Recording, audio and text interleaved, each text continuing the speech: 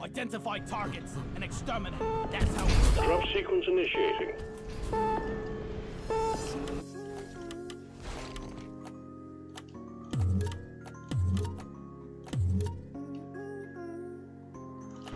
Yeah, rock.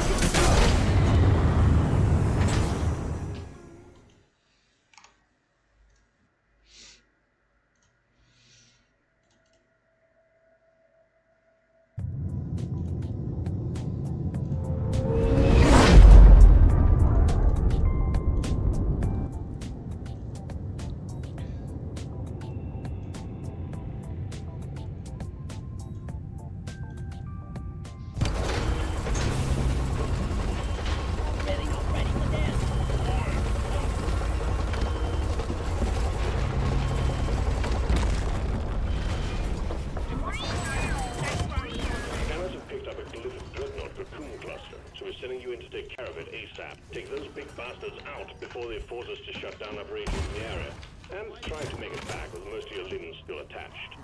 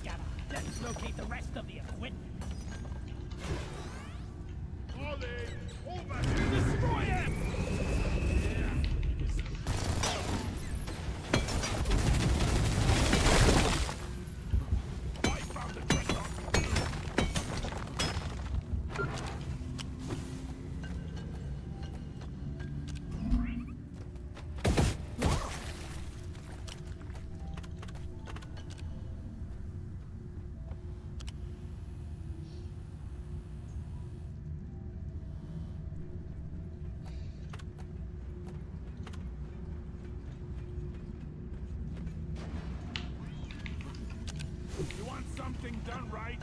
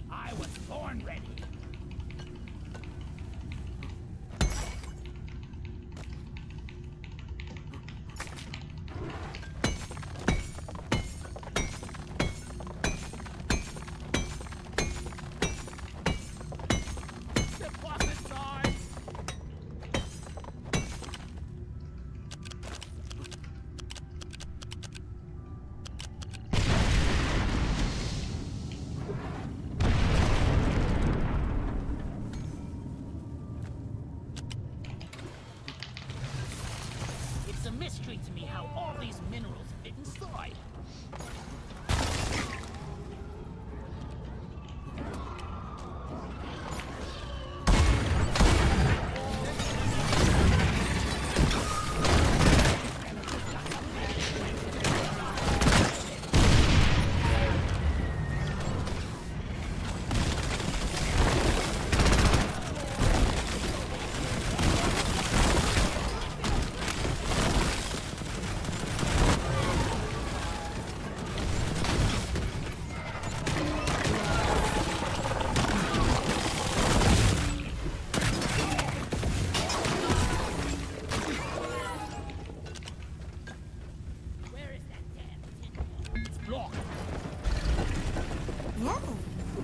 Plastic rubbish secured.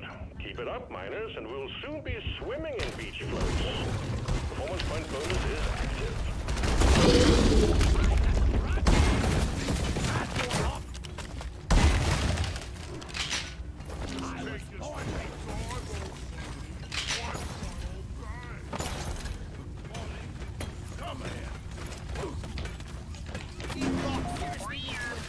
Nicely done, team. You secured yourself a nice bonus.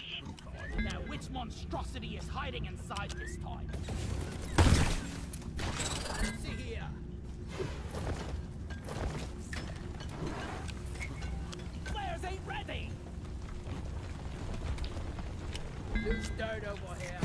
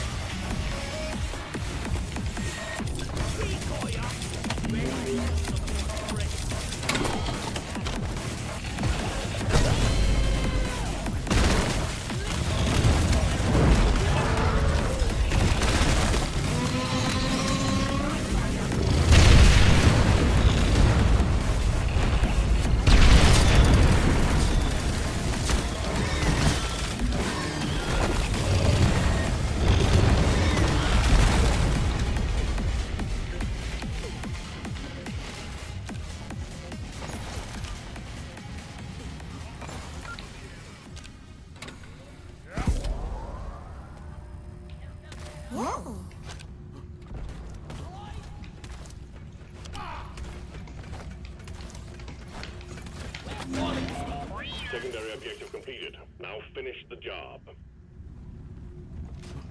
Look!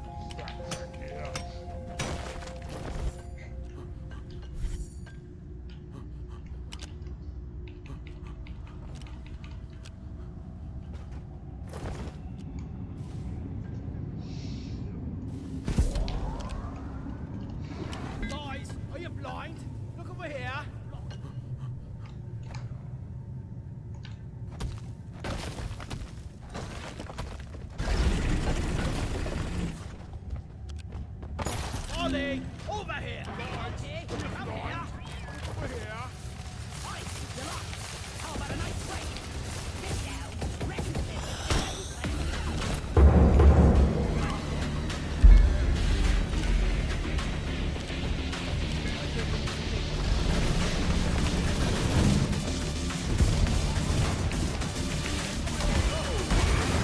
Roger that. Supplies are coming.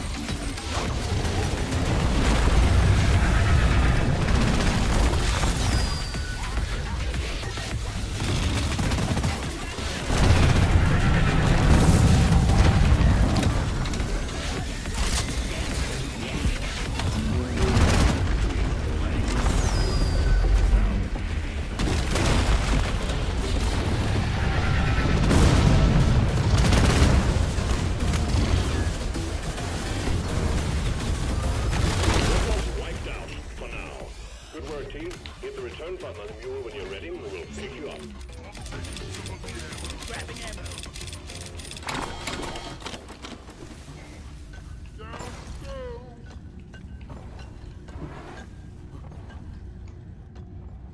Your ride home is on the way. Drop pod inbound.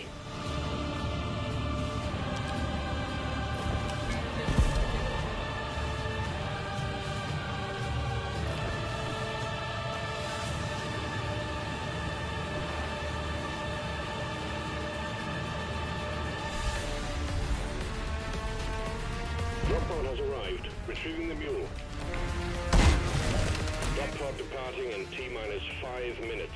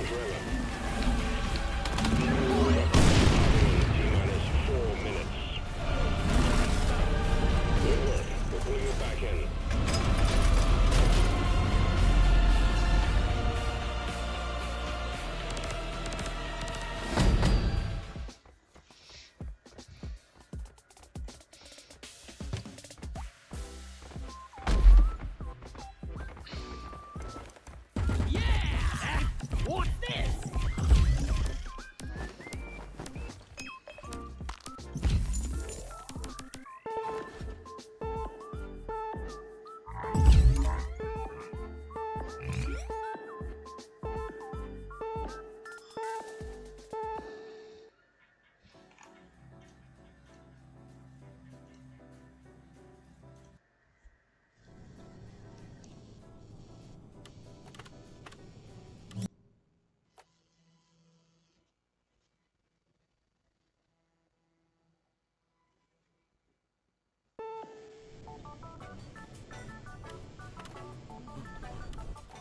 If it ain't drillable, it's probably 2,000 rounds of depleted uranium. Oh, yeah. Assignment mission complete.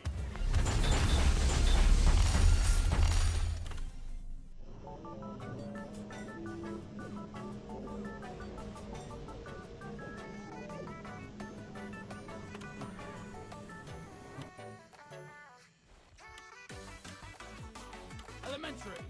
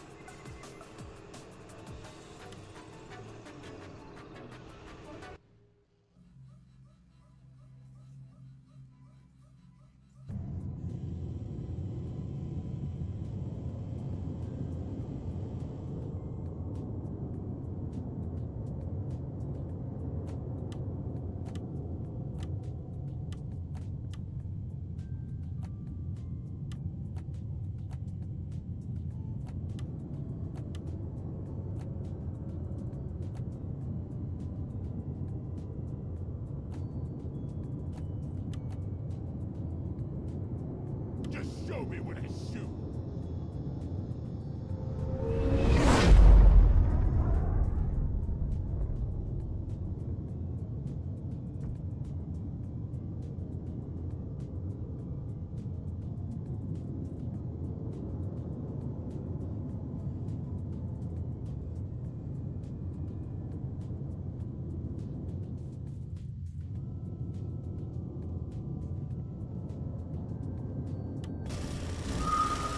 Attention, new miner inbound.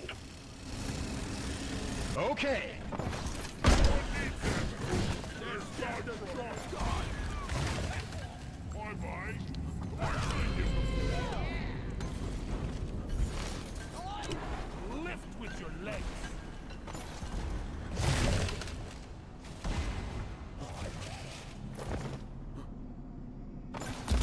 Zip right up.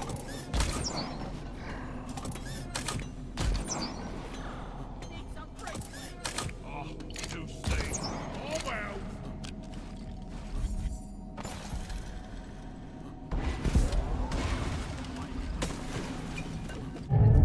Secondary objective completed. Now finish the job.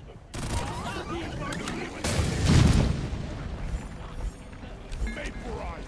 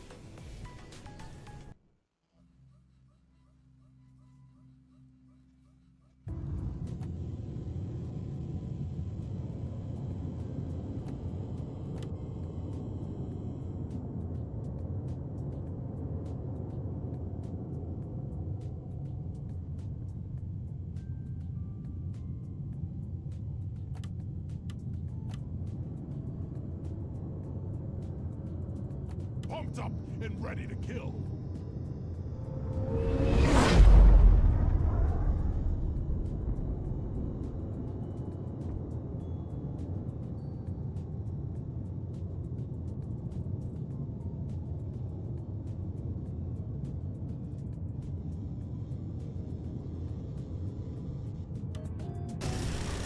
Attention, new miner inbound. Okay.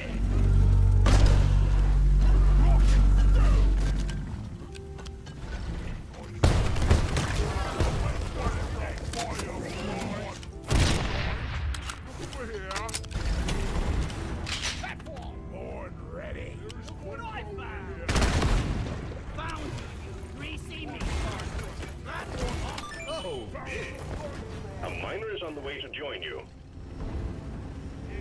Okay. Here we go.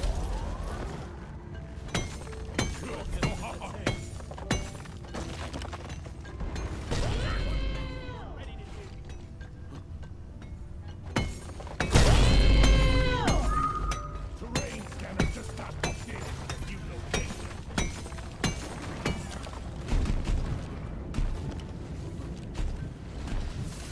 Get back. It's set.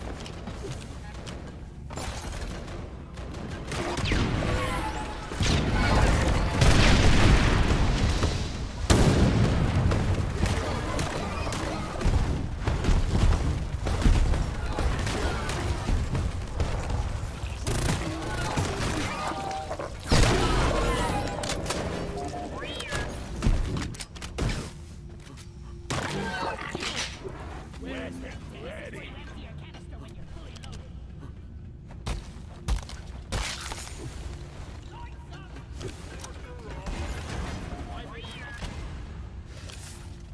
Depositing mineral.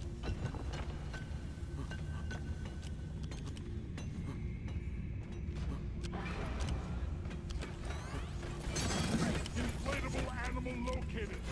What a pity. Where is that?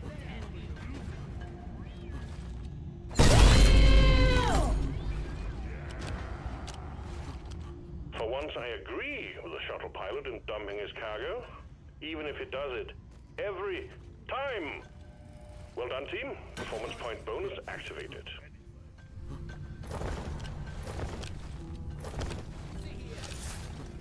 Another day at the office.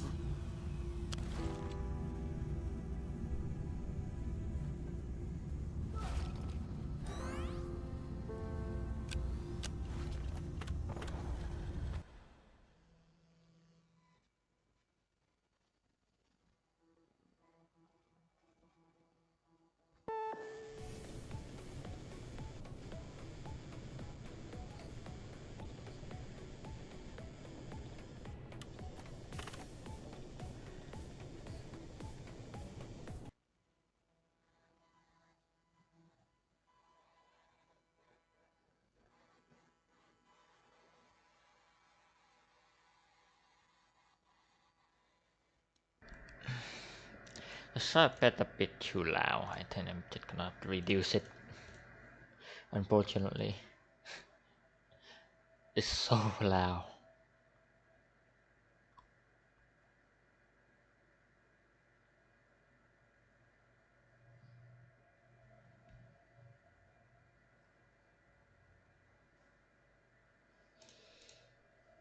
Just gonna put up my mod and adjust it a bit.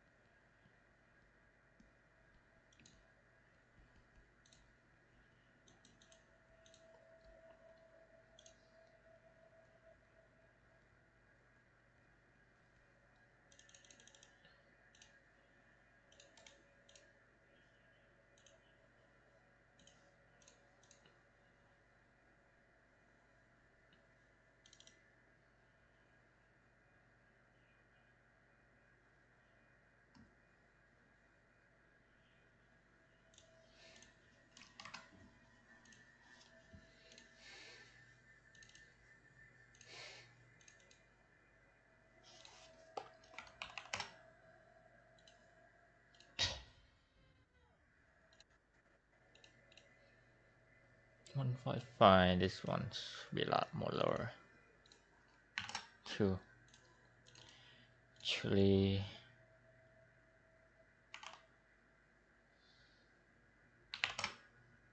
this gonna be fine.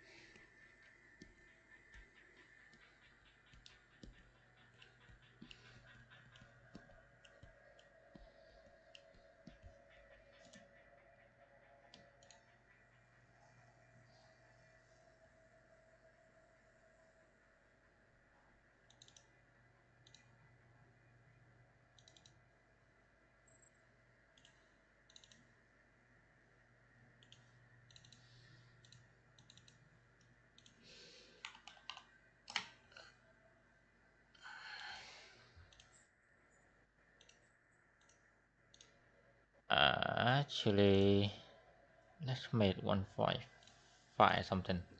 Cause it's a bit too quiet. I don't know. 155. Raise again.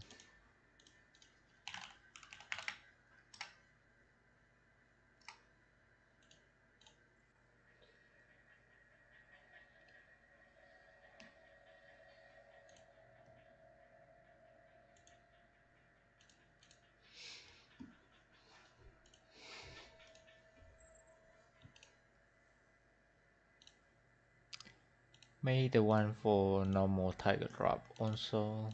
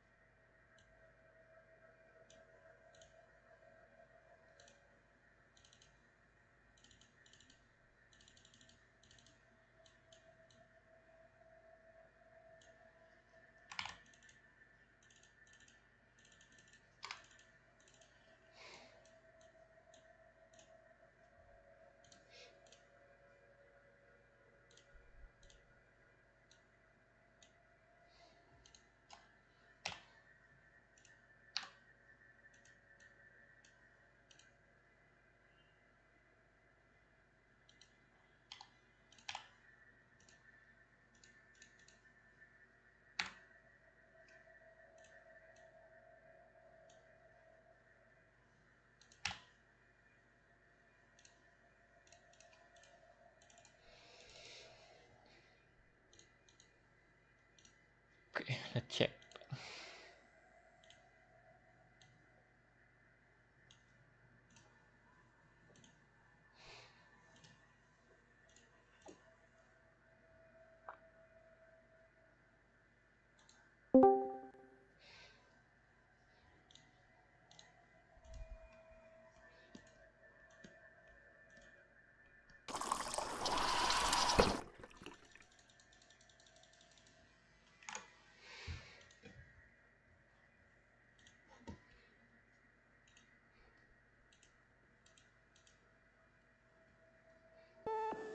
Oh man, my back is sport.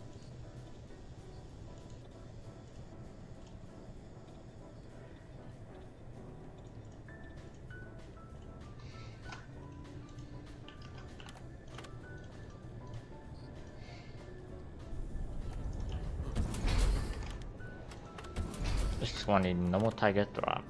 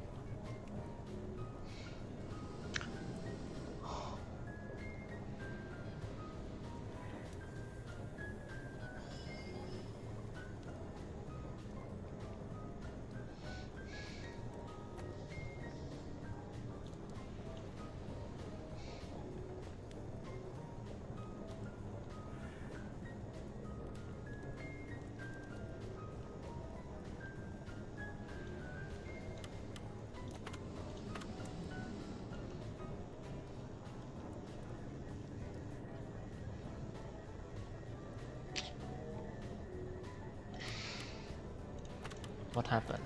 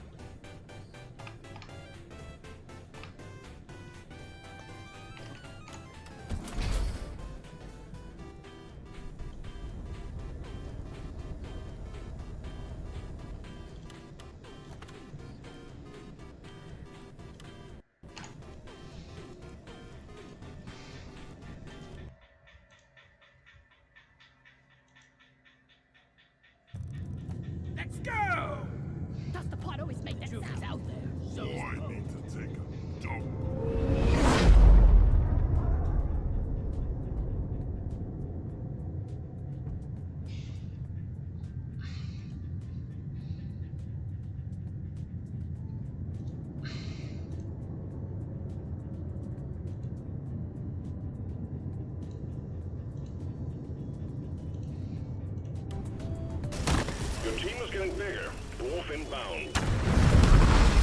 Okay.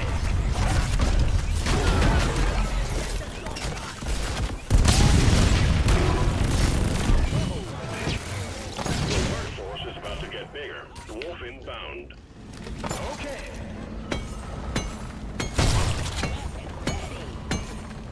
Dwarf inbound. Okay.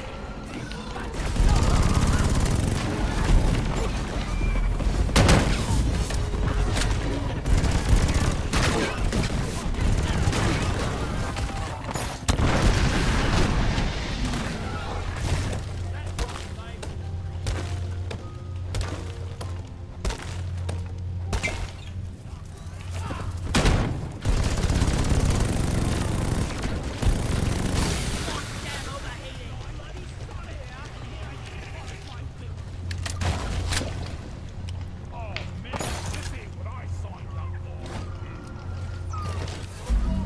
That'll leave a mark.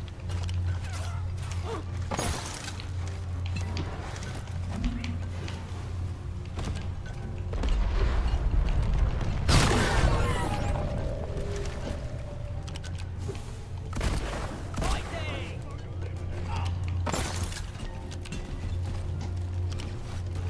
I'm ready.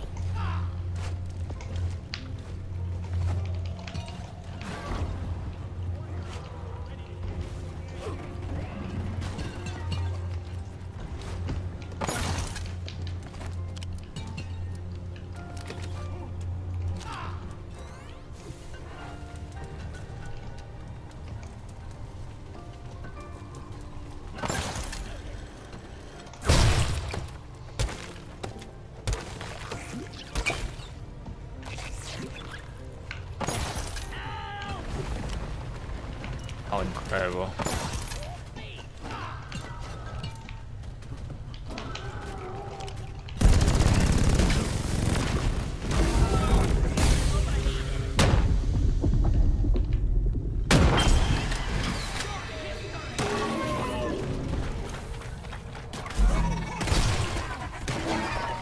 Sending in a retrieval pod for the core stone. Highest priority, miners. Lighting up! All readings on the core stones have ceased. Seems like you did it. Retrieval pod is on the way. Born ready.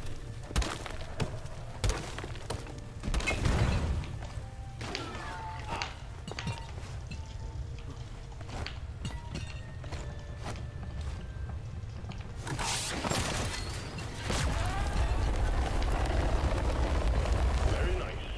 Retrieving the core stone for further examination. R&D is going to have a field day with this.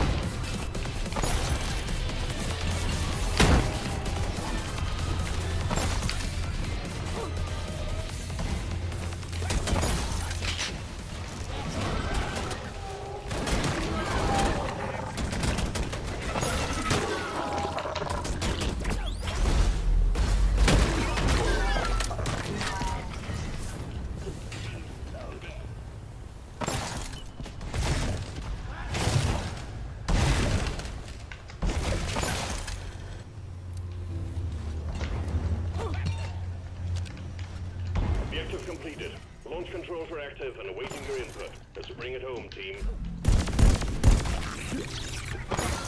Pointless squeaky toy deposited. Well done, team. You make me proud. Performance point bonus activated. Supply pod launched. Let us stand back. Corepad launched. Picking up heavy activity in the facilities to hold the line until the escape pod arrives. Supply pod repositioned. Launching now. Okay.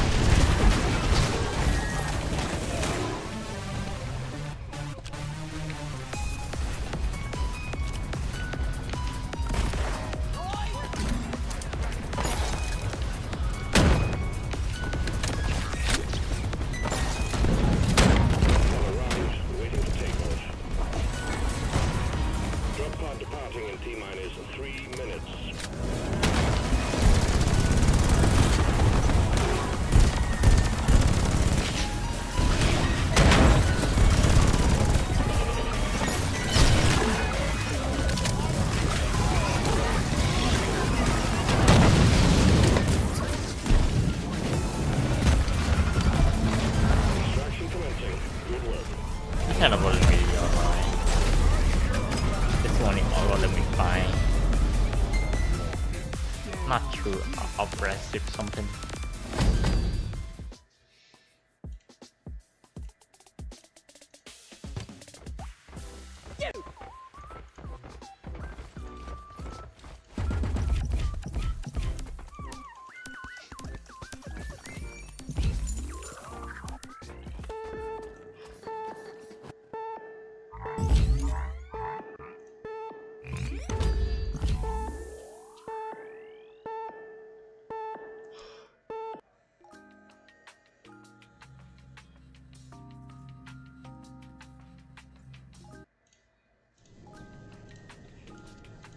Rock solid!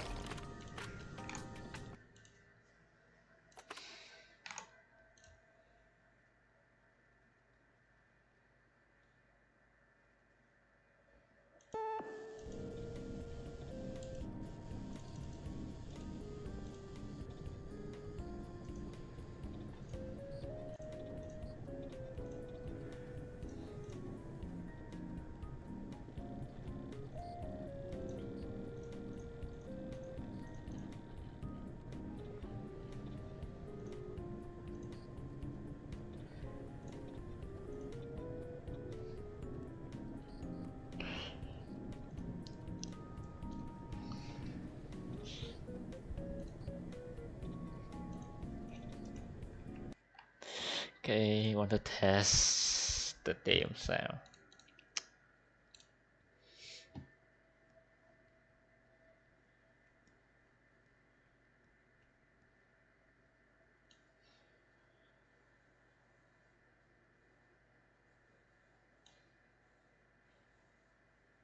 I want to enable with weapon hit card here because sometimes I could just cannot see projectile, see the hit meter.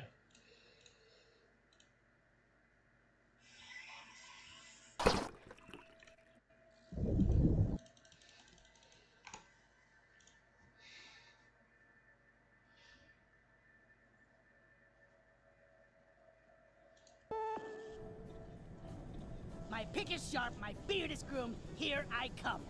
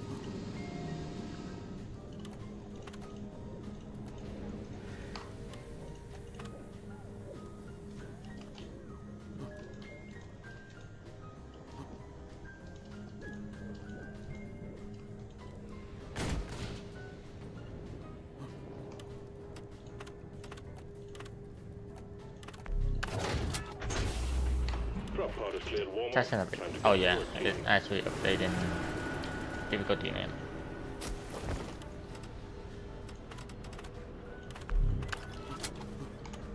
Your mission is ready. The pod is prepped. Get on board the drop pod.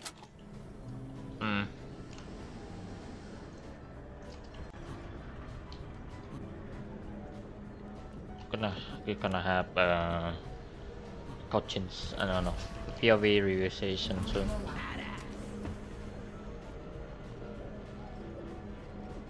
What's that framework you got on the boomstick?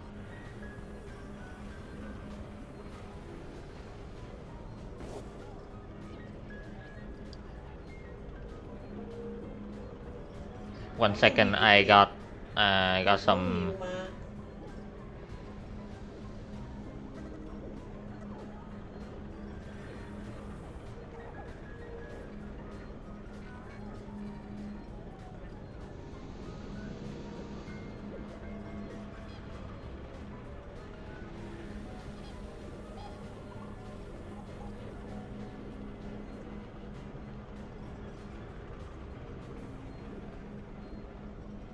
Sorry, I had some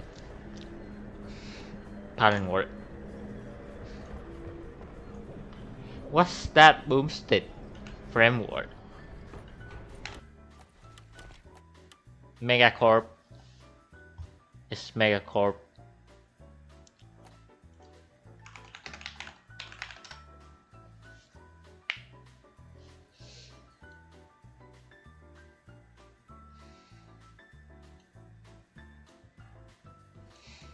Sorry, has some problem. I have to save in my parent.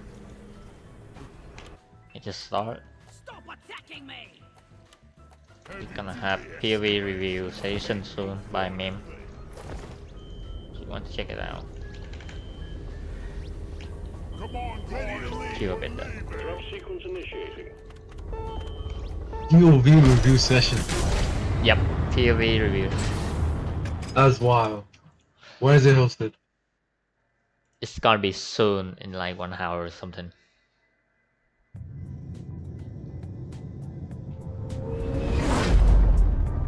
It's not POV review, it's not upline review, something. It's live review. It's gonna be done on voice chat. And I happen to be free right now, so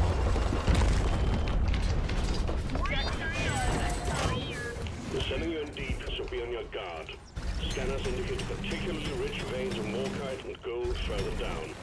Bring it back, boys.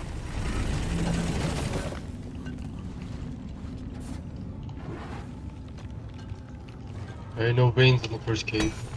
This is vein. Have this app in there.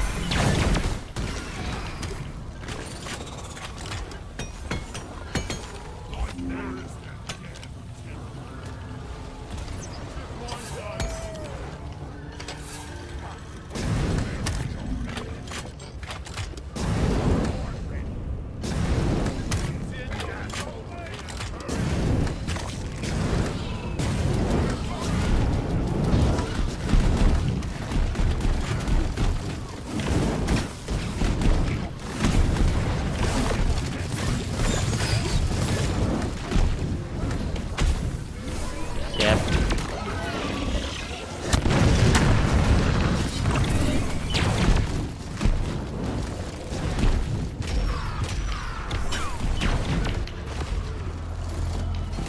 Minimally.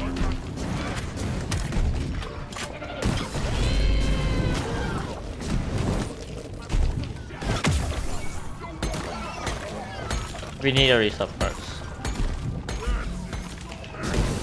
See coming. Molly coming. Watch out.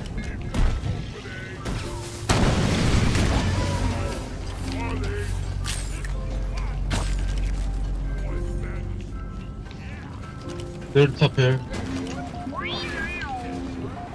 Yeah, it's a third apple. Wait. Oh. It's just a circle. Don't you gizzards, team. I'm Swarm. gonna hold down here. Okay. Let's go in circle. I forgot. Nitro's been withdrawn. The supply pod is inbound.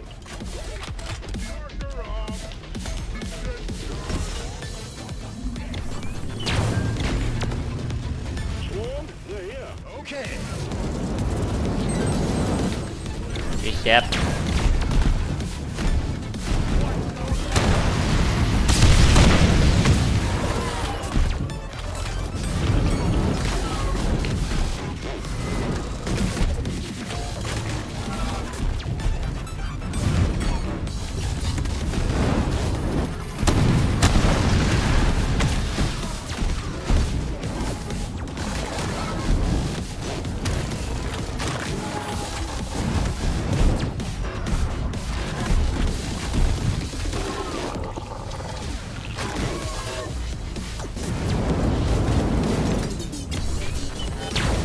Yeah, this one's dead end. What? I'm gonna check them out. Incredible.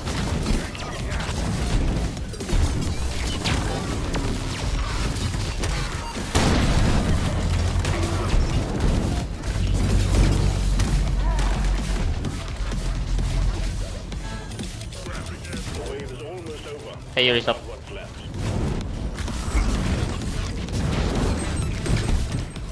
Look at this dude.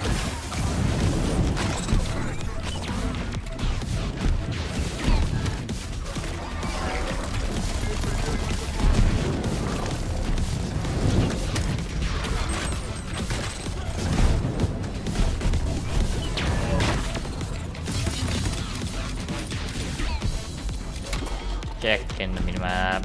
No, it's not the end. It's blocked. It's been blocked. I hear a world nearby though. Yeah, yeah. You do it to that wood. Just the row a block. Get up.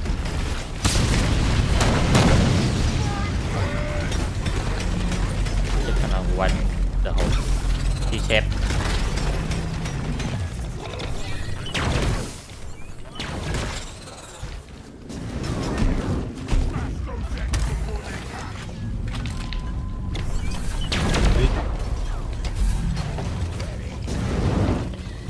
That's a steep ass cave. I'm digging down. Yep, what? Okay. Got the world. Grapple shredder.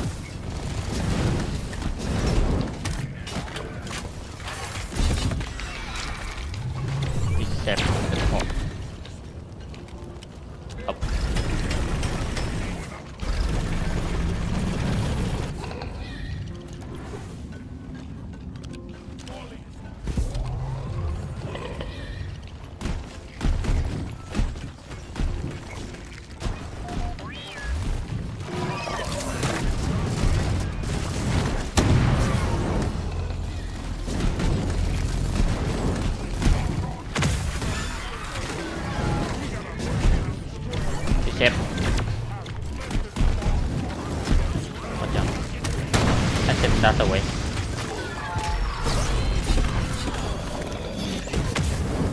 I feel like we're pretty close to the last room. No, I don't think that last room because I saw another. There's the Voltov, I can't reach him. Get that nested. Get pop that nested ring. Get Grabber is a bolt. pop. Pop.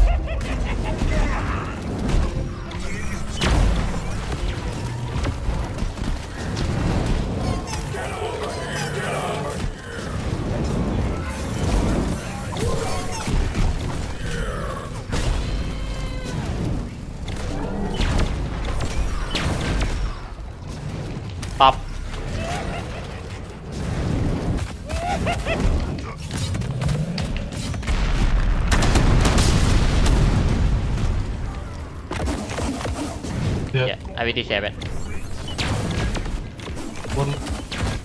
One last weak point that you draw to it. Where? Behind. I saw it.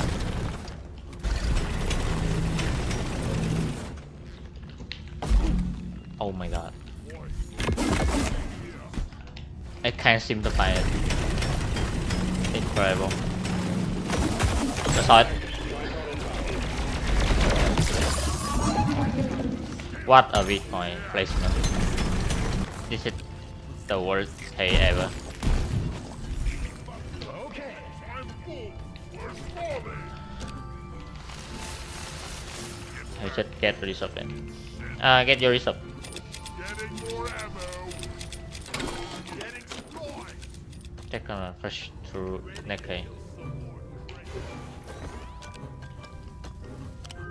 You have Nitra, so either you hold here or go ahead.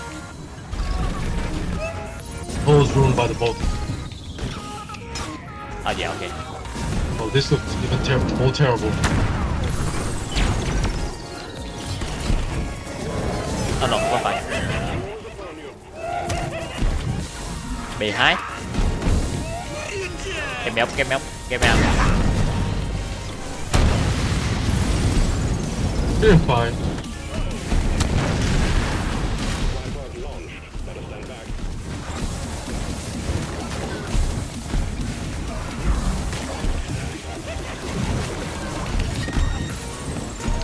Go, Rito.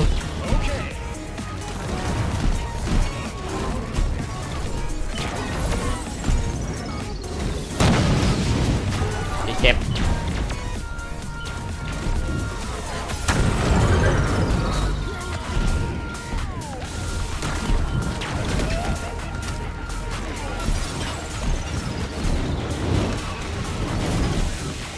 Yeah, grab. Thanks.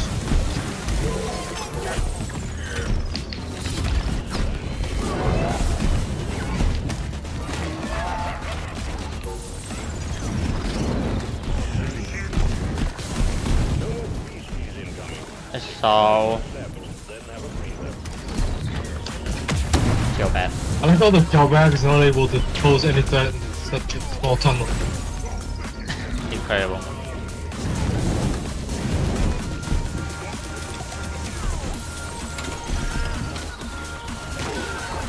Okay, I take that back.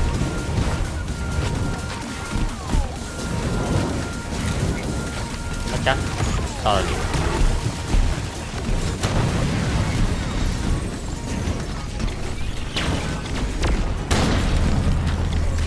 There's a Voltop at the far end of the cave.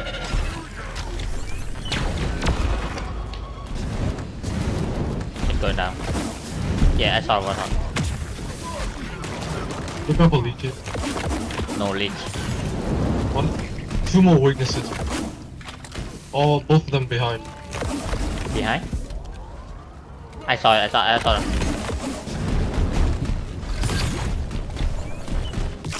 I got him. Alright, let's leave this.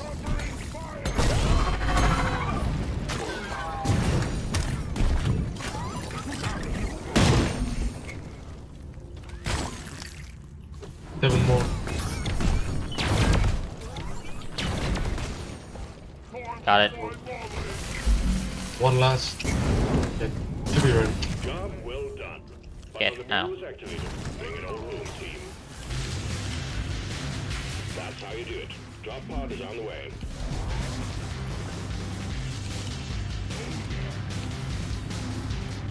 Got to play run because I need to check my mod. But making a sound effect mod. Drop pod has arrived. So I need to check the volume. Drop pod departing in T-minus. Aren't you running 400 mods? No, not 400 mod. I already ditched that idea long ago.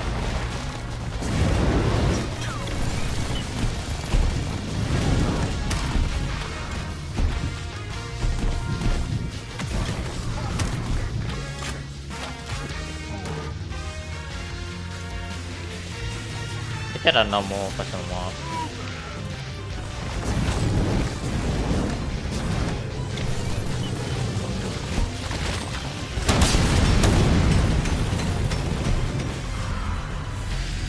Yeah, I'm just gonna dig up. This page is so horrible.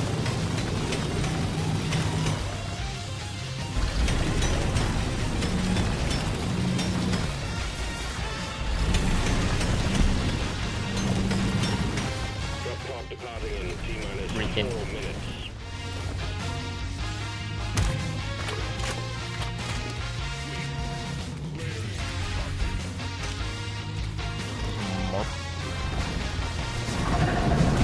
If you want to hear the sound of that mod, you should check back my tweet. Down what? Pick special attack.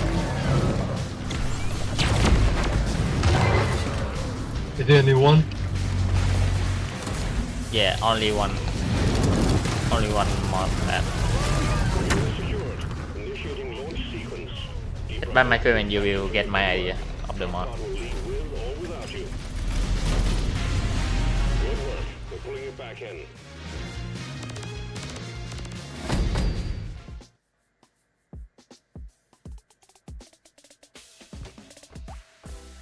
Wait, your stream title is Good Night Hoxxes IV, right? Yeah, random title.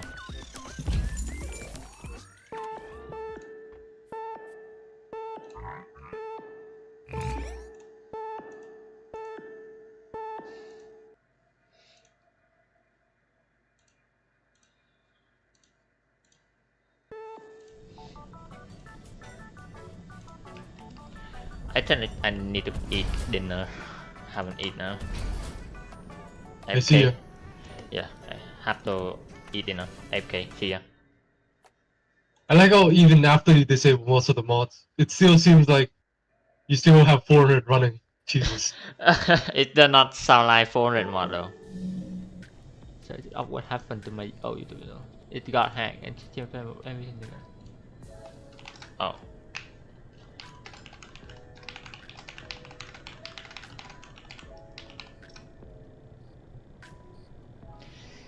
Like right now I have like 100 mod, but I don't think there's that 400 mod. Why though?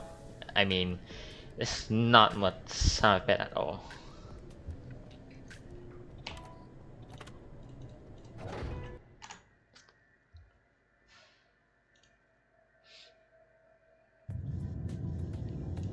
Oh, there's a Mike man hopping in the comment section.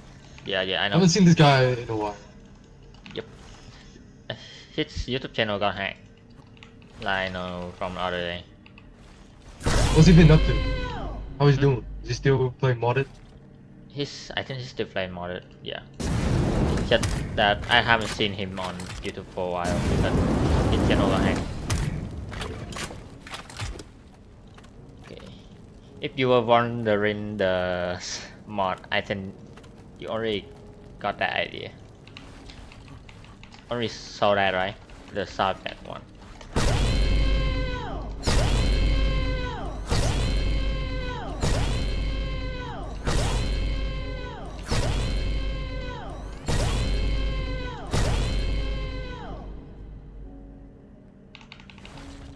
We can get that. Is that exclusive? I mean, that's one pack mod I'm actually using right now. It's the one meme call. I'm not gonna sugarcoat it. Where'd you get it from? The pack is from the one jar attack indicator is from Yakuza pack mod.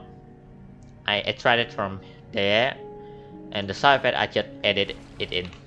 I just making double sound effect and put it in Unreal, and I mod it out. Oh, you started modding audio. I see. Yeah, it's modded. I actually know how to mod it, but this is kind of easy for me.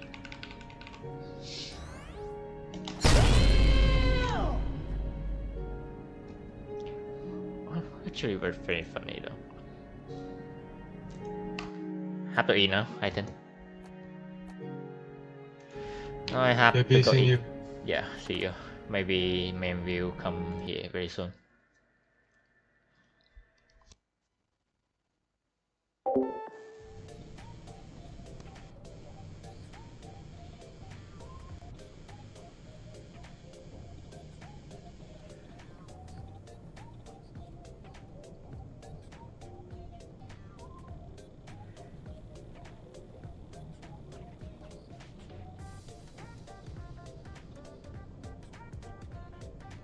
Boy, have I not seen Mike Man in a hot minute.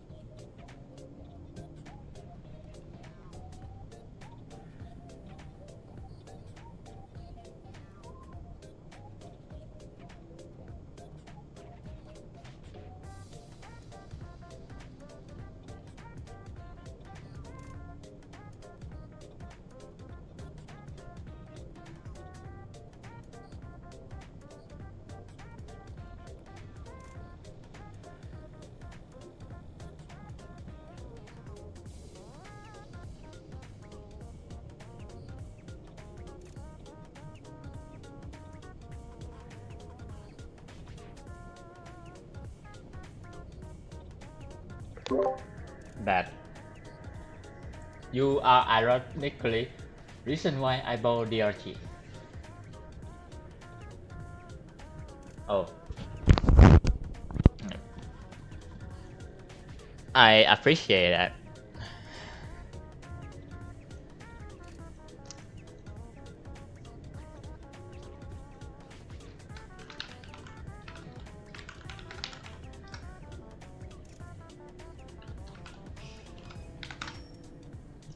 Rock and stone. Let's rock and stone!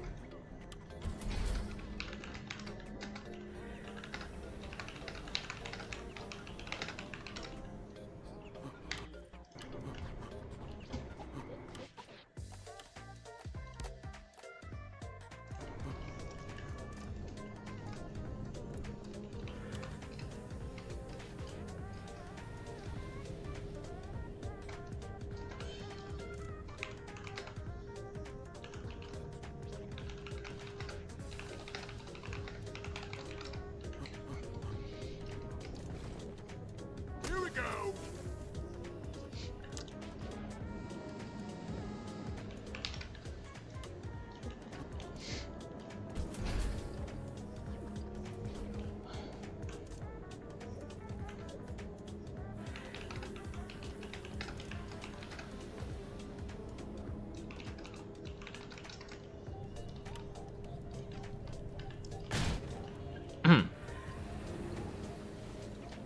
Boom, baby!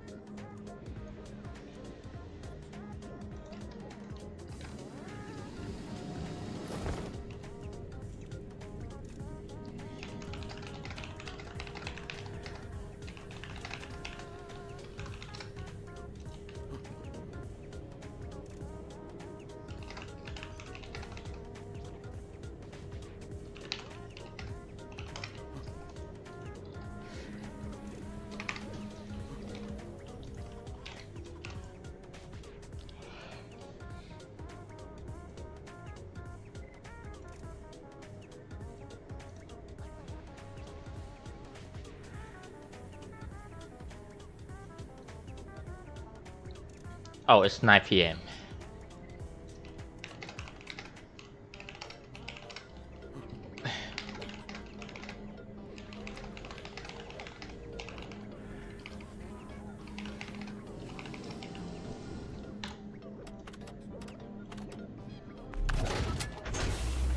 Orbital insertion sequence initiated. Board the drop pod. I can get anywhere, anytime. Rock and stone, yeah! That's it, lads! Rock and stone!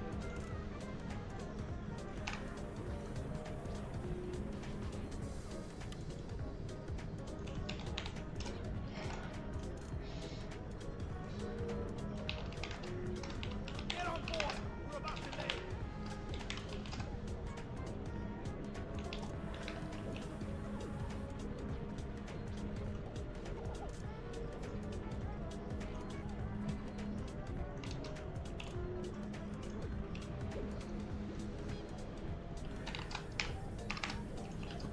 We're the best!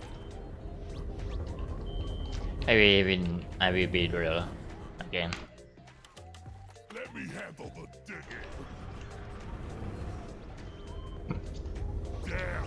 It's smelly in here!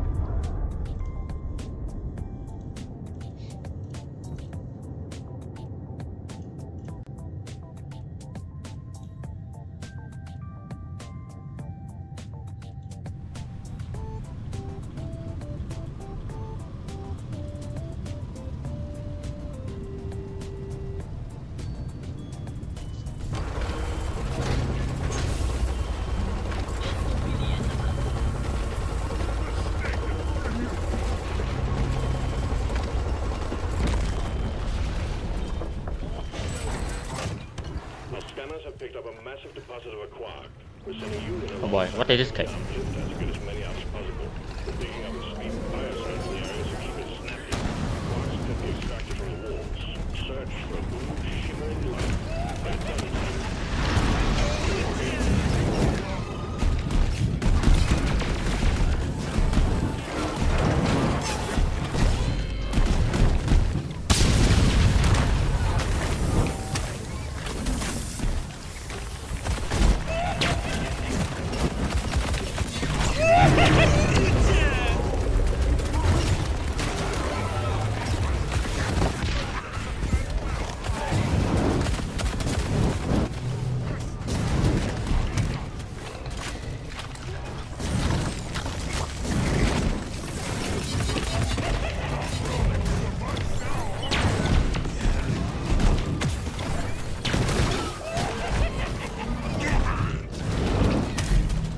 No, yes.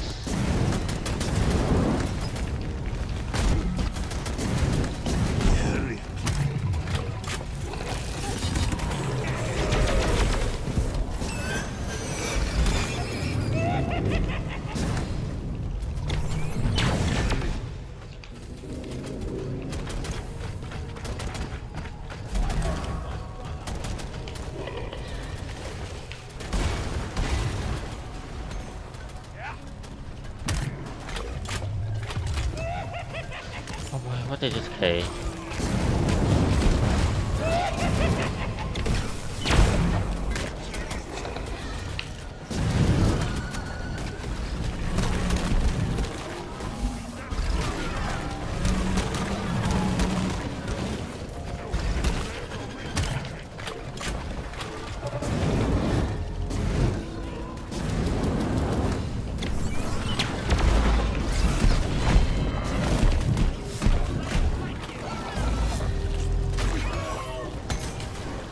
Where are the nitro?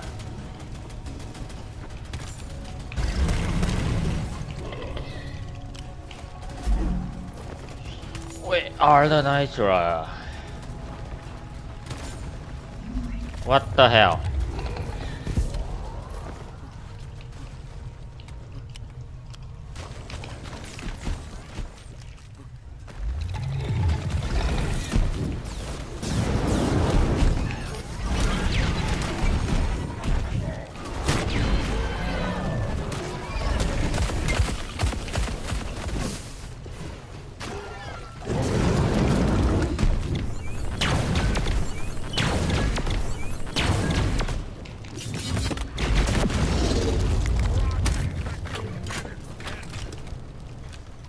Where the hell is the nitro?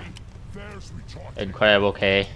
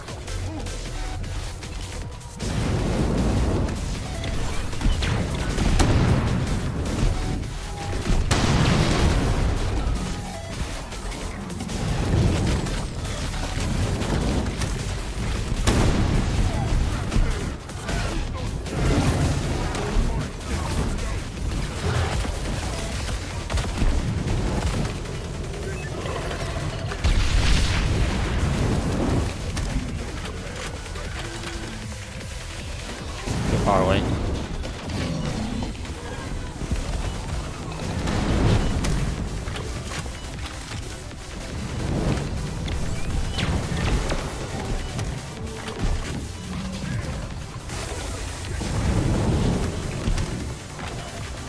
Oh god damn it, stab away.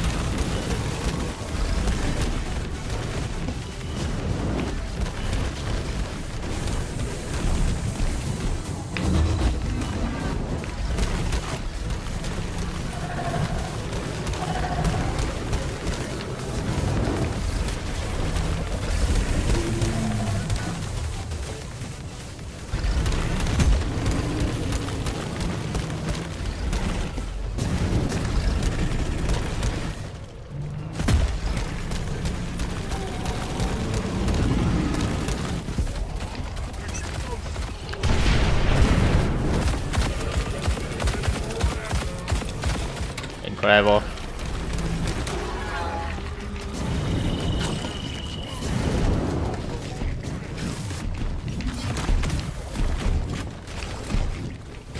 Need to get Sandy.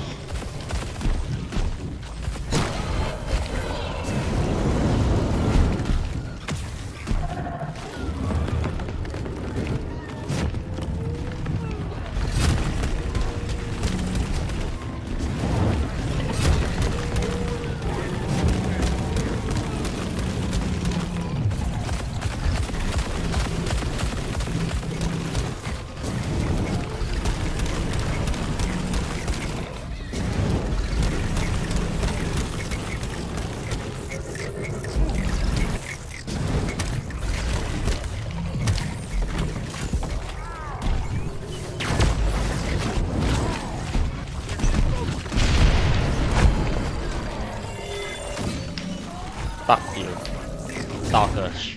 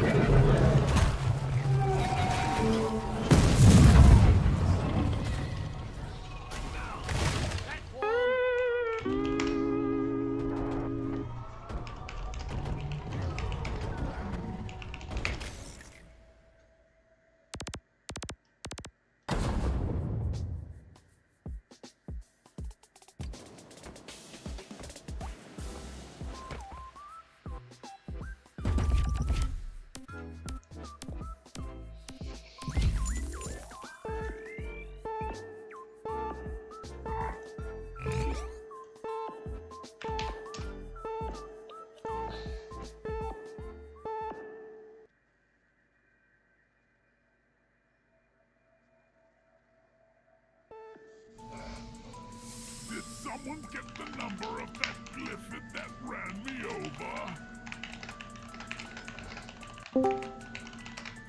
Rocket stove!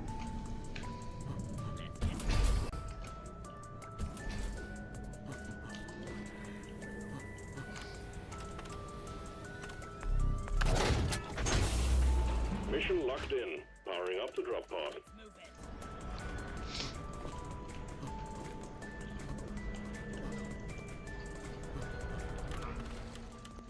This is nice.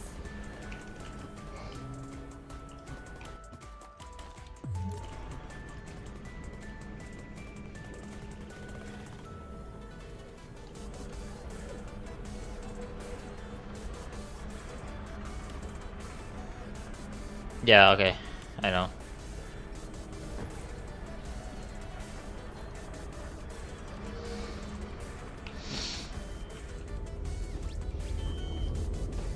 I ain't got all day. Let's leave.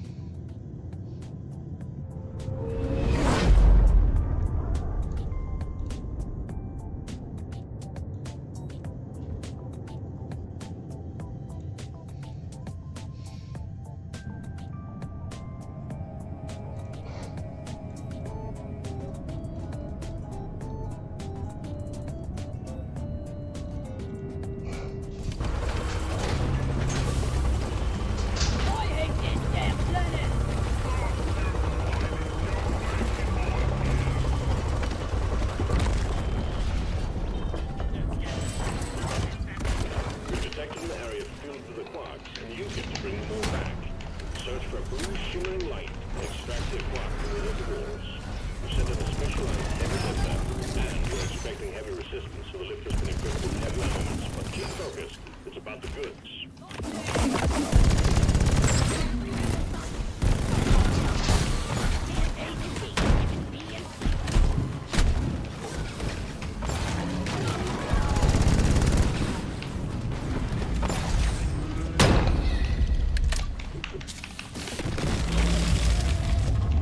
Okay.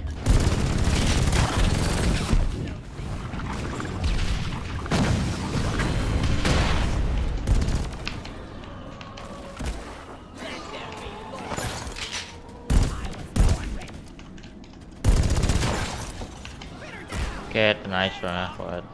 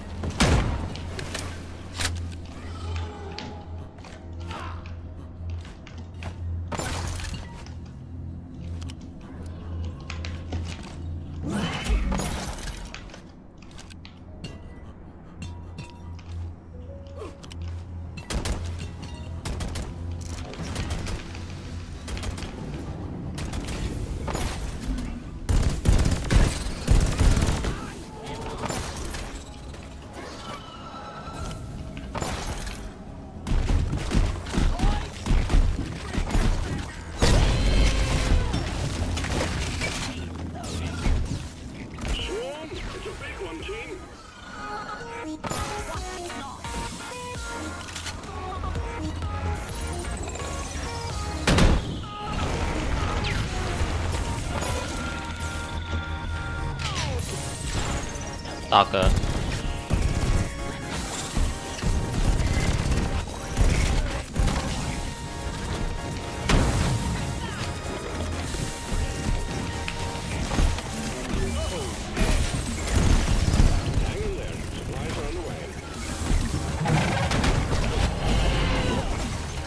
Stalker. Watch out.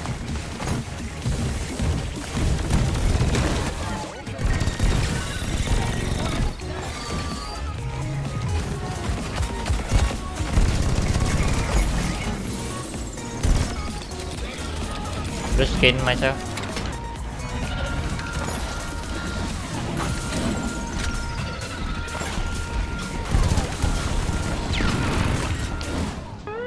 Wow.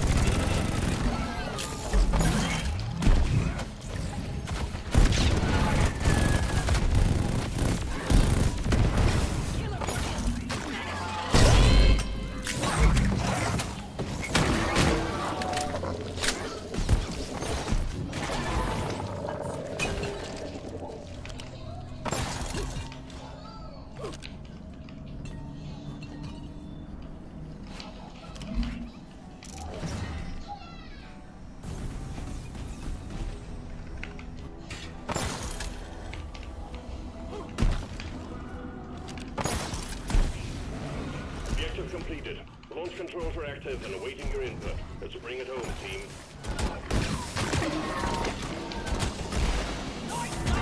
I'm here returning. Escape can is bound. Expect heavy resistance until we can pick you up.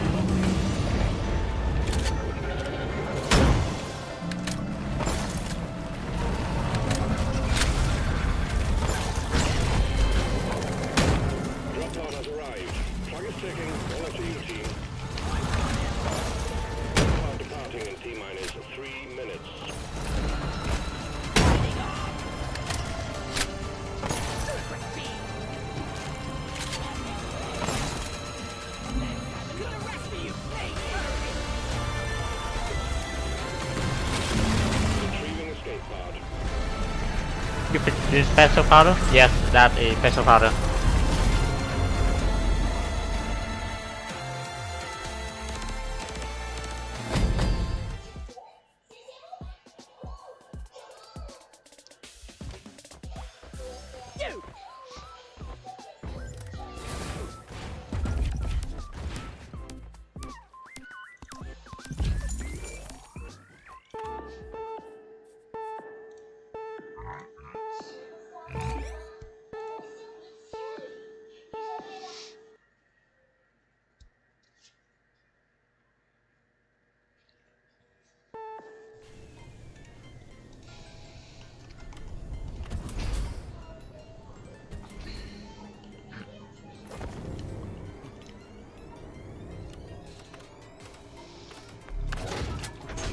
Get on board the drop pod, team. Mission is ready.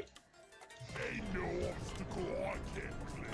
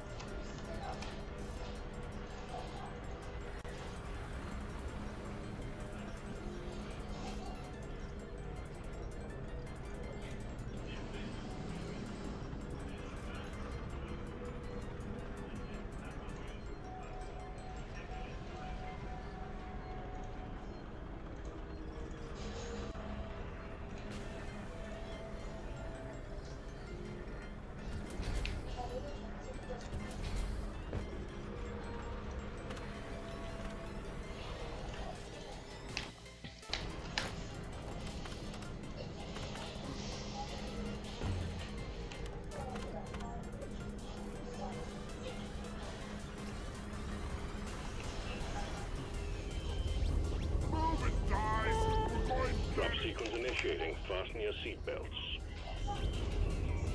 Come on, you lazy bastards. We've got a job.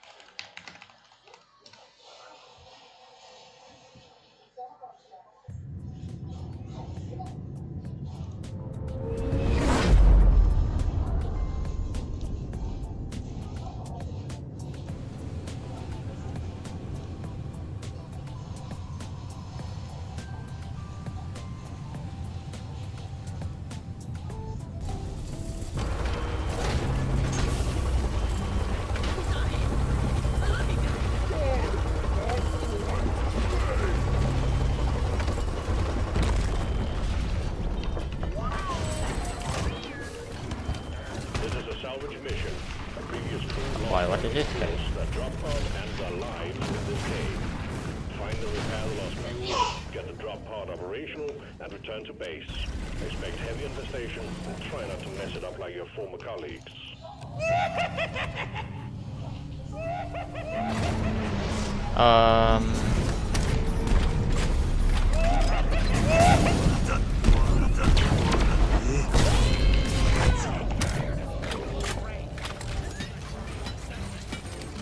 Sentry on.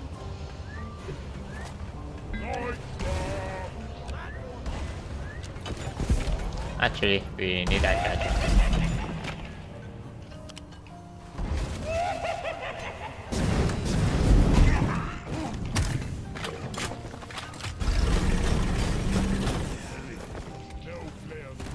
This is a horrible.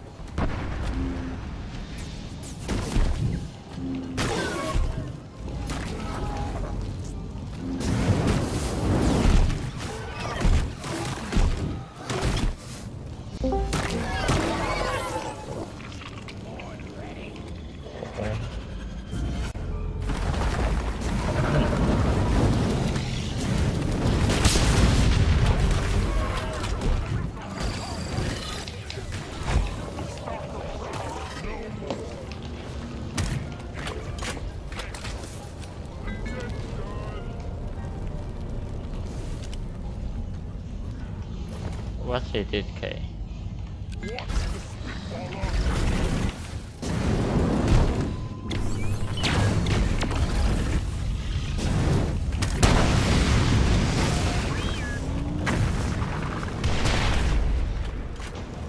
There is red sugar over here.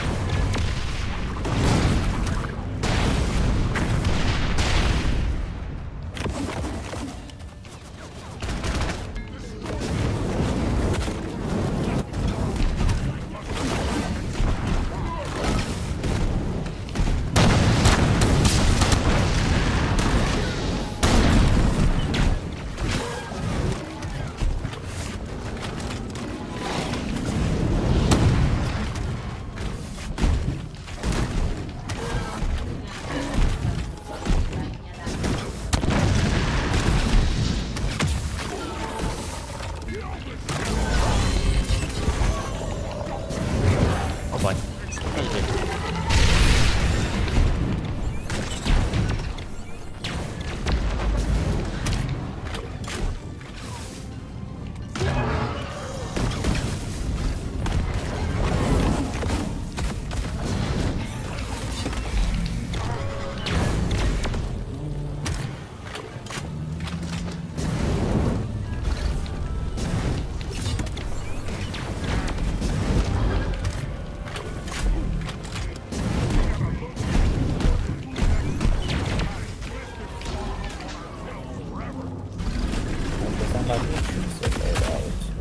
give a shit.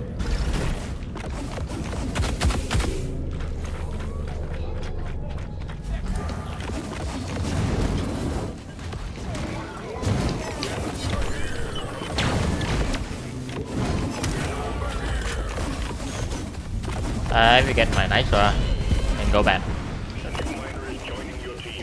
Car reserve. If you depot.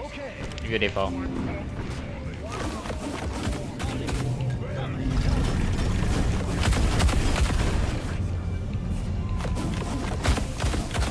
Yeah, let's depot here. War talk.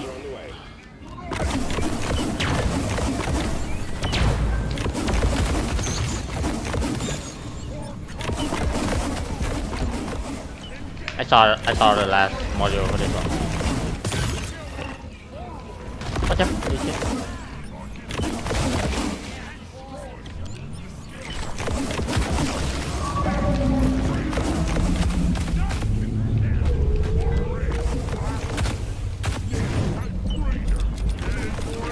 Reader in here. No way I want to deal with it.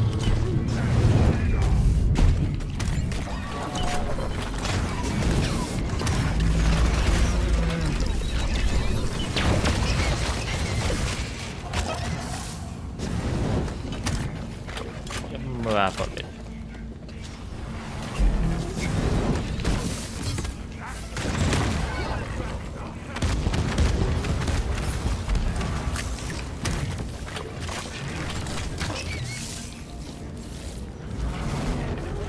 That's a way.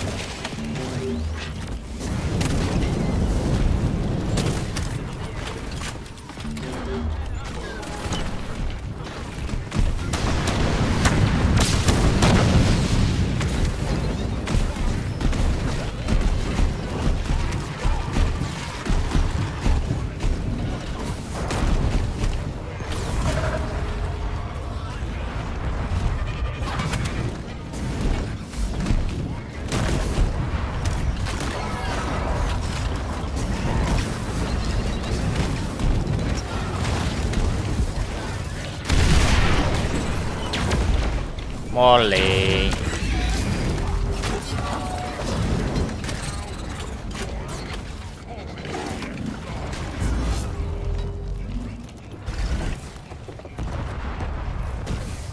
You push your tip.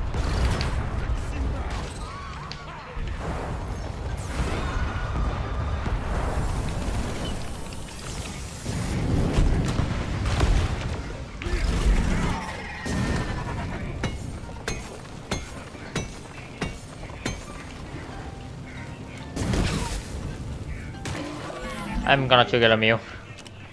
Now get bad. Get bad. Mew trigger.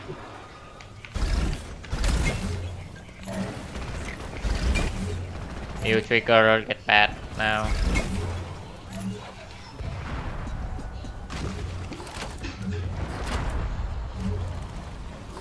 Do it. That's the way.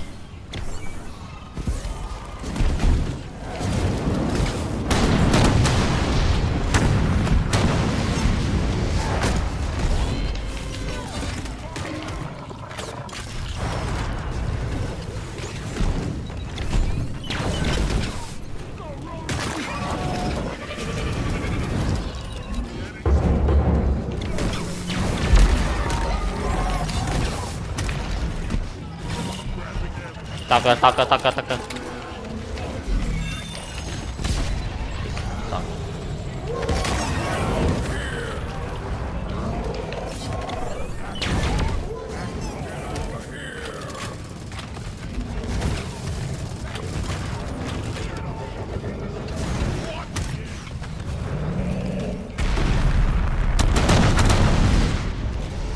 Taka.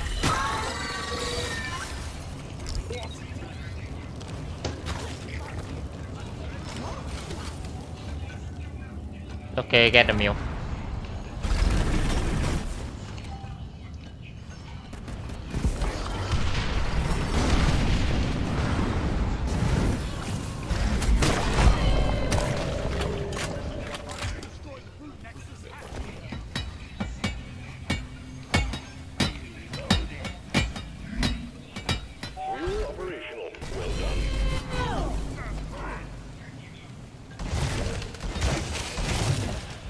Me okay. Let's just get to the drop pod. See if you can get a nice one.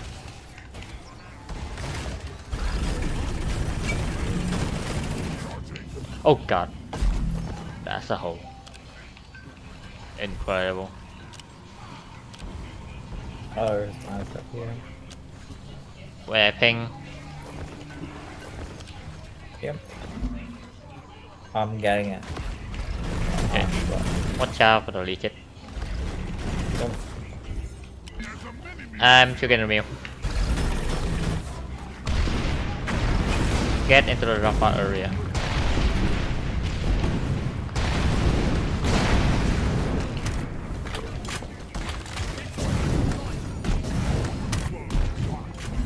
Get back here, I think. We can depth in here.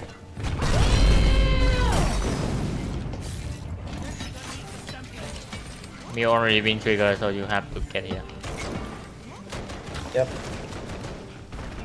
Wait. That's it? Yep.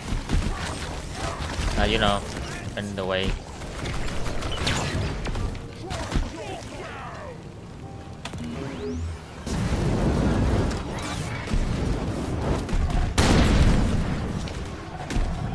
That's it.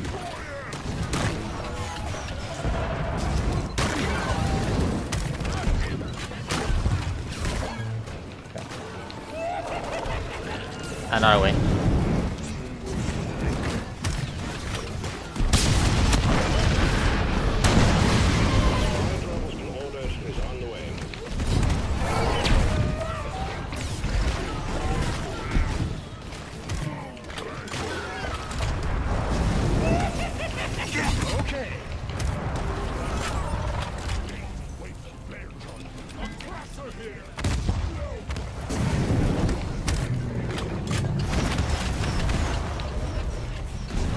Exploder.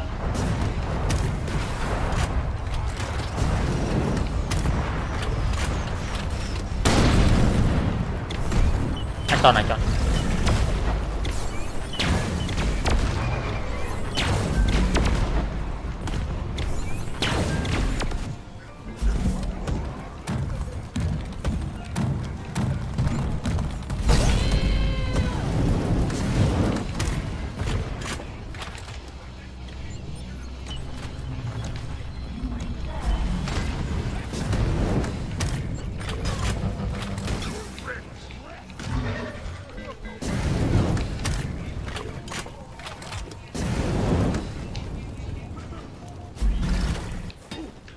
Secondary objective completed. Make it home to collect your bonus. Well done. The mule is working again.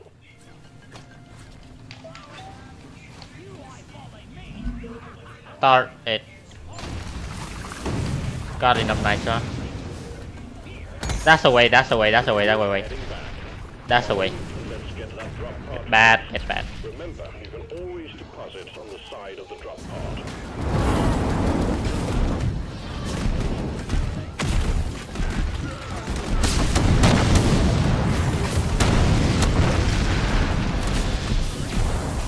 All mules secured. Now to get the pod working. First, establishing a proper connection between the pod and the space rig. Set up the uplink.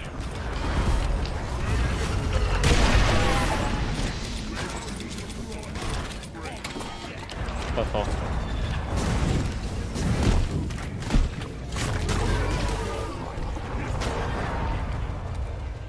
You zip. The pod is down here.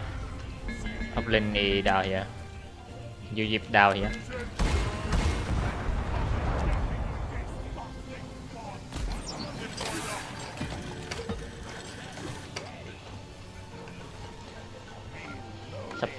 It had very shit visibility.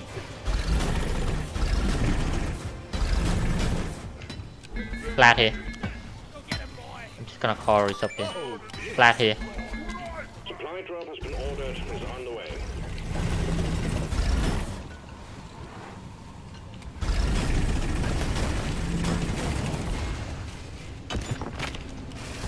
Okay.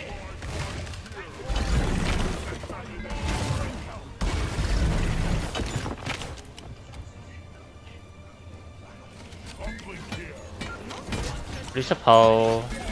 Resupply.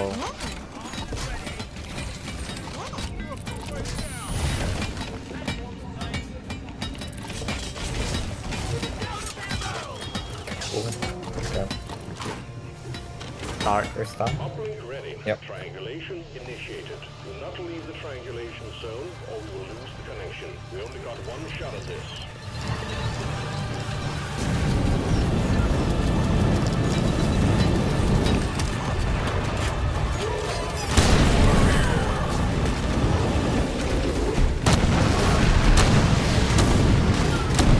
Triangulation at 50%.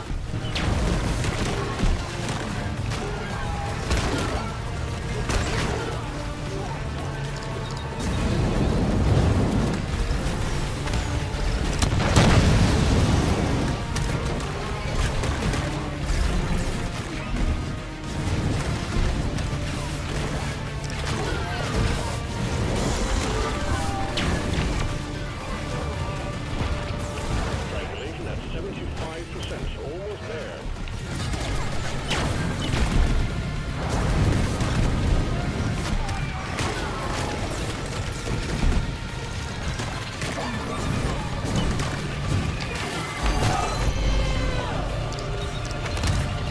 Fuck.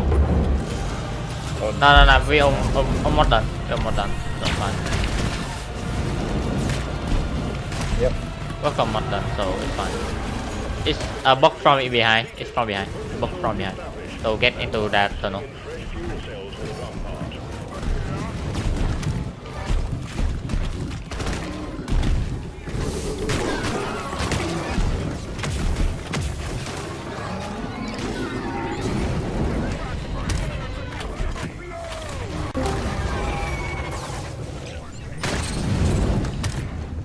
Hi, ma'am. Fuel cells have arrived. Get them connected to the drop pod.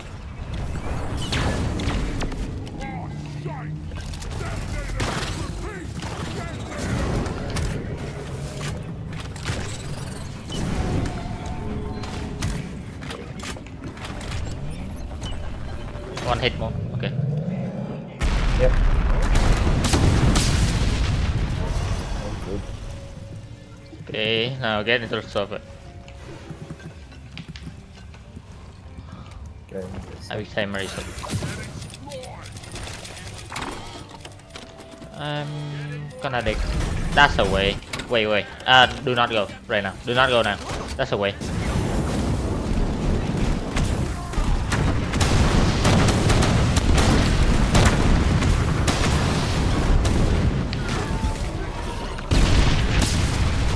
Rest him up. Miner is here. New miner inbound.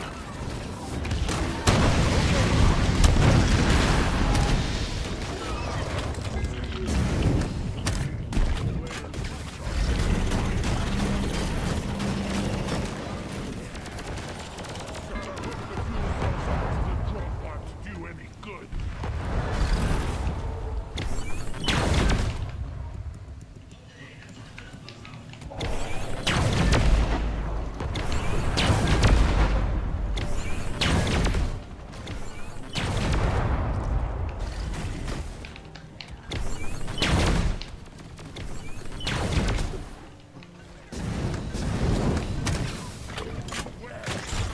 Battery up here. Yep. Acid. Oh shit, there's two. Fuel cells connected. Now you just need to prep the fuel cells and the charge sequence will begin. Prep here, please. Nitro has been withdrawn and supply pod is inbound.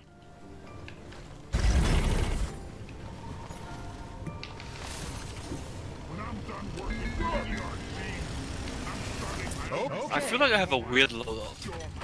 Hmm? Not sure what I'm using. Impact deflection, embed detonator. Ah, I see.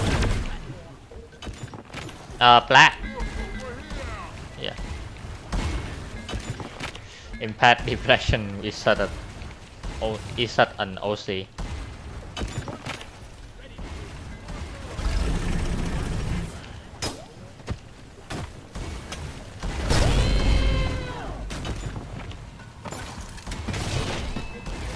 You may need to fly this one a bit. Okay, maybe.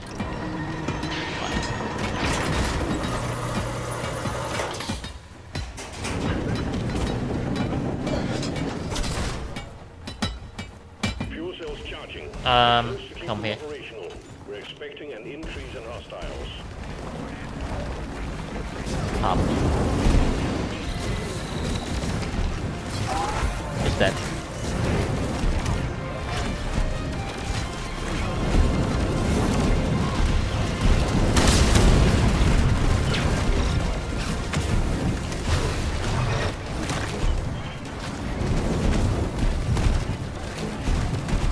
Oh shit. Get gun up. Getting gun up. Fuel cells at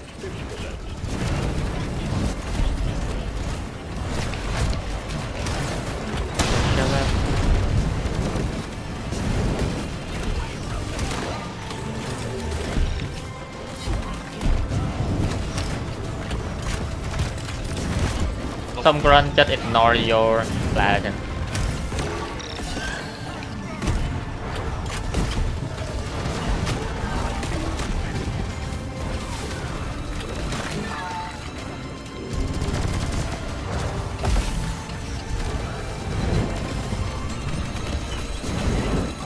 Fuel cells at 75%. You're almost there.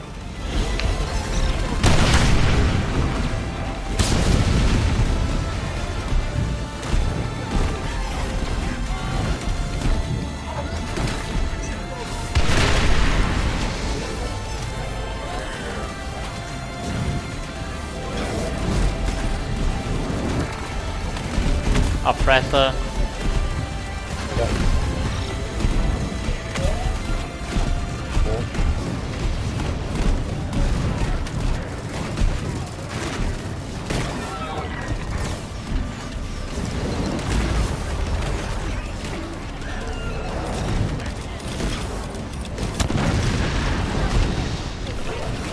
Fuel cells fully charged. Drop card engine powering up. Enemy sub. We're almost ready to pull you and the goods out. Get up here, maybe. I hear a stalker somewhere. Great. Shit, dude.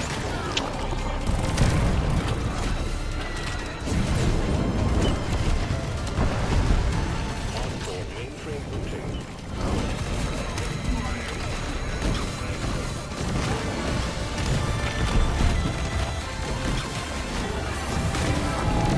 Calculated orbital trajectory.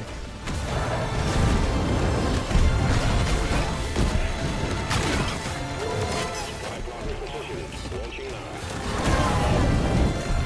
Powering radiation shield. Shit, dude. A very interesting stick. Yeah.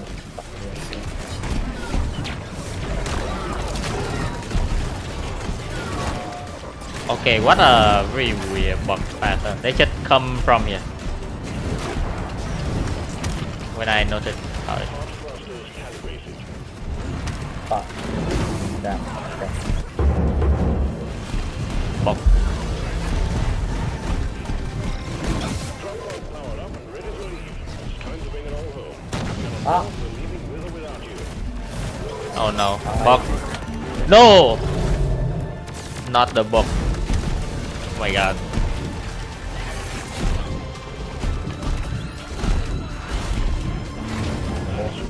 Oh my god, that book did not storm, so I did not die.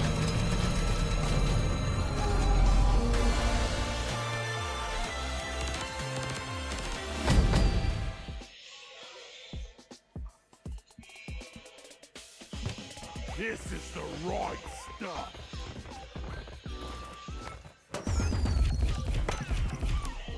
You will be doing the POV review in like 45 minutes, right? Ma'am? Sorry? You will be doing the POV review in like 45 minutes, right? FOV? Yeah. Okay. Yeah.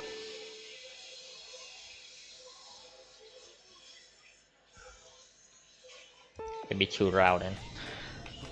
Let's score it. Thank you.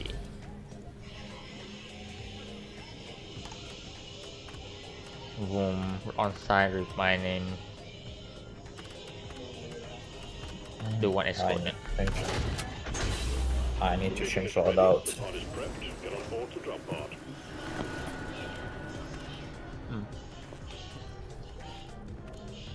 Yeah. I've never seen the prime of impact deflection before they DRG nerfed it. Harvest line was very strong. They will no right room over 3-second one. I knew it. Even M not never gonna have that 3-second red dome on because it's still gonna be so laggy. Even with no ragdoll at all. When I have Hoxxes.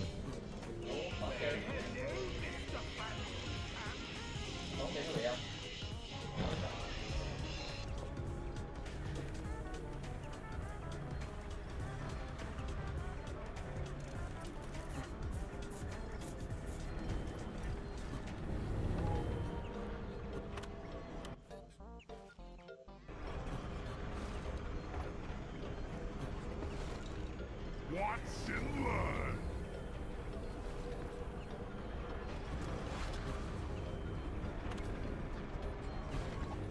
Yeah.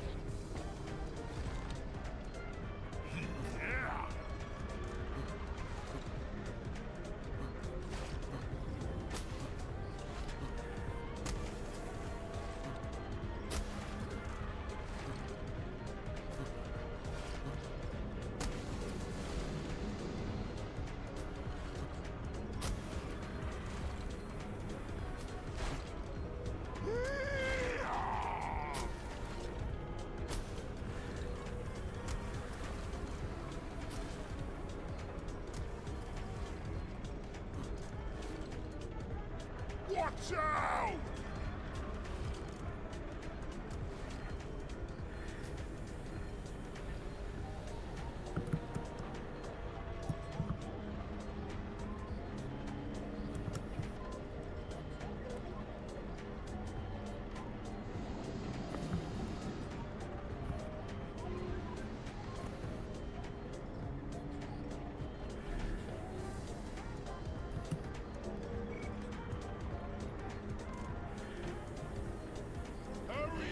Where is Sandy?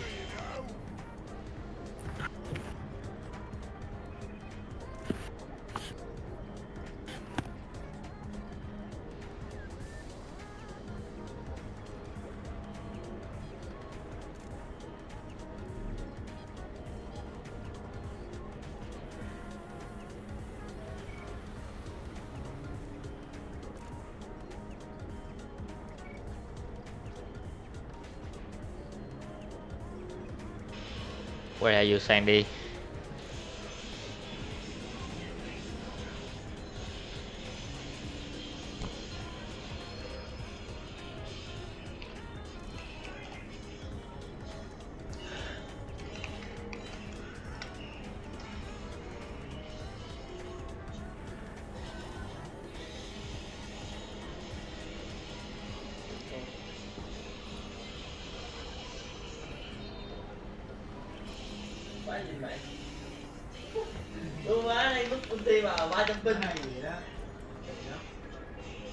Sorry, my background noise is a bit too loud. No worries. Actually, I'm gonna go. I'm gonna wait until like 10. 10 minutes? I mean, I'm gonna wait until the event. Okay. Alright. See you later. Same. Yeah.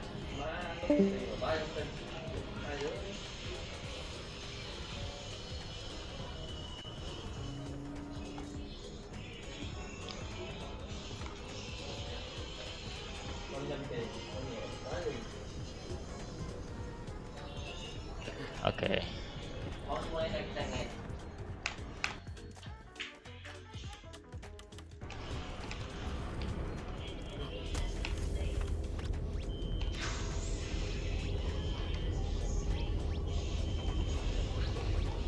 We can go. Drop sequence initiating. Fasten your seatbelts.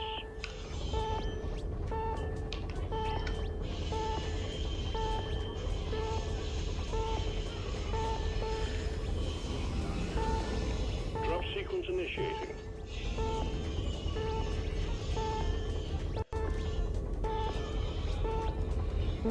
Let's rock and roll.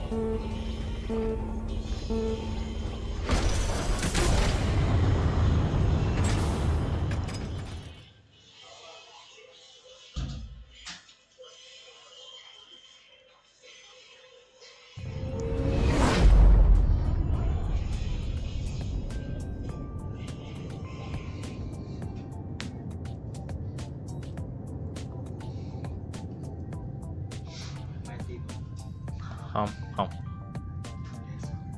Không, mày để đấy rồi.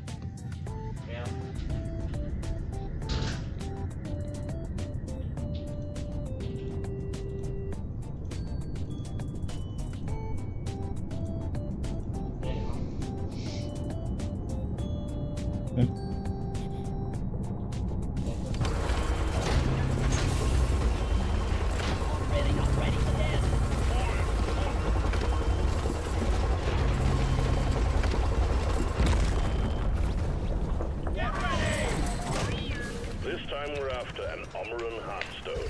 In order to extract it, Oh boy, open play. drill dozer to support you. The drill dozer will automatically home in on the Heartstone, so your job will be to escort it and keep it running. Good luck, miners. Stand clear of the landing zone, team. Drill dozer coming in. Komoli.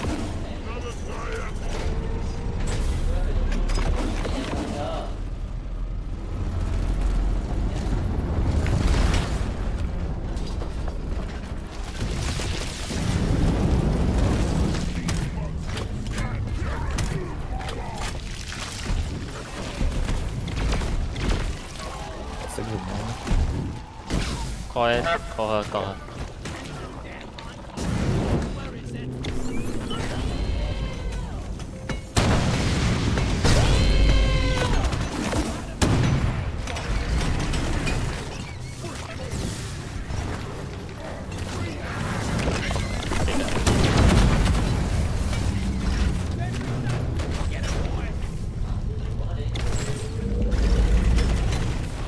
Brad.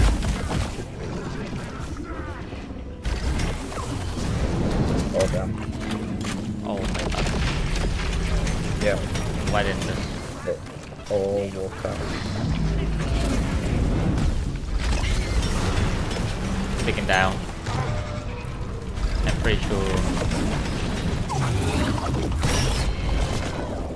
Oh, okay, one module on below is down.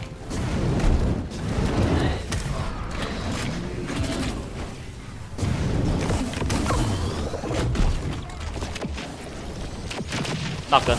No. Legion.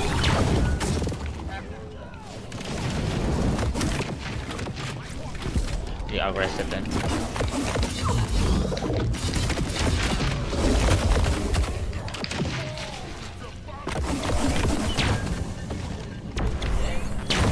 Got a ball.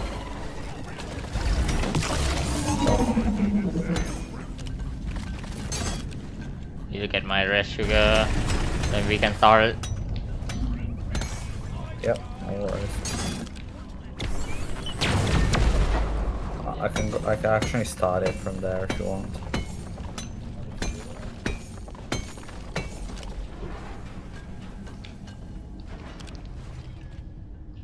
I start it. Yeah.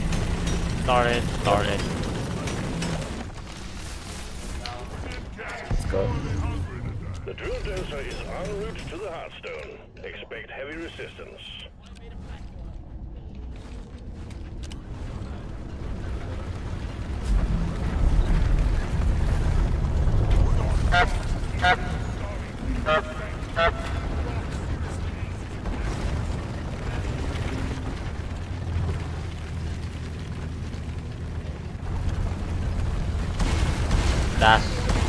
Airplane.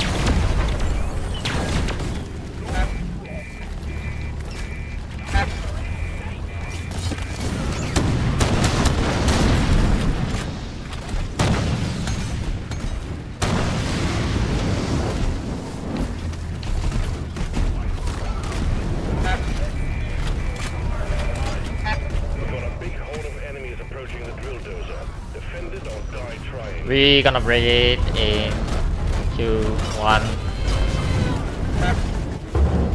Bob. Can we have this? Have start disable in difficulty later? Not now. Try. Oh, what? Let's see the way the bomb is starting. Oh my god. You should have shield earlier. I don't feel now. Yeah, I know. I just got down. I don't feel now, please. The drill dozer is out of fuel. You need to refill the fuel canisters mounted on its back. Use the canisters to extract any nearby oil seal, and we'll have the drill dozer operational again in no time.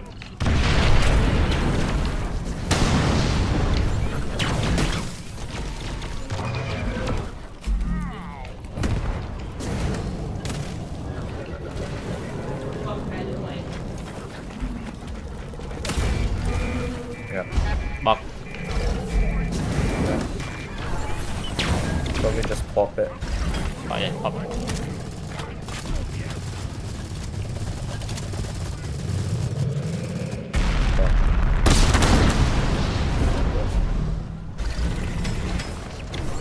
Oh, well. Oh my god. Yeah, I literally couldn't put a zip line from that. Yeah.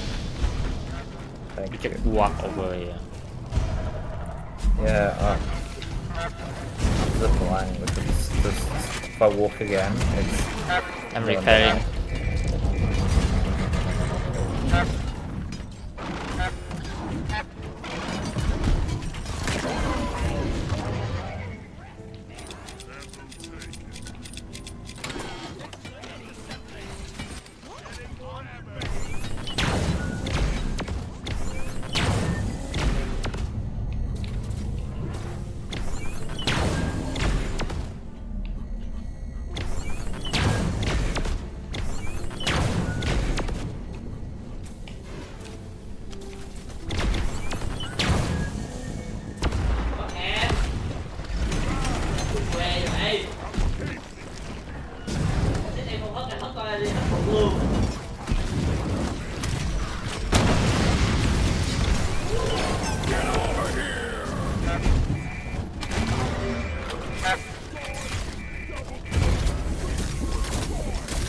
The drill dozer is under attack. Get it fixed up before we lose it.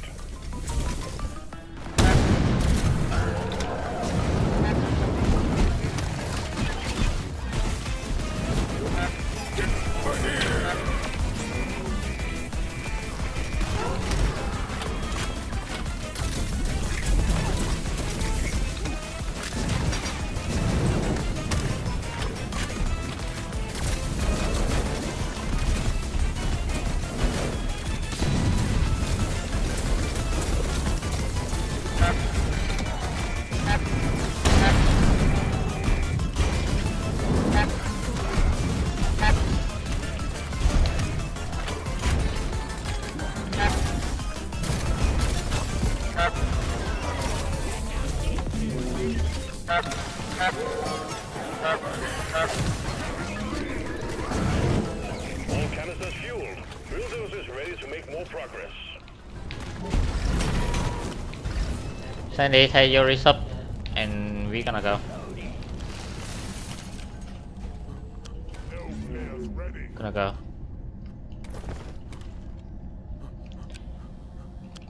No, you are lower than me. I still have my sticky fuel. Gonna try. Drill dozer moving. Everything looks fine, but expect that to change soon. The city safe a bit low though, but I still have my sticky fuel, so I'm fine.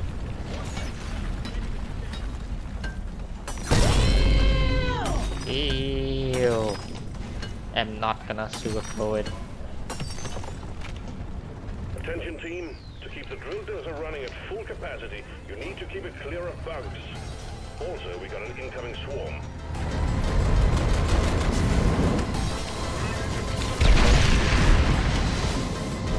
Oh shit. My shield is... Legend.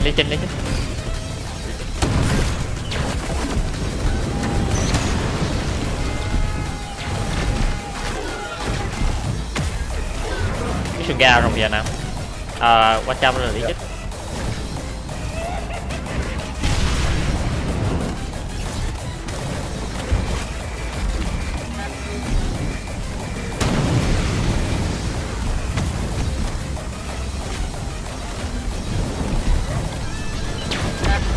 Nice.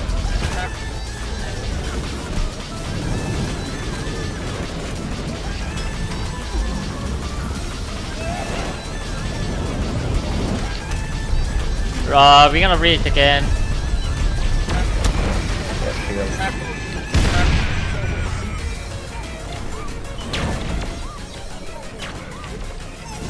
Shit's on the right.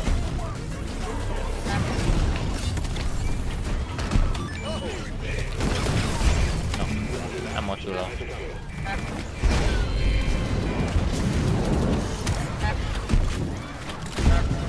The drill dozer is ready to start the extraction of the Oberon Heartstone.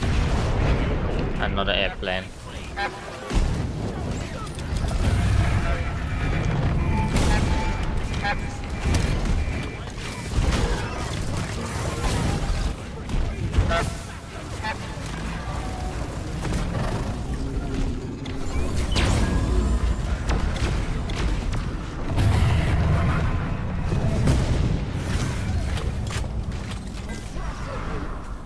Hey, Yuri's up. Oh. Thank you. What the hell just happened? I got boost.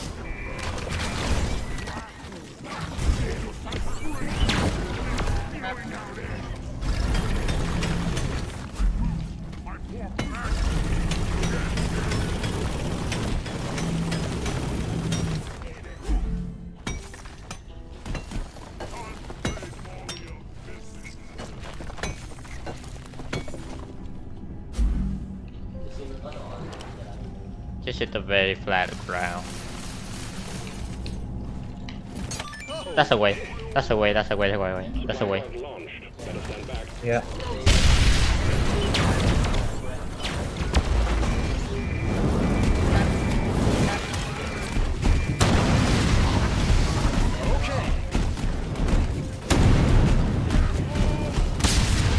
Shielded.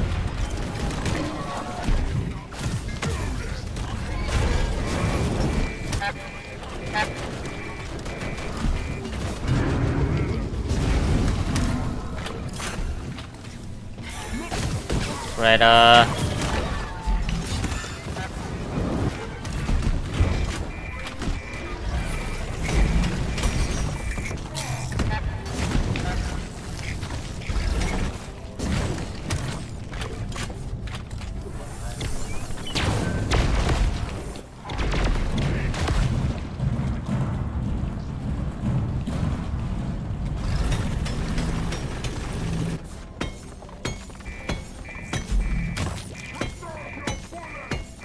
we can start.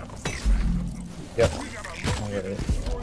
Nexus, or we will have lifted spawns on our till forever.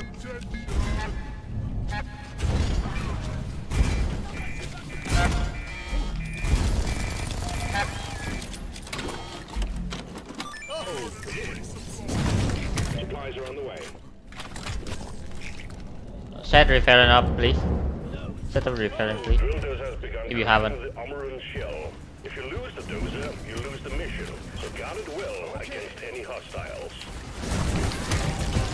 We've got an incoming swarm. Please remember that the drill dozer is top priority. Stand back from spot. Bonk. Combat positions. The swarm is here. Shielding. Bug incoming. This way, so you have to deal with it.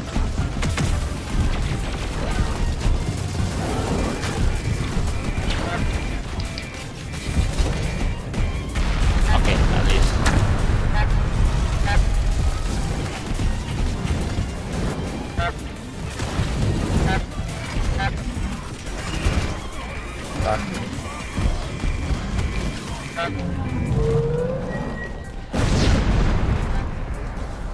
Get out.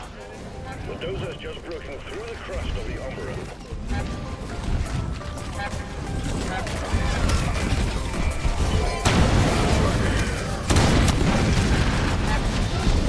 Get on you.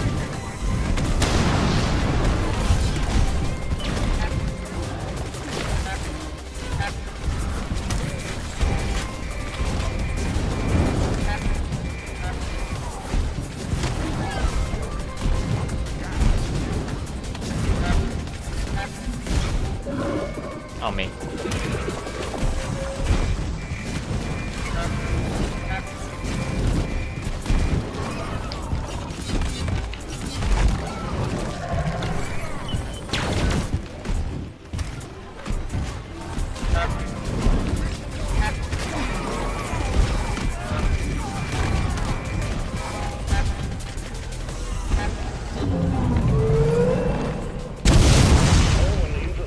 Okay, resub. Someone had to repair Dojo.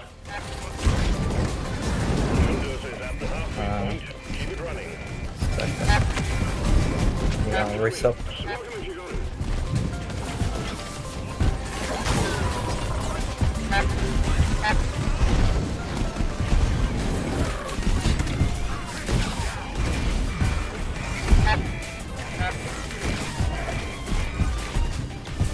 Yep.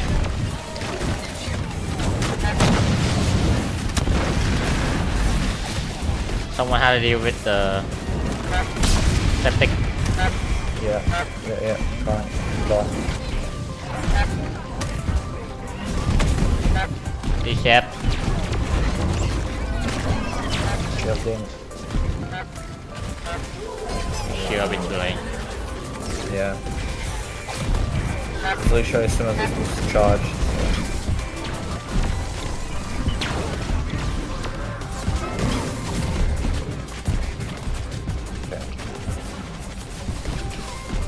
Septic is still alive. What the fuck is this?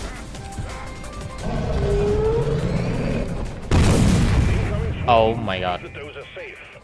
Oh boy. Why? Ow. The shell. You are low HP and the shell just got you. Oh. Yeah, but behind as well. I thought it was just next to it. Okay, never mind. Get up. Here. Swarm approaching the drill dozer. Hunker down and load up. Sacrifice by one shell there. The drill dozer has sustained permanent damage. Step up your game, team. Swarm, it's a big one, team.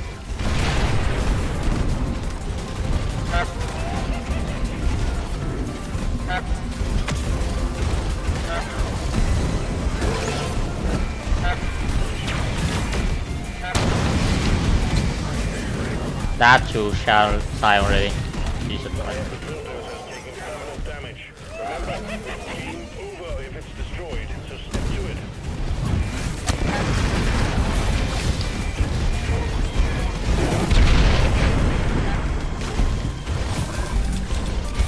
Oh, just over there.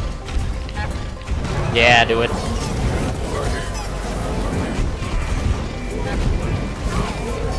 Fuck. Yeah. Fine, there you go, thank you.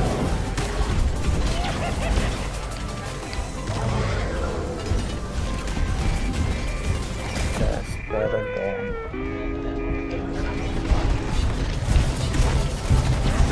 Still going. We're losing the drill dozer.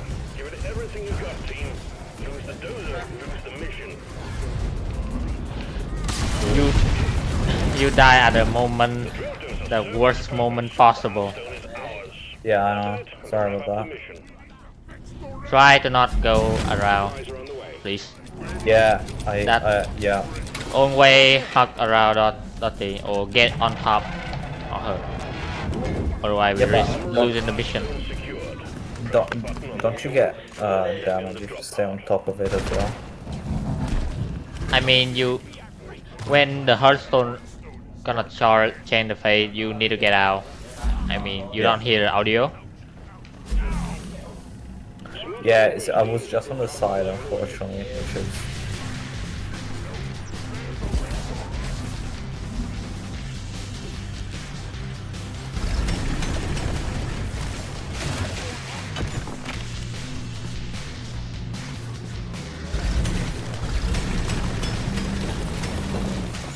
Drop pod has arrived. Retrieving the mule.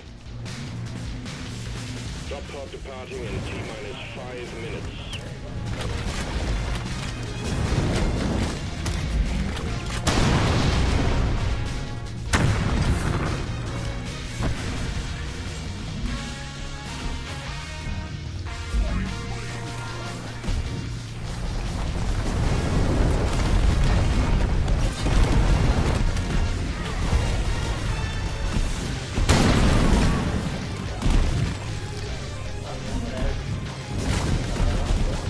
Lights has been withdrawn, and supply pod is inbound. Okay. That's another Venom Nicer haven't shot. Incredible. But no down.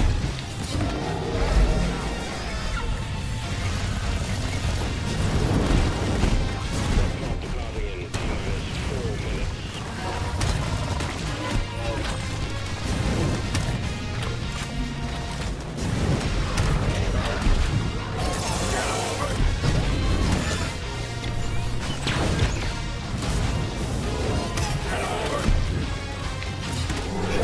Bob, Mule's been successfully retrieved. Make it snappy, team. The drop pod won't hang around forever.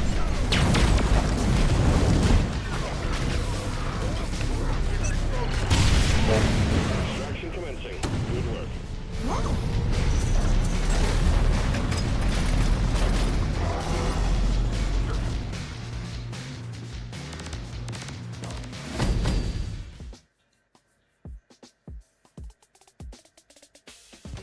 We did it.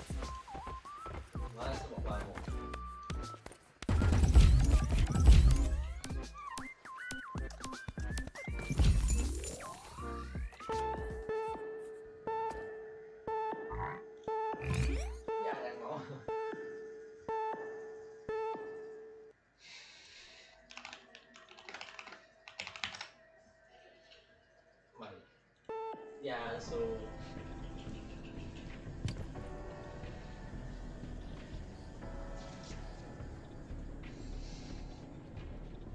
right. I think that's it for me tonight. that's now that's it for you. You have to go.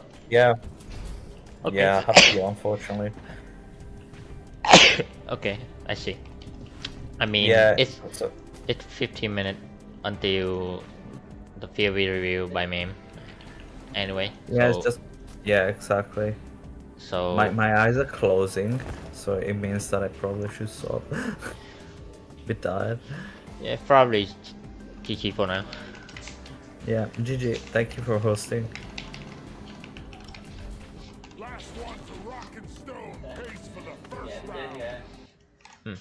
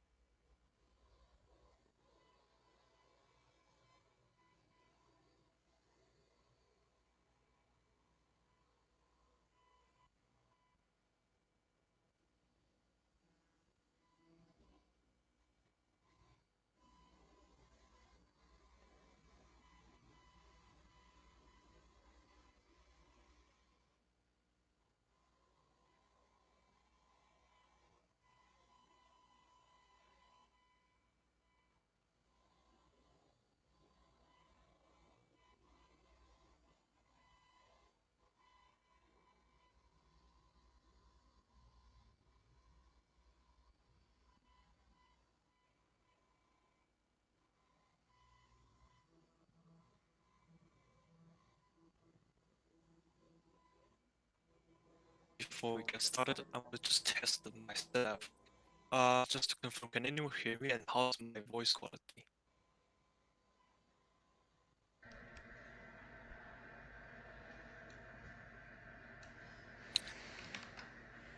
That's a bit unfortunate. Could be my connection. Let me try something about it.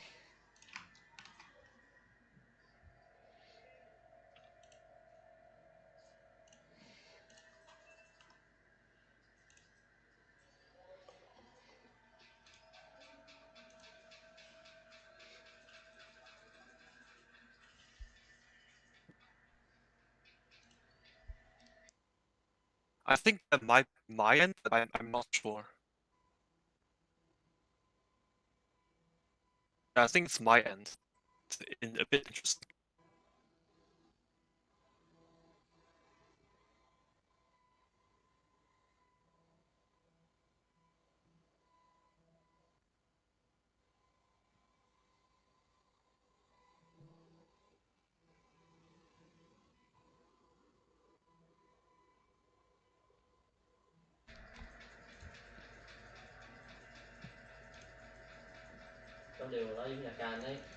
Okay, let me try to update my connection a little bit and come back.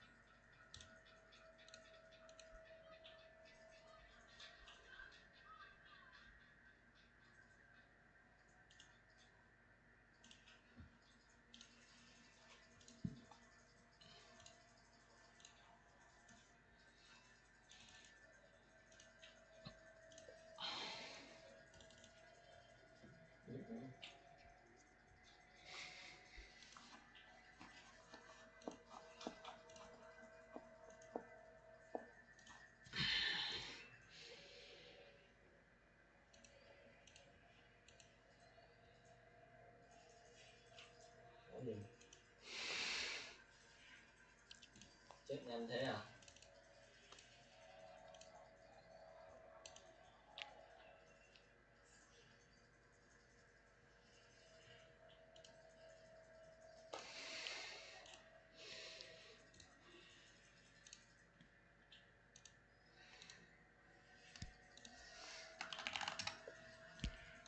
Em của em đâu? Em có một lớp da cá.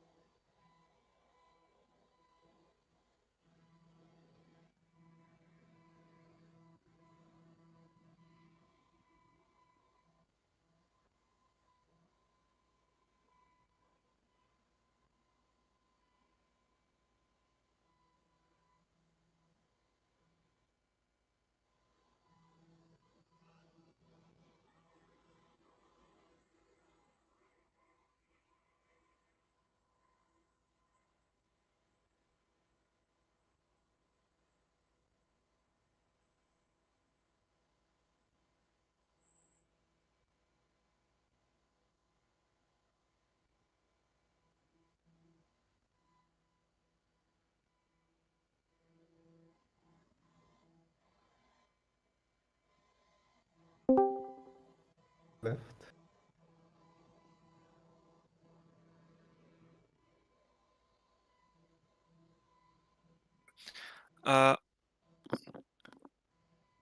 I guess we'll stick with voice channel for this session, because I can't be bothered to figure out if the other one's working. Yeah, that's fine. We just mute ourselves. You can tell. Can talk. Yep, that's fine. Okay. I have OBS set up for this session, so I'm gonna record this session, but I would like to get started since we're kind of past the starting time. In any case, not sure if we want to wait for a couple more people who's interested. Probably should have set up the logistic a little bit better beforehand, but I guess we can get started maybe. I'm gonna ping Jong because they're the one who initiated the session.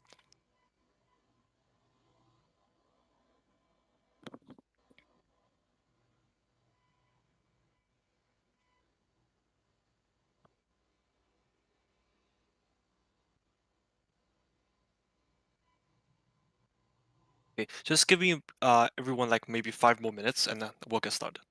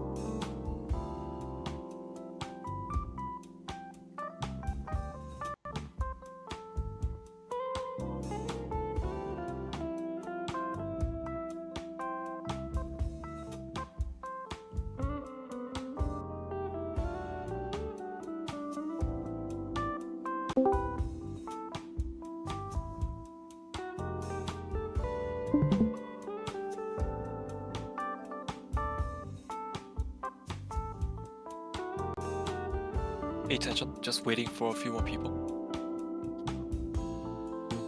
We're gonna get started in like 2 minutes.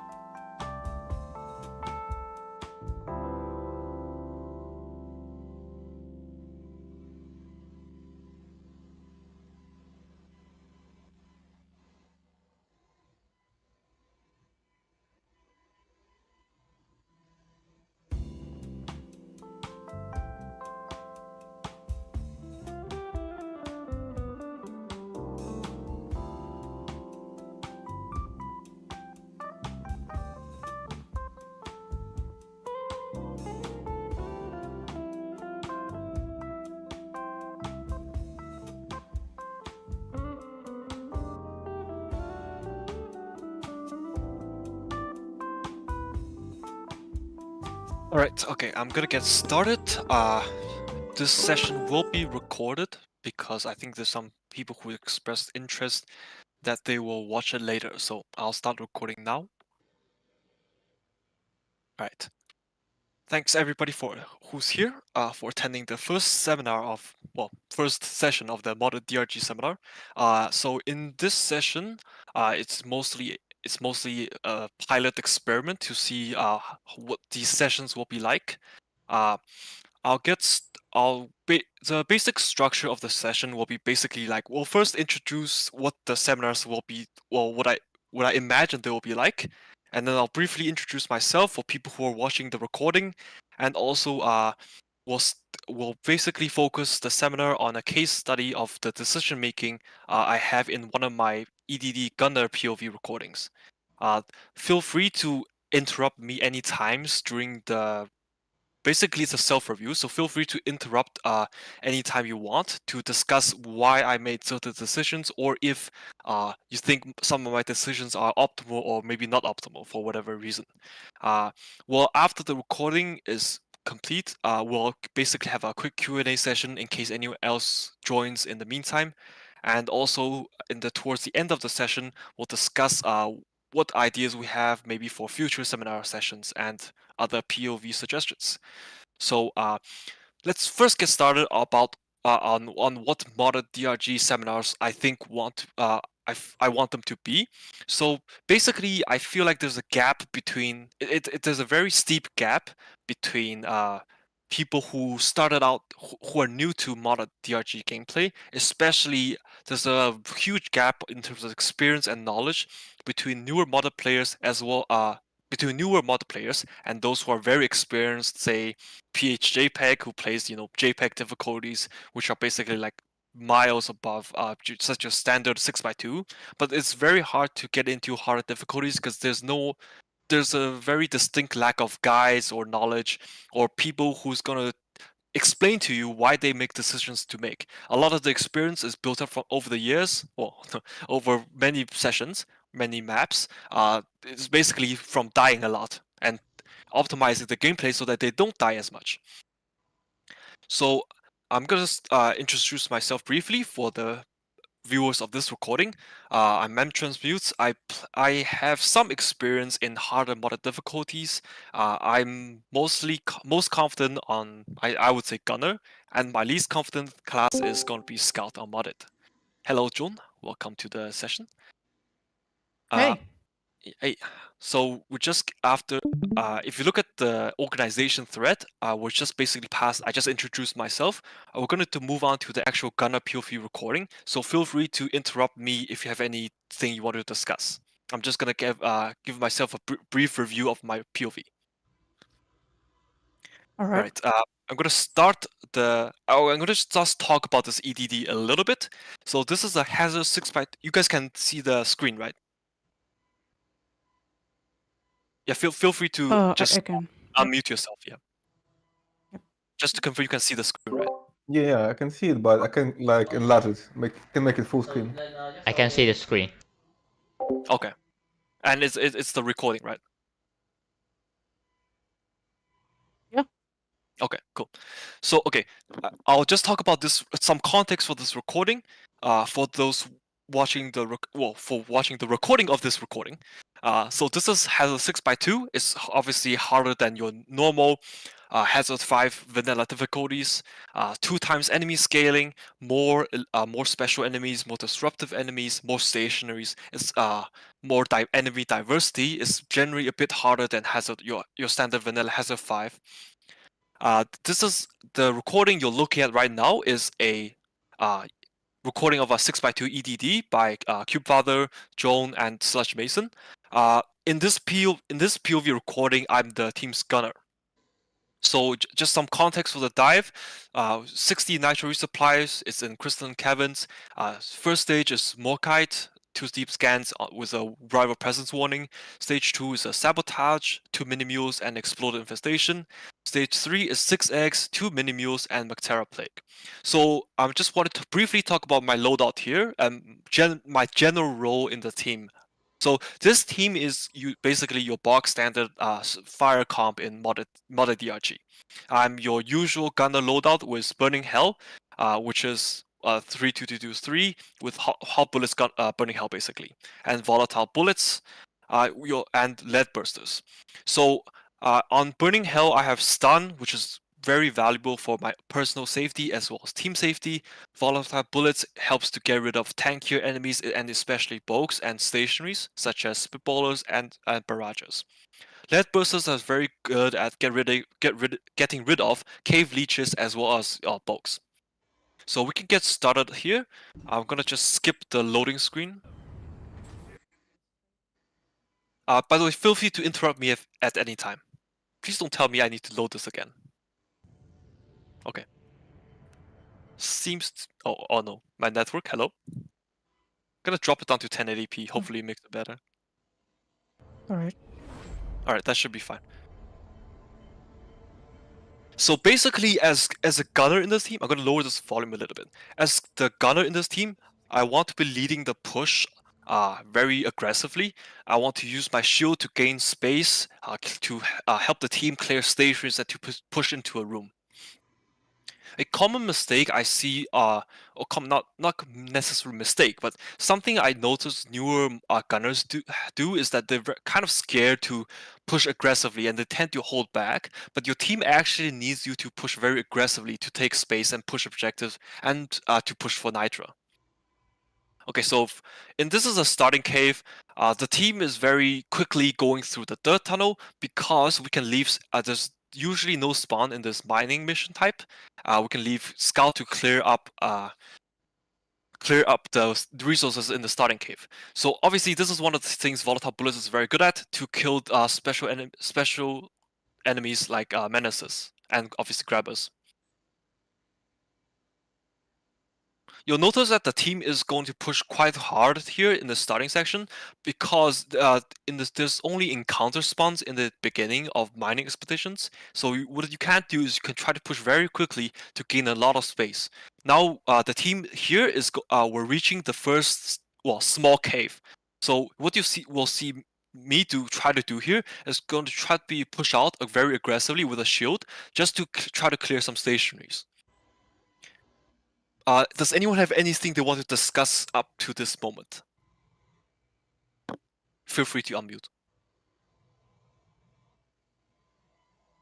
Okay. Just keep talking. There is starting the way for the first wave, right? So, what do you mean? Like bugs won't spawn until like some time will pass. That's very correct. So so different mission types, they have different kinds of wave timers, right? And wave composition types. On mining expeditions on 6x2, you have a pretty generous time before the first announced swarm. The enemies you see now are stationaries, the Vartok, and also some encounter spawns, which is like the swarmers and the Praetorians saw back there. Those are not the first announced swarm. Announced swarm is like basically a big, lengthy swarm on mining missions you want to be careful about. Yeah. Okay. So Vartok in the new season is actually a little bit tricky because if their little nodules spawn in terrible places, what you can find is the Vartok will pin your team down, and if you don't push aggressively, you'll keep getting pinned down. So in this case, I don't exactly remember what I did, but let's see what I do here. Okay, so I killed the menace, and I think I tried to push here. Okay, so notice that Driller is already pushing because we need to really kill the Vartok quickly. Yeah, okay. Otherwise, it really hurts our pacing. We don't want to be stuck in this tiny cave because first of all, it's a very terrible place to hold. There's very little kiting room and you get stuck by a lot of obstacles. Secondly, I'm not sure if we have enough nitro for resupply. We do, okay. But we probably want to go through the dirt here anyways. Because tunnels in mining expedition are your best places to hold for swarms because it's very tight and bugs get funneled very easily and dealt with very efficiently by, for example, sticky fuel. So you'll see the team keep pushing down, just using so okay, I want to talk about my target priority here. So right here, I have stun on my minigun. There's both an acid splitter and a breeder. I don't target the breeder for right now because it's not immediately dangerous. Whereas acid splitters, one projectile attack from an acid splitter has like acidic DOT and it does a ton of damage. What I do here is I use stun to prevent the acid splitter from shooting, for example, a driller. I kill it first, and then I use my cone to ignite and kill the breeder with volatile bullets. Yeah, when the weak point is open, volatile bullets are very effective. We ignored the Nexus here because it's not like some of the harder difficulties. They only spawn normal swarmers, so we can just safely ignore it with Driller putting down a couple of lines of sticky field behind you, and you won't be bothered by swarmers. It's not worth the time and resource investment to... Pause a bit. Yep. For breeder, if I remember correctly, how do you like force the weak point to be open? Like You don't force the I weak think point I to open. noticed There's a you don't? timing. There's a scheduled regular timing where they'll open the weak point to start laying eggs. You kind of have to watch when they open. I don't think you can force them to open, as far as I know. I see. So once you miss the timing, basically you. Once you miss the timing, you basically. You either need to spend- force you Yeah. either force the issue with many VB shots, or you wait for it to open. Usually, I don't like to keep them waiting. So even if it's inefficient in spending more VB bullets than you would have if the weak point is open, I still like to kill the breeders because it's just very annoying. Do you remember if like you destroy OX, will it like open or not? I don't remember well. Sorry.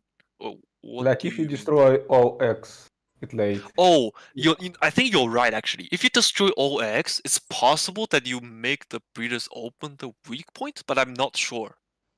Yeah. Usually, because the problem with that is in modded, usually, like you don't.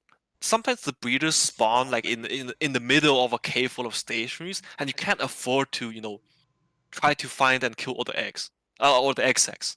I think you might just want to kill it anyway. I see. So, but that's an interesting point, yeah. Also, can you lower the resolution in Discord? Oh, in Discord, okay. Yes, I can. How do I Thank do that? Mm. Let me just share my screen again. Perfect. Thank you. 1080p or lower? 720p if possible. Thank you. Okay. It'll be 720p. 720p, 60 FPS. Hopefully it's not too low for other people. Is that any better? Yep. Okay. I'm gonna continue the video now, unless anyone has any questions or things what they want to talk about. Okay, I'll keep going for now. Okay, so wait, hang on. Just this a little bit. Okay, just hang on. This interaction a little bit. So this is one of the cases where this is a very tight tunnel, and the acid splitters isn't actually necessarily the most dangerous thing here. It's actually the Praetorian behind it, because the Praetorian spit has a very large cylinder area effect. It's the area that it covers is super massive, and it does a ton of damage. The team here risk all the members being spat on by the Praetorian here. So what we probably want to do is we want to probably stun the Praetorian with any kind of stun sources. Just be careful though, because Praetorians have stun immunity windows. So if for example if you stun them for I don't remember the exact window, but if you say you stun them for 1 second, it's possible that they have a stun immunity window of 1 second or something like that. So if you stun them for one window, you'll have a window where the Praetorian can still spit and ignore your stun. So just something to be careful of. That the stun immunity windows on multiple enemies are also why you don't want to take stun on LS, for example, because the micro stuns on LS triggers the stun immunity window super often, and it's actually counterproductive.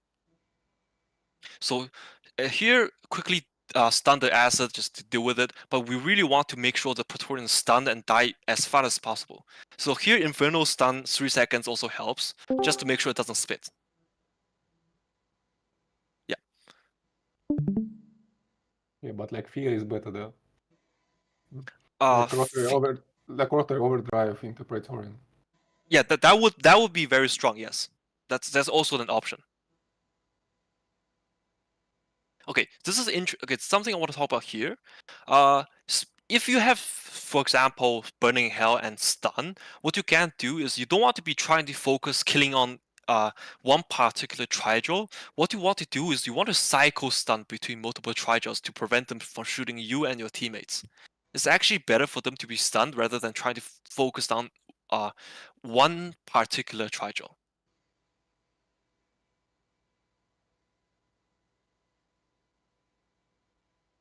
Have to force a shield here because there's a crap ton of patrol bots. Unfortunately, Burning Hell isn't actually super good at patrol bots because they move really fast and they go out of your cone very quickly.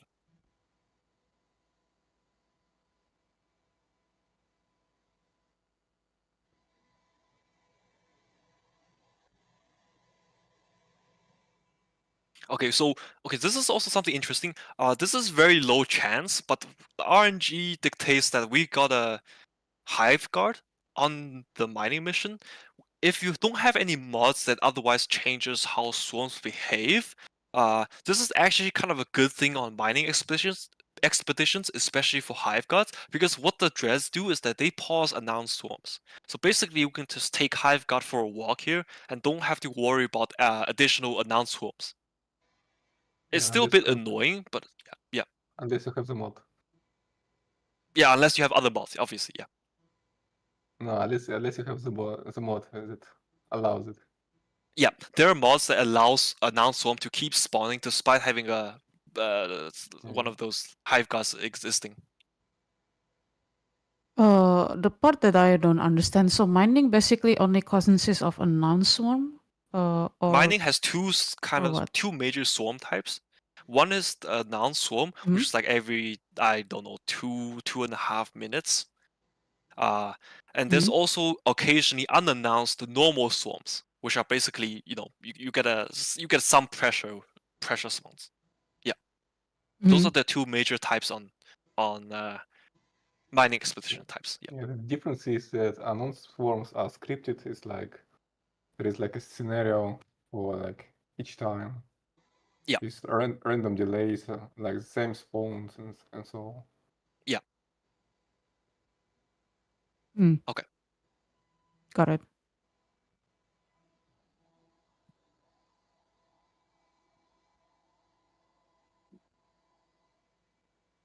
Yeah, so patrol bots are kind of annoying here because we can't really force our pacing to we can't just ignore the patrol bots because they move really quickly and their direct attacks like really hurt. So we kind of have to get rid of them. Here, NG obviously drone goes down, but it doesn't really matter because it's just a Hive Guard camping it. Yeah, it's just a little bit slow, but it doesn't matter because announcements are paused in this kind of vanilla CD, well, unmodified 6x2. Yeah, and you're just gonna leave it here, right? Leave High Guard behind. Leave, yeah. Well, it's not exactly leave it behind, more like we can take it for a walk, but yeah, because it will follow someone. It will follow someone.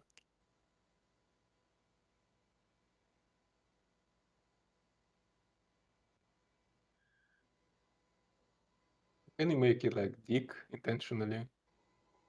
Like a Can you bulk? make Dig, it like dig burrow to you through the walls instead of like following you around? it's hard to control the aggro. I'm not sure you can force it to aggro a certain person, but if everyone moves through like a third tunnel or something, or like move in ways that like zigzag and whatever, you can kind of force Hive Guard to dig, yes.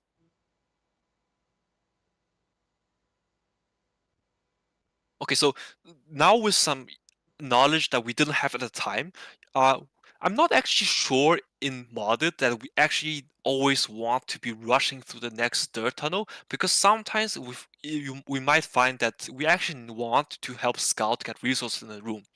This is kind of a big room, and if you notice, if you've paid attention, because the right side of the room we completely haven't cleared yet. There's a now after the dive, obviously we know that there's like a bunch of stationaries on the right side of this cave, which actually makes it very difficult for Scout to gather nitro and resources, because Scout has somewhat limited options against stationaries if you that to deal with them fast enough if you don't have something like TEF.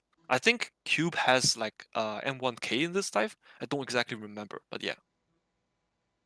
So it might be it's obviously context dependent, and it's obviously there's obvious trade-offs. You might find that you want to push the third because the noun swarms is close, but since we have a hive guard here, we should actually help Scout clear this room. We don't need to be pushing third so fast.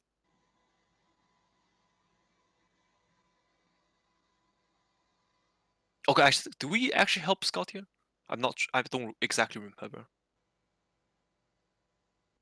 Kind of.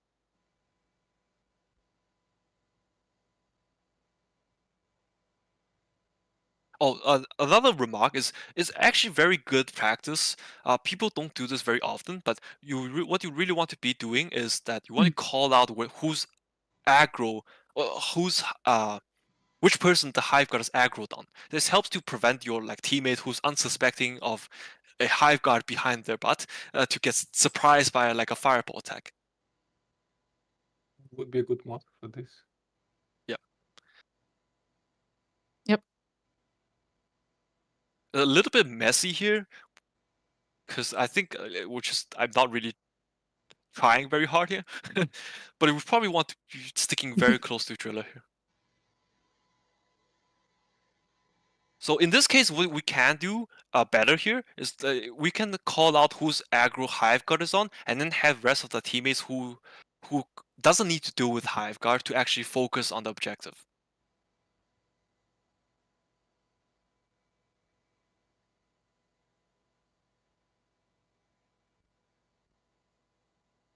Nothing too special here. Gonna skip a little bit. Minor optimization. I don't need to be shooting the shredders because PP.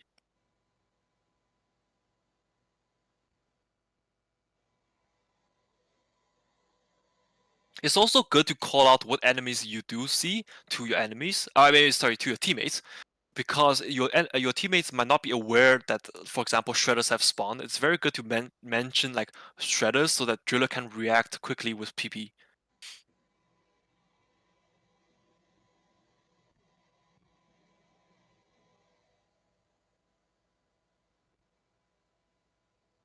Nothing too special here. We're not very pressured because obviously Hiveguard suspends all announced swarms on this mining mission.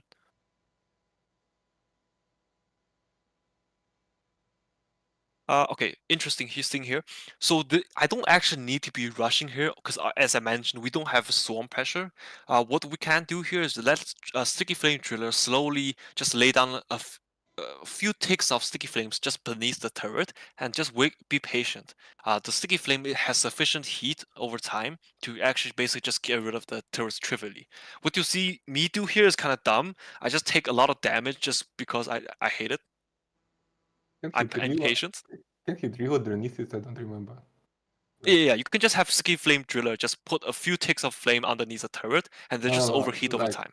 Drill ground underneath. You can do that as well, but I'm too lazy to drill, so I just usually throw a few sticky ticks down, and that's sufficient as well. Yeah, Heat but that's a good radiance also point. works. Yep. Yeah, drilling beneath the turret obviously also destroys them. Yeah, that's a good point. It doesn't kill the repulsion turret for the I think digging it down. does. No. I'm pretty sure it does if you remove the space, like floor beneath the space. I think it does kill it. I remember one of the two turrets just doesn't like get killed from this. Don't remember which one though. Interesting. I'm not sure either. Okay. Yep.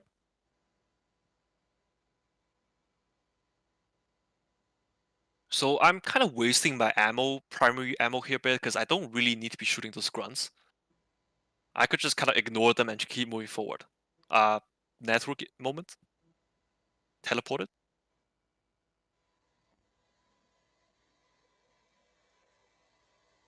Casually VB'd engineer and died to Praetorian Spit. A series of misplays. But yeah, this is not very consequential. It's just, you know, a bit annoying. I think you shoot But it yes. like to stun them while you're moving. Yeah. So, okay. So downs are interesting because sometimes like how bad a down is most dependent on context. For example, like how I got down here is completely inconsequential because like there's not much enemies around that is easily recoverable, so it doesn't really matter. But like if you're stuck out in the open with a bunch of stationaries around you, that's kind of bad.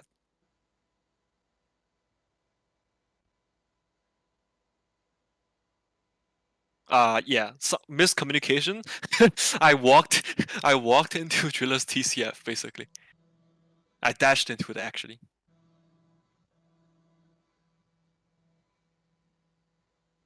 Yeah, for drillers, it's actually very good practice to also call out your TCF intentions. It can help you avoid a lot of unnecessary downs.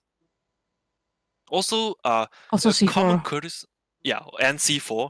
Also, common courtesy for your teammates. If you notice the exploder is going to die and just explode, that your teammate might be walking into them, just be nice and warn them. Sometimes it's very hard to notice. Do you have time though to warn them? Usually, like you can warn them. I mean, if they don't react fast enough, well, too bad.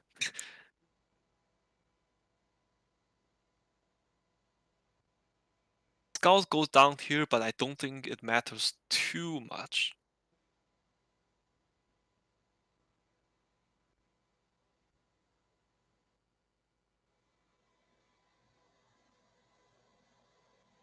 I'm gonna skip this part a little bit because it doesn't really matter.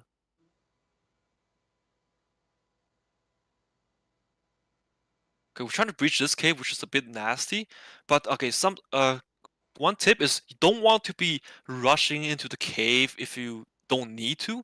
What you can do is you can abuse covers, L-shaped cover like these, well, kind of reverse L-shaped cover like these to isolate line of sights onto stationary threats. So what I mean is that you can minimize your line of fire exposure to this, for example, the spitballer here, and only work on the turret one at a time. So only at any given moment here, only the turret can fire direct projectiles at me, but not the spitballer. After I deal with the turret, I can move my character to the left a little bit and then work on the spitballer. What you don't want to be doing is like jumping forward and then suddenly you find yourself facing both the turret, suddenly you find yourself that both the turret and the spitball has direct line of sight on you, and then that gets really awkward.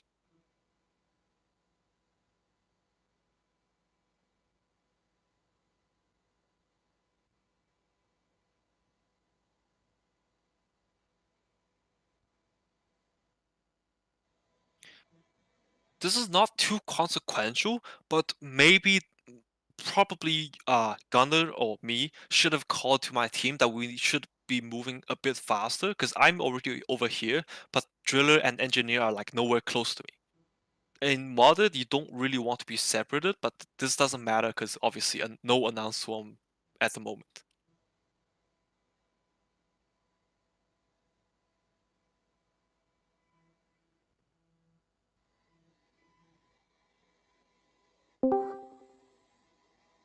Hello? Yeah. So I think to add why I was lagging behind there, I was cutting around the hive guard because it was aggro on me. Oh no, I was. That's completely fine. I should have Yes. called that we should be pushing, even if HiveGuard has aggro on you. That really doesn't matter. As long as you keep moving, that doesn't matter. Mhm. So yep. Objective: follow Driller. Just go to the next cave. There's not too much. Okay, so this is the interesting choice. So this cave has a bunch of stationaries, including the barrager, a ton of turrets, and also the turret controller. In Modlist, there's always a choice or decision to make as in, do you go for this turret controller hack or not? I think in this case the answer is we don't, because I don't think we have enough resources in this cave that would be prevented by the turrets or the barrager. So I think we just skip this controller. In some other cases, we might make different decisions based on different information, but in this case, we can just probably go through that. We don't want to be pinned down here. This terrain is not great, and there's also a hive guard on us.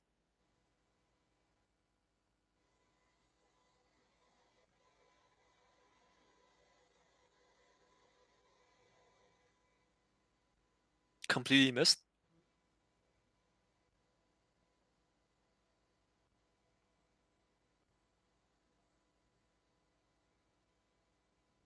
What is the deep scan inside of this room?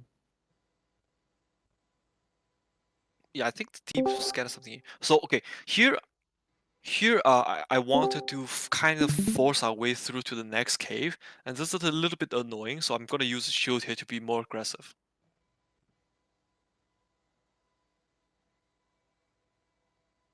Thing about barrager is that it's really annoying because the barrager bombs, they stick to your shield, and when your shield's expiring, if there's still bomblets stuck on your shield, it will actually retract and move to the center where you are. So you don't want to be standing in where the shield will contract to after it's going to expire when there's bomblets around. Okay, I'm getting rid of this nexus because it's blocking line of sight and it's generally annoying.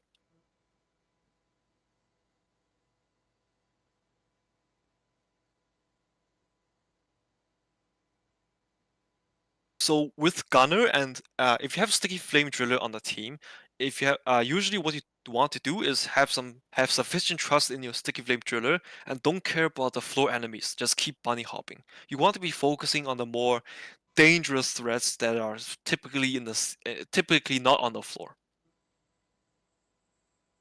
I do use my cone here and my stun here on my minigun to maybe prevent a few close nearby melee enemies from damaging me too much. But generally, I just want to run to the sticky flames that don't want to be dealing with them. When my sticky flame driller can deal with it very effectively.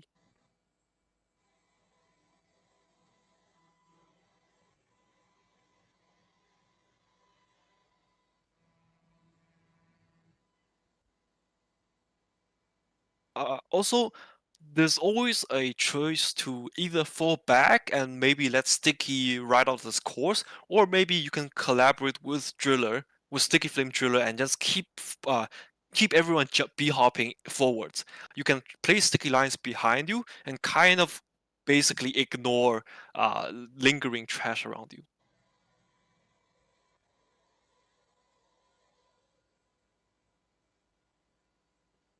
So basically, with driller, you bunny hop with like laying sticky around. I guess. Is that the case? Interesting technique for sticky flame driller is you can actually kind of lay sparse sticky lines in front of you, and then you bunny hop through your sticky flame lines. You're not looking back actually. You're gonna be going forwards. Interesting. Like I find it interesting because many newer sticky flame driller I see, they tend to be very passive. Whereas actually with sticky flame, you actually have a lot of safety with pre-laid sticky lines to force your way forwards. So that's something drillers can consider.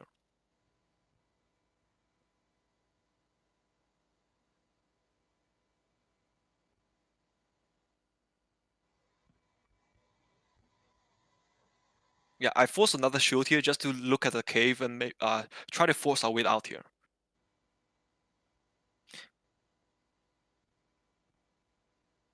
Generally, okay, so this is not exactly a great play by me, because I don't think I calmed to my team that my intention to be pushing out to the cave, because usually what you want to do in this situation is that you want to communicate that you intend to push out into the room to clear the stationaries from where you have line of fire and line of sight to. So you want to calm to get everybody inside the shield to push out, because you want scout to basically establish lighting inside the room, so that you can visualize what stationary threats are existing in the room and what encounter threats are there. You want driller to be laying down sticky near your shield, so that when it does expire, you're not immediately jumped by a lot of slashes. You want engineer to probably help you clear stationaries with for example, breach cutter or their, for example, executioner. And you basically want to be killing cave leeches, killing spitballers, killing barrages with your minigun and volatile bullets. Something I find newer gunners don't utilize a lot is ziplines. You have a lot of ziplines because you take resupplies quite frequently. Oftentimes, even if you don't find it immediately useful, you can still place ziplines down, because they're not only a traversal tool downwards or upwards, they can also help you in rare cases where, for example, you get bounced by a shellback in midair, and if you pre-placed the zipline down, they can help you break your fall and prevent you from taking a bunch of fall damage. You can also abuse ziplines to temporarily be not on the floor. So for example, if you have 10 slashers around you, you can kind of abuse your ziplines to temporarily break their passing to you. Obviously, ziplines are also very good downhill, because they can make you travel very fast downwards. This is a little bit awkward because I think I'm pretty far away from the rest of my team. So you'll find that I'm getting annoyed by NATO size and whatever, and cave leeches, because I don't have lighting, because scout's not super close. Yeah, in this case, we want basically everyone to be quite close to each other, so that the tools in each class can complement each other, and generally make clearing caves a bit less painful.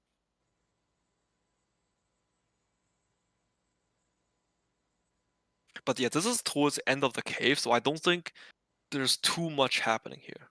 I'm going to slightly fast forward this a little bit.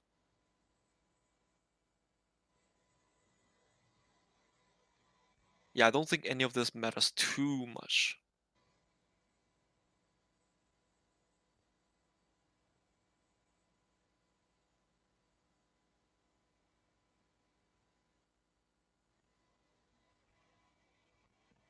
While I try to fast forward this, anyone have any comments or discussions they want to have for the first stage? What exactly do you need scout for? Like, it's light and that's all? What do we need scout for? Yeah, like he's like separate Okay. most of the time from the team. So scout on modded is a bit interesting, because it kind of scout's role kind of depends on what loadout they bring and what difficulty it is. On your standard 6x2, or actually it's not that different, but basically you can think of scout as an extended arm of the team. A scout can help. My doctrine is basically scout is the extended arm of the team. You want scout to be aiding in combat sometimes, but mostly they should be trying to push objectives, for example, more kite or repairing mini mules. They want to be gathering resources like nitra. They want to be constantly keeping up with basically lighting up the cave around them, and also calling out to your team dangerous enemies like stingtails, septic spreaders, acid spitters, maybe bogs. Also, scout can be a lookout for your team in terms of, okay, if your team is a bit stuck in a bad place, where are possible alternative places that the team can move to that is a better place to fight?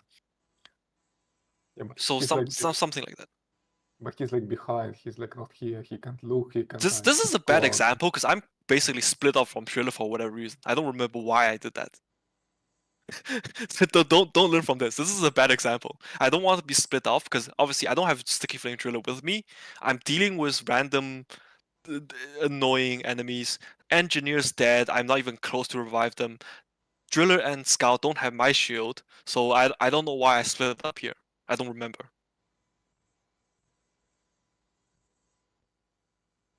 But since it's only 6x2 and there's a dread, it's not too bad compared to, for example, I don't know, FC or whatever, ND or the funny difficulties like that.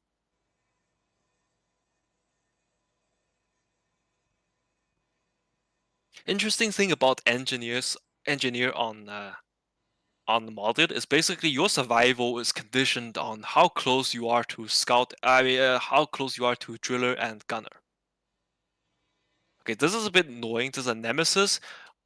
Usually, if we have rival presence, we probably want to be bringing fire comp and something like Inferno / Sticky Flame / Burning Hell. And what you can do to get rid of Nemesis very quickly is that you can force a shield in front of the Nemesis, have everyone with heat inside the shield, use Fire Cone, use Sticky Flame to keep Nemesis heated and not decrease in temperature or not cool down, and then just spam Fire Cone.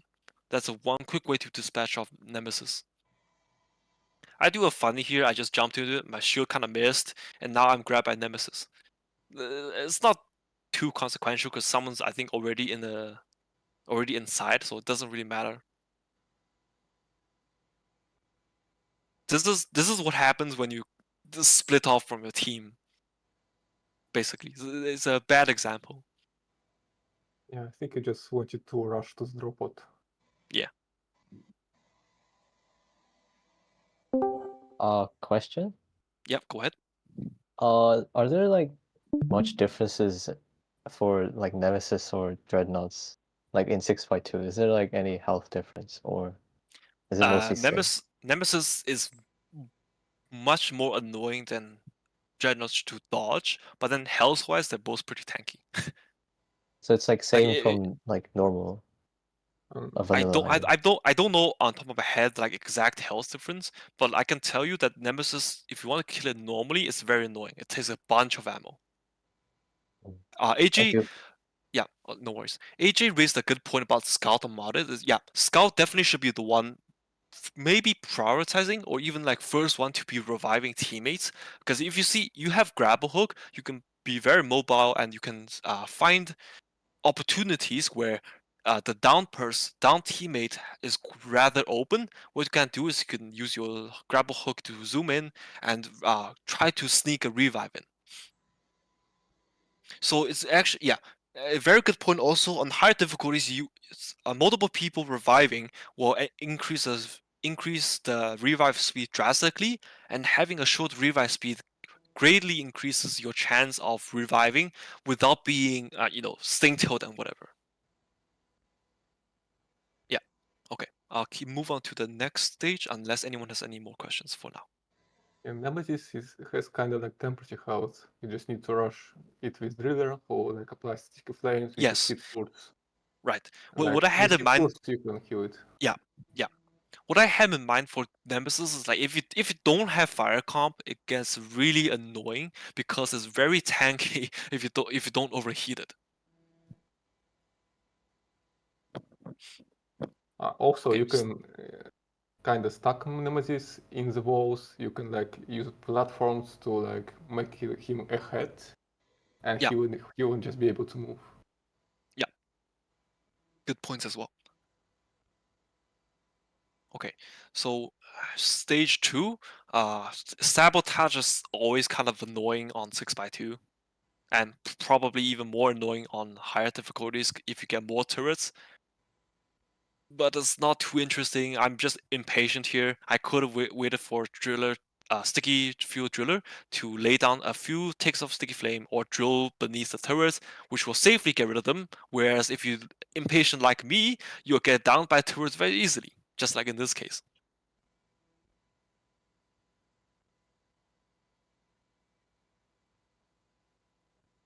Yeah, this is completely not threatening if you are a bit more patient.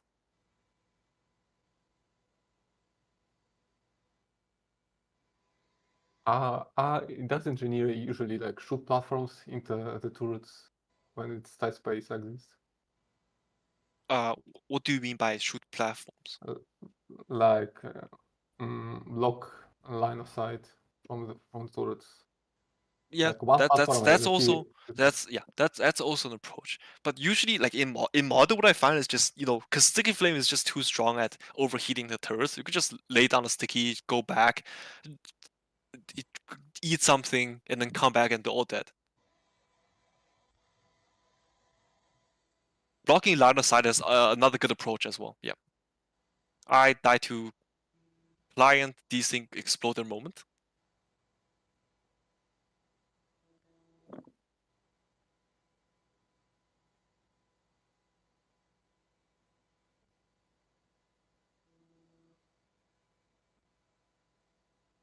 So okay, on sabotage missions, I don't remember if there's announced swarms. Does anyone remember the announced swarms on sabotage? No, there is no. Yeah, I don't think remember. so. Only No. when Yeah, I don't. hacking, I think. Only Okay, I think only Only normal swarms. Hoxxes sequence and then Yeah, ambient. only normal swarms and timed rival spawns. Okay, yeah, makes sense. Yeah. Sabotage mission type is pretty boring because it's pretty reproducible every single time. You have you have the main caretaker. You have 2 power stations. It's always 2 paths to 2 separate caves with each of the station. I'll just keep displaying. We can just basically the rest of the team modular scout is just gonna push one of the tunnels. But still, this is a bit awkward because I don't know. I'm a bit okay. I was a bit far from driller, but this is fine because now driller is close to me. Because you want to be really close to driller on rival missions because shredders are really bad if you don't have PP or other kind of things like persistent trail. Plasma trail to get rid of the shredders. This is again me being very impatient, and I probably die here or have to force a shield out. Can you stand inside the turret so like you won't get shooted? Inside the turret, I don't think that works. I feel like you get pushed out or shot at still. I recall you kind of could, but I can be mistaken. Yeah, I haven't tested if it works if you stand inside of the turret. I don't think it works. Yeah, I'll go test right now.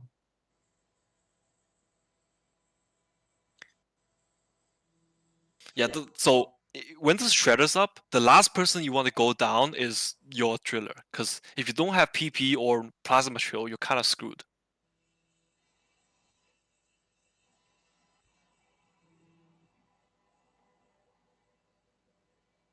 Okay, hang on. Okay, so we try to move. The team now tries to move on to the one of the first caves, but this is not too bad because there's a lot of tri-jaws, but there's a very tight choke, and driller can just blow them up with C4. Especially if driller has stun C4, it's very good at pausing whatever threats are in front of you. This is kind of annoying because I'm shooting grunts here, but I shouldn't need to. I shouldn't be shooting grunts because I'm very impatient and I want to push to the actual hacking station. But obviously, like Praetorian, whatever is blocking the way. So if you one thing that could be considered here is that if you're really impatient, maybe like me, driller could basically just start another tunnel instead of having to follow through this tunnel that the oppressor is blocking. Driller can just force their way into the next cave alongside the rest of the team with a side tunnel. One quick tip as well, you can power attacks are very good on oppressors. You should always try to call your teammates when their power attack is not on cooldown to focus power attacks on oppressors.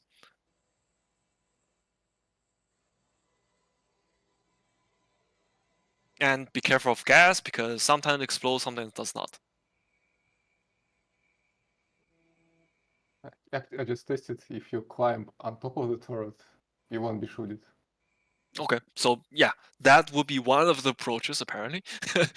Very interesting. Yeah, like I here did you not can know that. like, Thanks for telling me.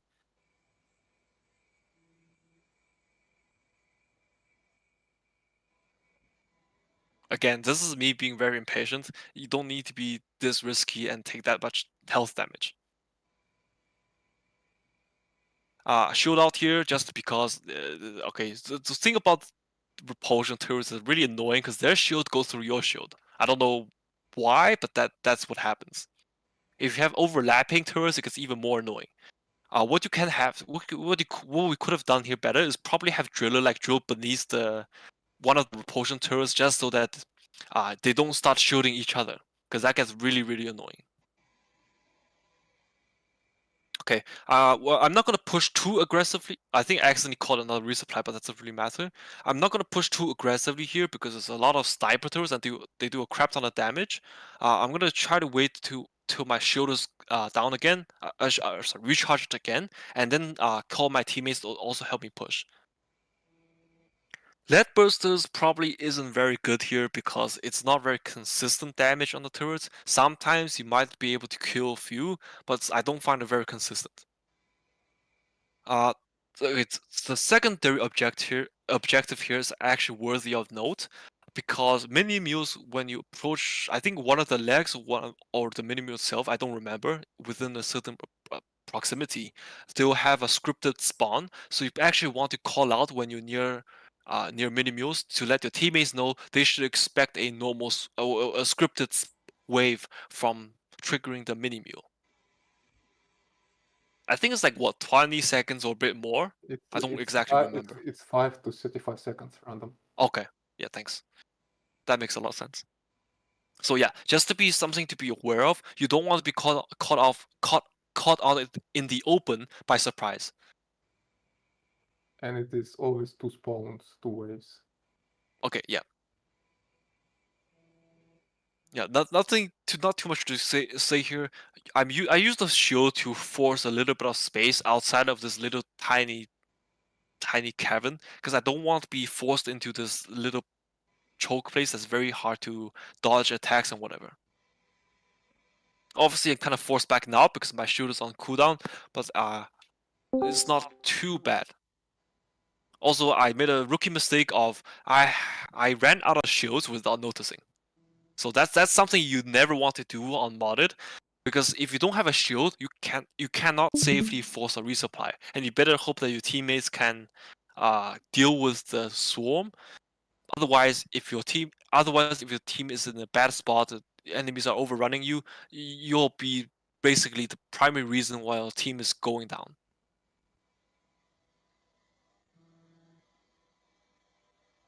I go down here, but it's not too bad because the scripted wave is basically over.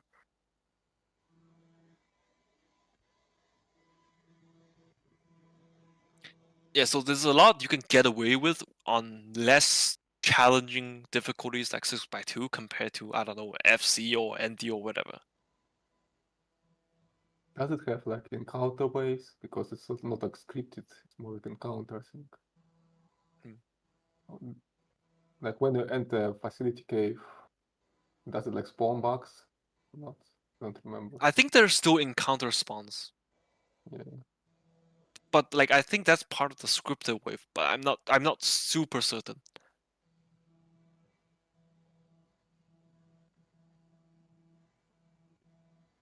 Okay, so here is interesting.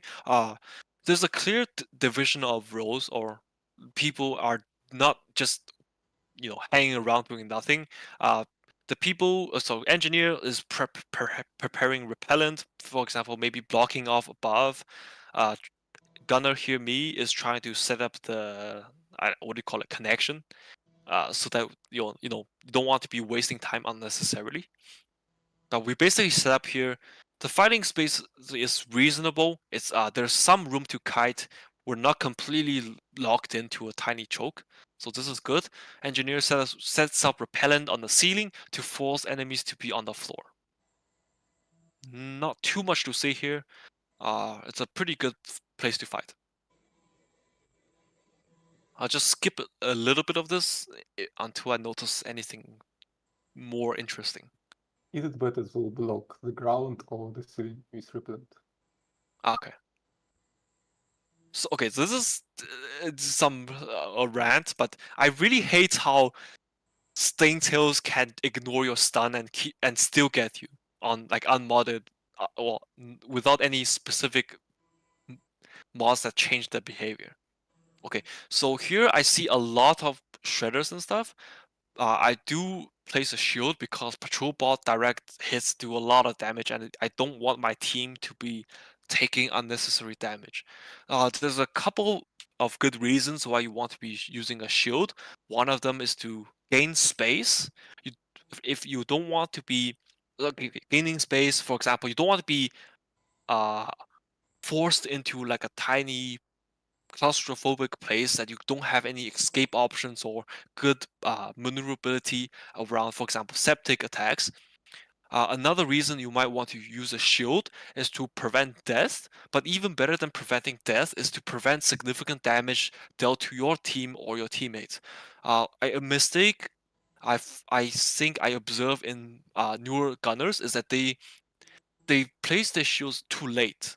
I think it's also actually actually some of the more experienced people also have this thing because they're trained from very high difficulties where they really try to save their shield for the last possible moment to deploy.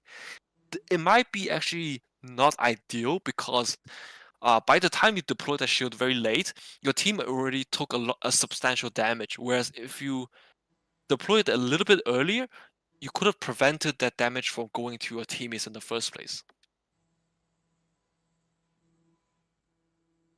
It's not necessarily a hard and fast rule. It's very context dependent, and it'll take us. It's very contextual.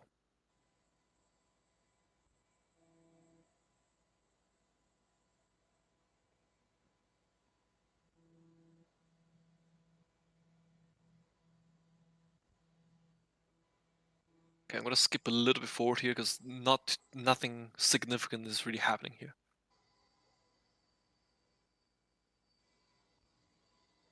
I would have probably called a resupply here, given that everybody is low, including me.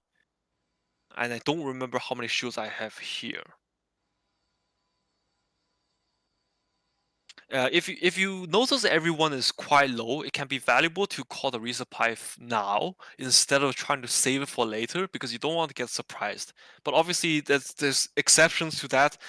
For example, if you know your normal swarm timings and you don't expect any kind of surprise waves, or you don't expect to be surprised, then you can get away with maybe delaying the resupply a bit later. Otherwise, yeah, we're just gonna move. The team is just moving towards the next little cave or the next little station. Still pretty annoying. The repulsion turrets make it very awkward to try to fight in this area.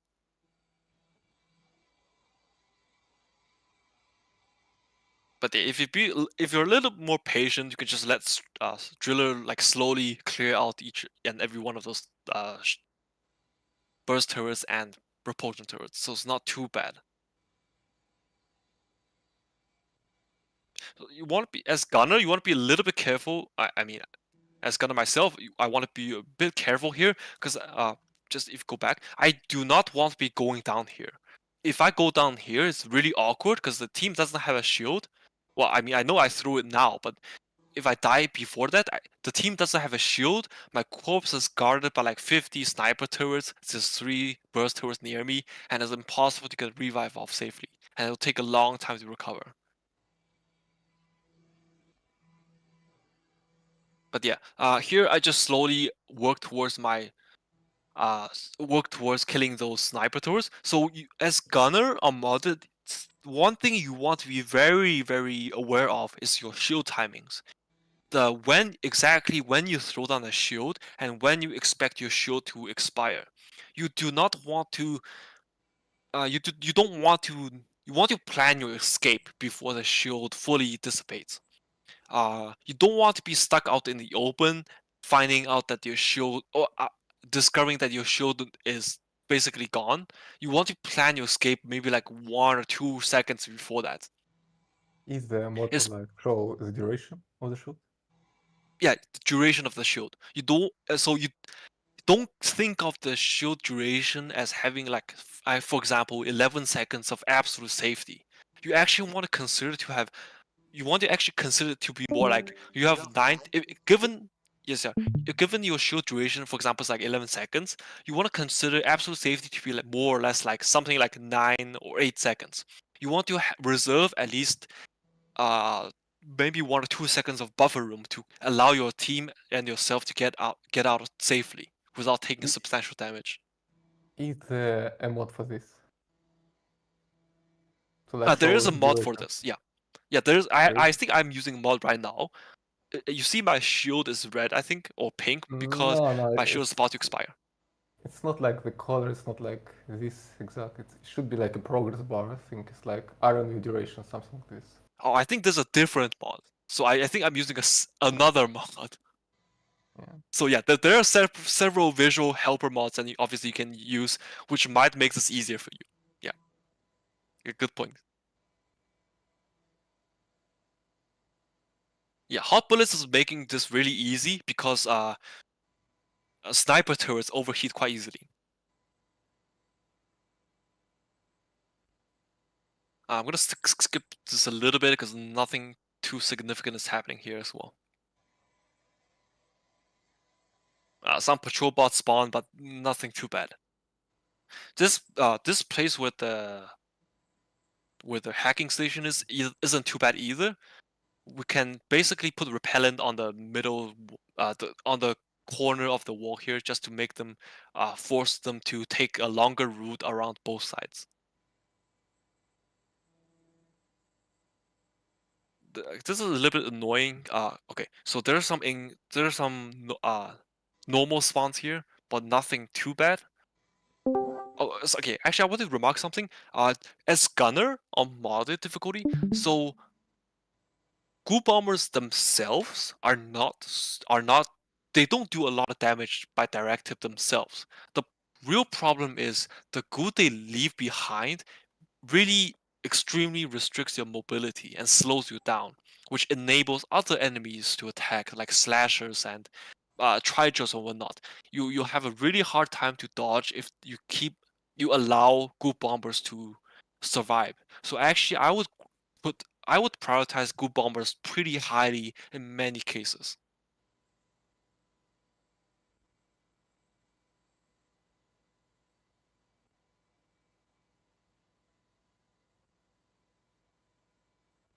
Okay, otherwise there's nothing too substantial here.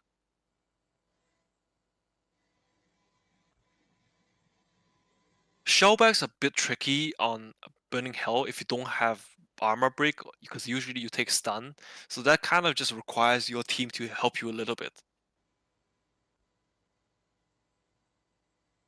So in that sense, it's very good to call out shellbacks because they're very disruptive. They can ignore your shields and bonk you out of the shield, and you also don't.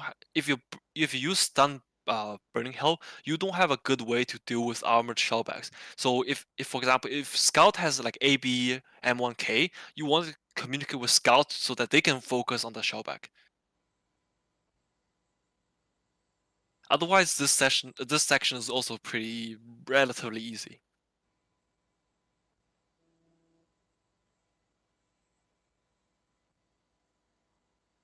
Gonna skip forward a little bit because nothing else is too interesting here as well. Some patrol bots, but there's reasonably open space, so you can kind of kite around. I use a shield here because like I'm taking quite a bit of damage, and we probably have a resupply ready anyway. So, okay, something also to note about industrial sabotage here is when you're fighting the caretaker is probably not as threatening as like a group of like 6 or 7 patrol bots. You probably want to focus on patrol bots, and also you notice a mistake from me here is that I keep losing track of how many shields I have left. I had 0 at a time. As gunner on modded, you always want to have at least 1 shield, preferably 2 if possible. Because a shield allows you not only to revive, but also allows you to force your team to have access to a resupply safely. Is it worth to hack a patrol bot? On modded, it depends. If you have nothing else better to do, sure, why not? They also kind of distract. But if you're fighting stuff, I think trying to hack a patrol bot is counterproductive. Because if you're hacking patrol bots, your attention is spent on hacking patrol bots. You're not helping to deal with anything else. But yeah, if it's like downtime, you have nothing else better to do, go ahead.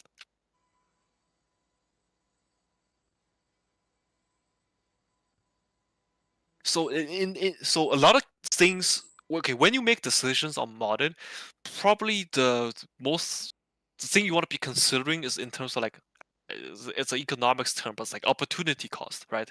The opportunity cost of doing option A is the cost of not doing the next best alternative, right? So if you're hacking a patrol bot, you're not helping to deal with some other more dangerous enemies if they're present.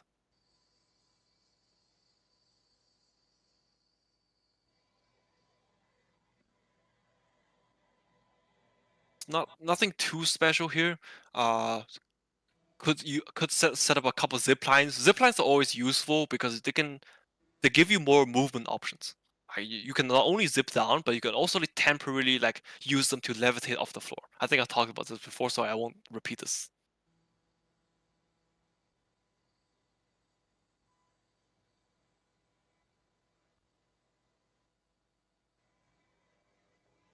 So on Industrial Sabotage and on modded, you probably want one good rule of thumb to follow is always have your team stick together. You don't want to have 4 people on 4 different corners, because then if someone goes down, the rest of the team has to travel I don't know 50 meters, and it becomes very awkward. And if they're guarded, if they're down in unfortunate places like on top of caretaker, reviving can sometimes even become impossible. But like when So it's possible. Yeah. Like when you go into health phase. What about the health? Yeah, you just go up there when it's you can damage health, it stops, and then you can revive. Oh yes, yeah, that's a good point. Yes, there are still opportunities and ways to force revive even if you're dead on top of the caretaker. But obviously, it's not ideal if you die there. Just avoid it if you can. A good tip about fighting the caretaker is that the tentacles, they do a lot of melee damage and also a lot of projectile damage. But what you can do is you have 4 doors. You can have each of the teammate basically power attack a tentacle. A power attack on a tentacle, at least in your regular 6x2, will basically guarantee to kill a tentacle if you take the damage mod on your pickaxe.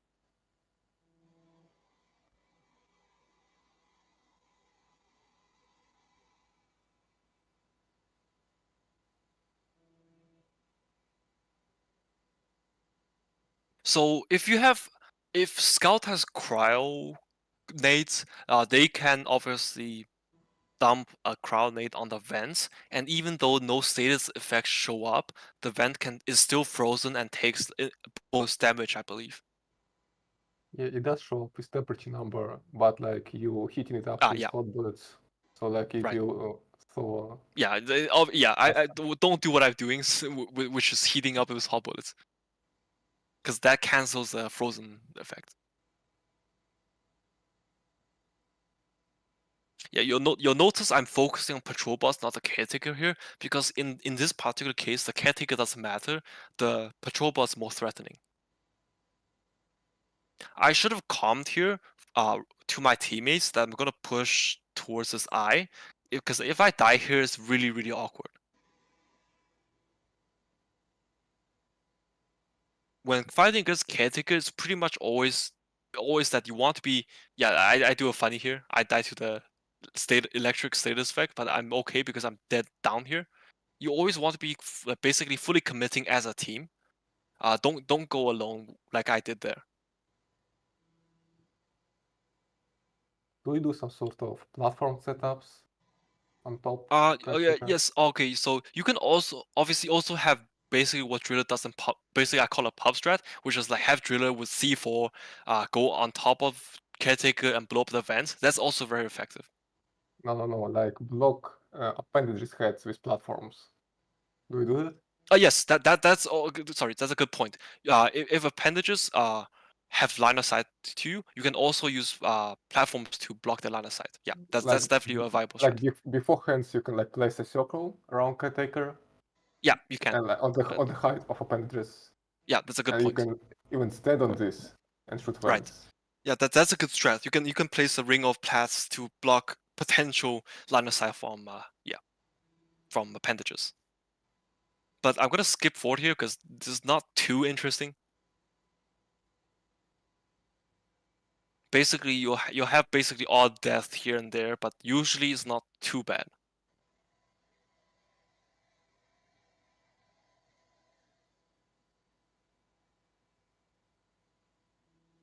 So maybe okay, what I should have calmed better here is I probably want Driller to make sure that there's a good, easy to navigate path, like a ring around the caretaker, so that I don't risk jumping or getting stuck on terrain. This is not too bad because the appendage is gone and Driller can revive.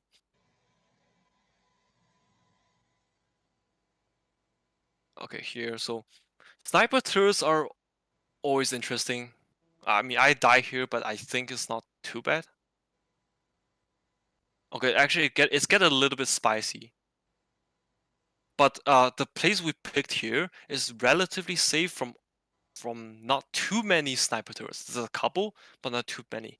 Something actually Driller can do here is if Driller has PPEPC, persistent plasma EPC, a charge shot, not TCF, a charge shot on that directly lands on a sniper turret is sufficient to kill the sniper turret over time.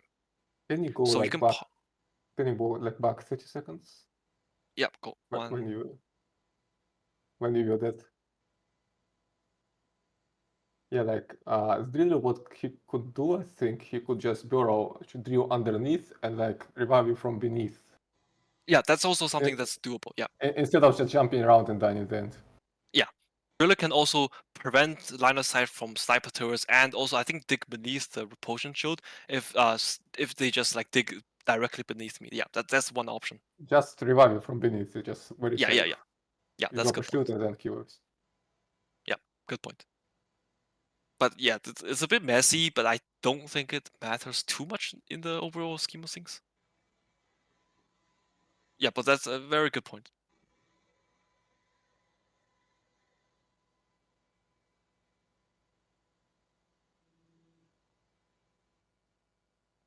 I don't remember. Do sniper turret shots go through like caretaker's repulsion shield? I think it does. I remember like projectiles, appendages, right? I think it. No, like from maybe from appendages or maybe from like sniper turrets. I think they do. No, it blocks. It blocks. I remember. Oh, okay. Because I was about to say like if sniper turret shots like go through appendages, go through caretaker shield is kind of BS. But yeah.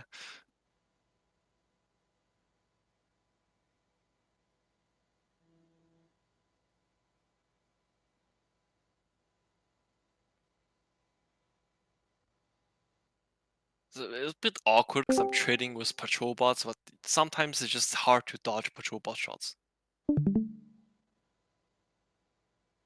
Possibly we want NG to be close to us because and if NG is close to us, it's maybe possible that we can force revives quicker and easier.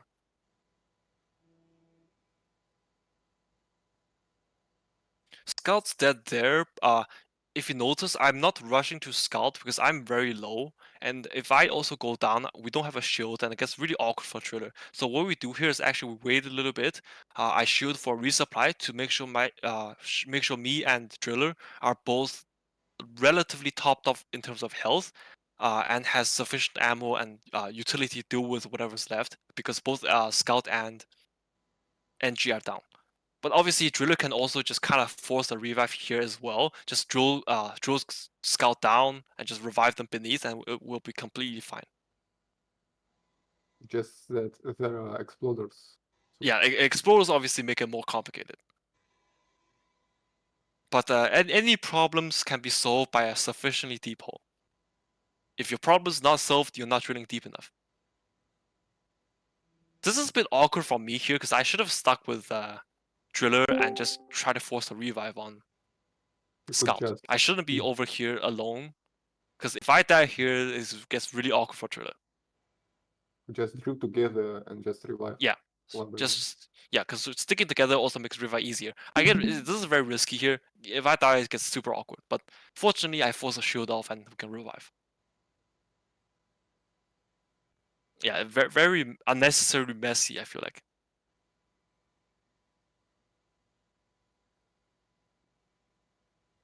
I traded with a sniper turret.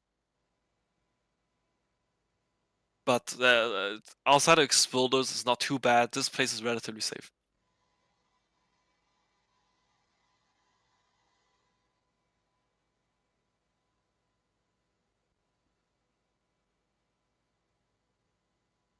Yeah, it's not too consequential here. I mean, I think I die here, but yeah, that's fine. Caretaker's basically dead. Okay, I'm gonna keep fast forwarding here because I don't think there's anything too interesting after the extraction. Oh, okay, so something actually worth mentioning here is that now we're at the end of stage 2. Do we call a resupply or not?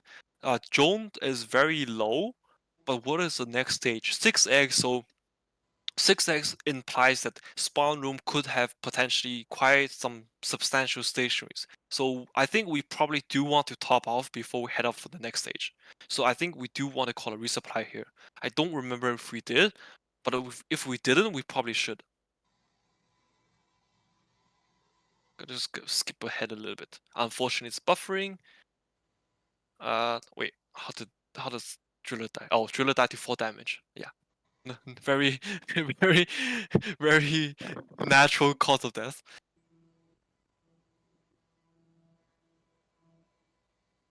Okay, so we do call a resupply. I died and chilled. It's fine. We do call a resupply here, which is a good thing. We don't want to be surprised in the next if we know the next stage can have quite the challenging encounter spawns and stage rooms, for example, in spawn or otherwise make it really difficult to stabilize after the initial encounter. Because if you call a resupply late into the when you're trying to stabilize in the first like encounter of the next stage, it makes it really difficult when the resupply is not down because there's a delay between when you call the resupply and when you're able to access it with a shield. If you use the shield early and then the resupply lands a bit later, now you suddenly have to wait for shield cooldown. Okay, so that's not very consequential. That's stage 2. I'll pause here a little bit in case anyone wants to discuss anything. Any questions or discussions?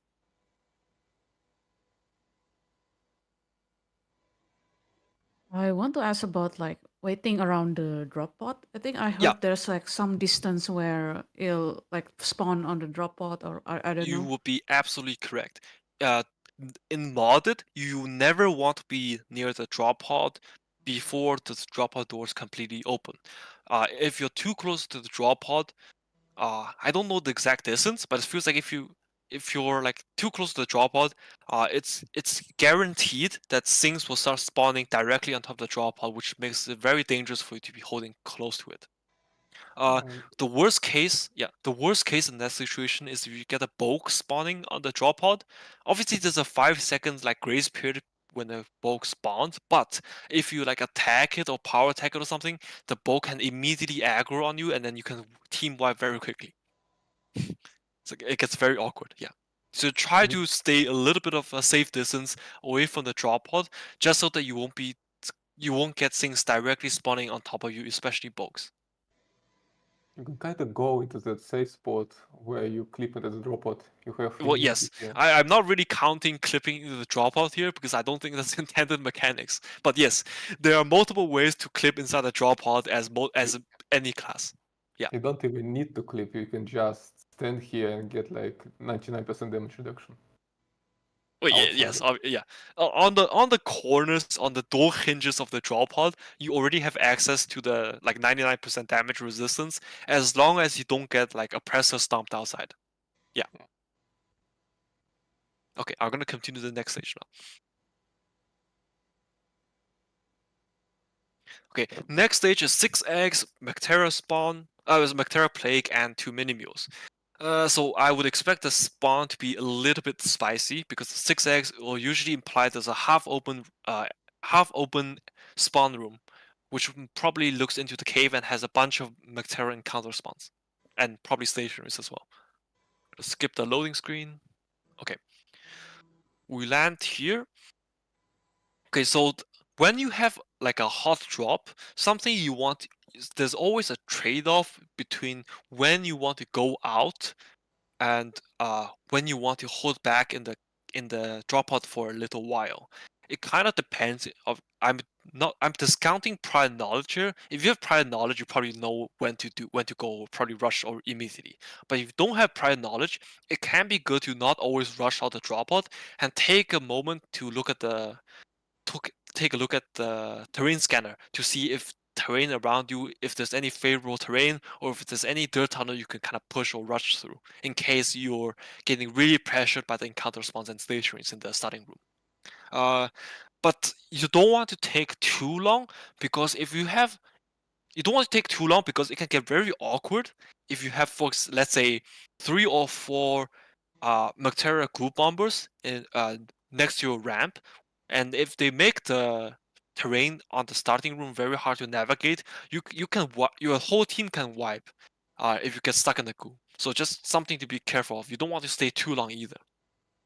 And also, if you stay, if you stay too long in the, sorry, go ahead. Yeah, you have like 28 seconds of immunity inside the drop. Exactly. That's what I wanted to talk about. You also have a limited duration of drop pod damage reduction inside the drop pod. So it's like, as Split said, like 28 seconds or something. After that, after that you take full damage within the drop pod. So you don't want to be staying inside the drop pod for too long. You want, as gunner, you probably want to be the one pushing first, because you have access to the shield and the power to determine when the shield will go where and when the shield will go down. So you probably want to be leading the charge here. So you want to very explicitly call out where you're going. So in this case, you probably call we get very lucky here. This spawn is very much enclosed. There's practically no stationaries or encounter spawns. So now basically we can leave scout to clear up starting room and keep going through a dirt tunnel. So okay, we have enough, basically more or less enough nitro. We're holding enough nitro for resupply. So what we can do here is have basically driller rush the egg, because we don't really need to, wait for any particular reason.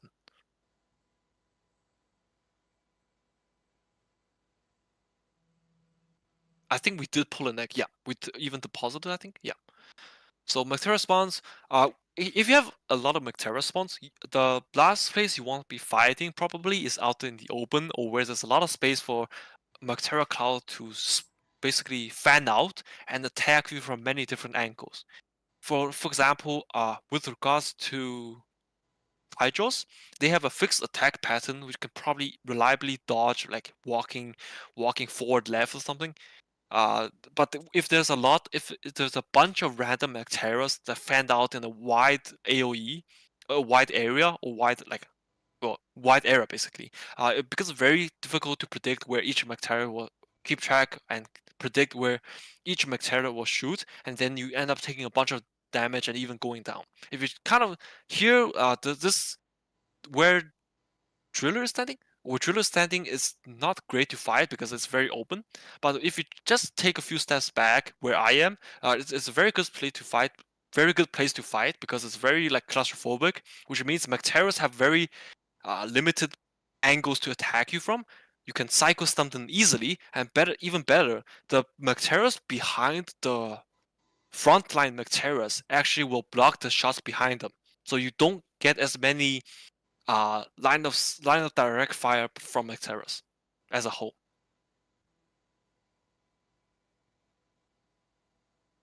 Can you bunker if it's too dangerous with Macteros? Yeah, you can always safety tunnel or bunker in the wall if it comes down to it and if it's necessary. Yeah, that's always an option.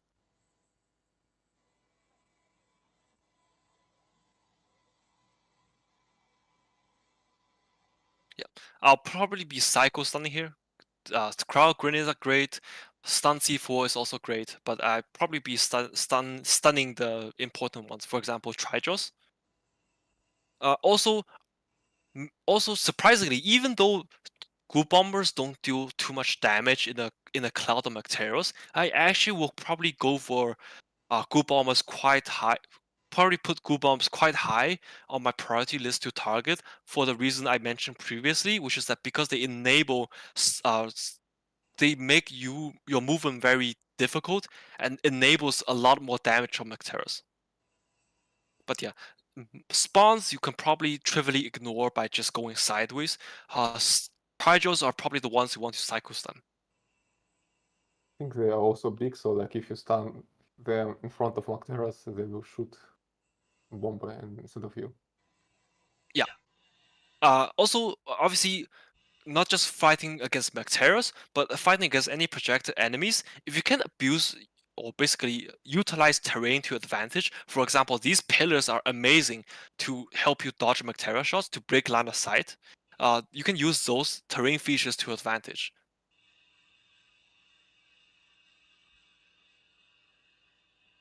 I'm kind of ignoring that. Yeah, sorry. Can you use Nexus for that?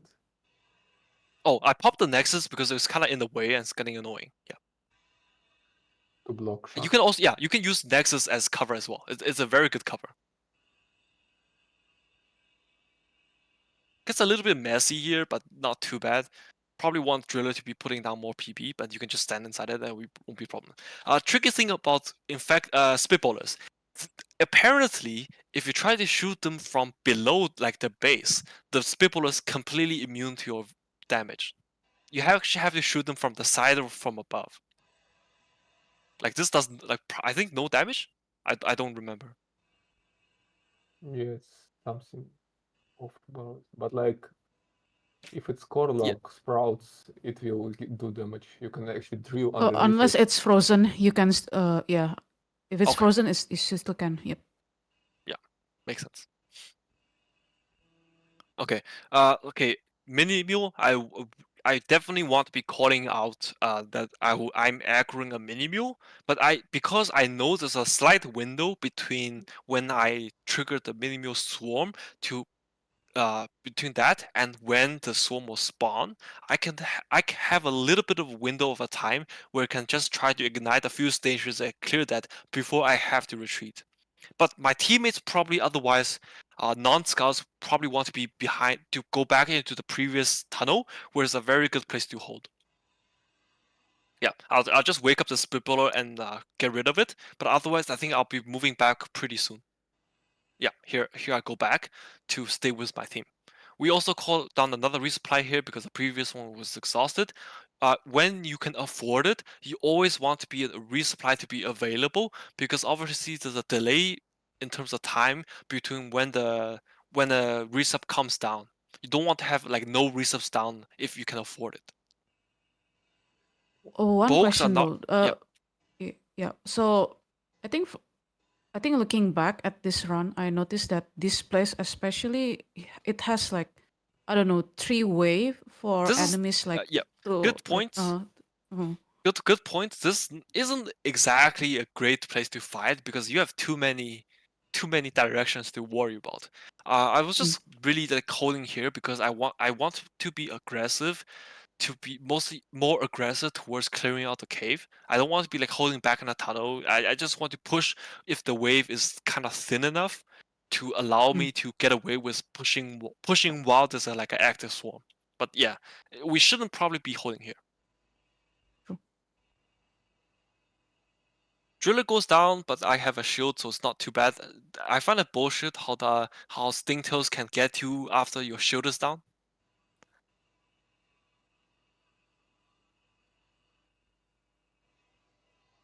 But yeah, overall not too consequential. That repellent on the floor shouldn't be placed because it'll basically mess up your repellent on the ceiling. But yeah, minor optimizations. It's kind of stronger repellent to the ceiling, so this will be okay. Like, Yeah. Okay. three Okay. layers. Maybe the ceiling has multiple layers, so it will be fine. But yeah, optimal repellent probably shouldn't place this particular one on the floor. It doesn't matter too much though in this case, since it will be coming through this choke anyway. Also, in higher difficulties, sometimes funny things you want to do is that you don't want to wait until the swarm is over.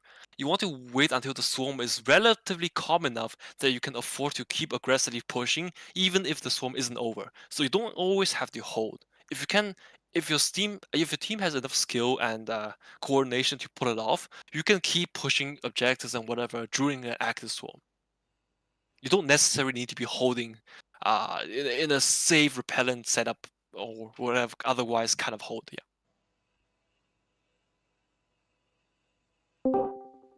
I mean, obviously it's not easy and it takes practice. And obviously, if you get too disjointed, you risk being in the middle of a Mactera cloud with no one to help you, and you're just gonna listen to the floor. That's always a risk to keep in mind.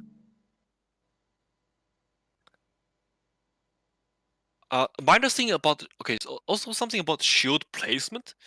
Shield placement is kind of interesting because there are multiple concerns that can drag where you decide to place your shield. A very good place to place your shield is on the resupply because it guarantees you and your team can basically safely take a resupply. I mean, that's a very good place to put it. But also sometimes you also want to, for example, you can use your shield explicitly to make it force yourself to be able to block enemies from like a chokehold. You can use your shield to block them for a while, which actually creates more breathing room and pushes enemy back, and allows you and your team to gain some space back. So that's also a valid use of shields. It takes experience, and it's a judgment call on which one's actually better in which situation. Can you make like platform line in the middle to lock Mactera's line of sight? Yeah. Oh yeah, good point. Engineer can also make platform roofs for Mactera Plague. Basically forces them to get stuck in the platform ceiling and have terrible line of sight on you and your team. Yeah, that's a good point. Also, Breach Cutter and whatever is very good against Macteras as well. If you also save your shields.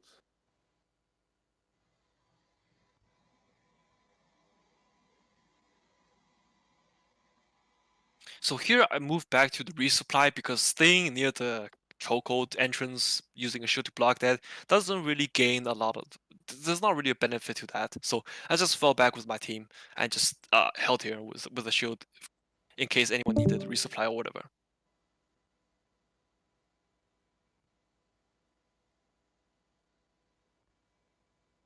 And so also something to keep in mind on modded, it's not specific to Gunner, but also it's not even necessarily specific to multiplayer, but you always want to have at least one path to fall back to in case you're getting overwhelmed. You always want to have like a plan B, like a retreat path, so that if things get really bad, you have somewhere to push towards or run to. The worst case scenario is if you and your team get stuck in somewhere that's impossible to get out of, and then your whole team is just gonna wipe. Would cryocomp be better there? Cryocomp is interesting. I'm assuming like basically normal cryocomp, but sticky eyes isn't that different. But cryocomp has an additional strength in that cryocomp is very strong in very close quarters. So in that case, cryocomp is actually better in terms of forcing its way out of a bad situation. I would think.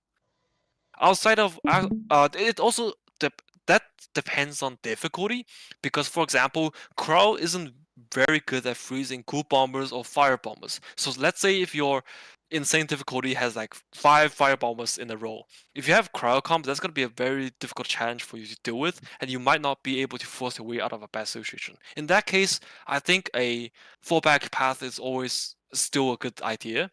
Obviously, driller has drills, so if they're not dead, or if they're not dead, they can always also safety tunnel. So that's something to keep in mind of. So driller should always keep in mind that if the situation gets really bad, don't wait until the last moment to urge the team to help the team get out of it. Don't be afraid to safety tunnel if you feel like your team is about to get overrun. Don't like drill the safety tunnel until like your team's already overrun. Obviously, if you don't have your safety tunnel, yeah, sure, that's maybe even cooler. But yeah, safety tunnel is also always an option. Can you explode like two C4s into the wall, make like a Yeah, funker? stun C4 is also very strong in that case, because it basically pauses everything that can be stunned in front of your team. It creates a lot of space. It can even force a resupply off for your team. Yeah. No, like make it like a funker like in the wall. Yes, that is also an option if you have like I guess stun C4. I mean, sorry, carve C4. Stun C4 is a bit awkward because like it is a really small hole. But yeah, you can also extend like a little hole in the wall. Just don't make it too large, otherwise things can spawn inside the cupboard you made.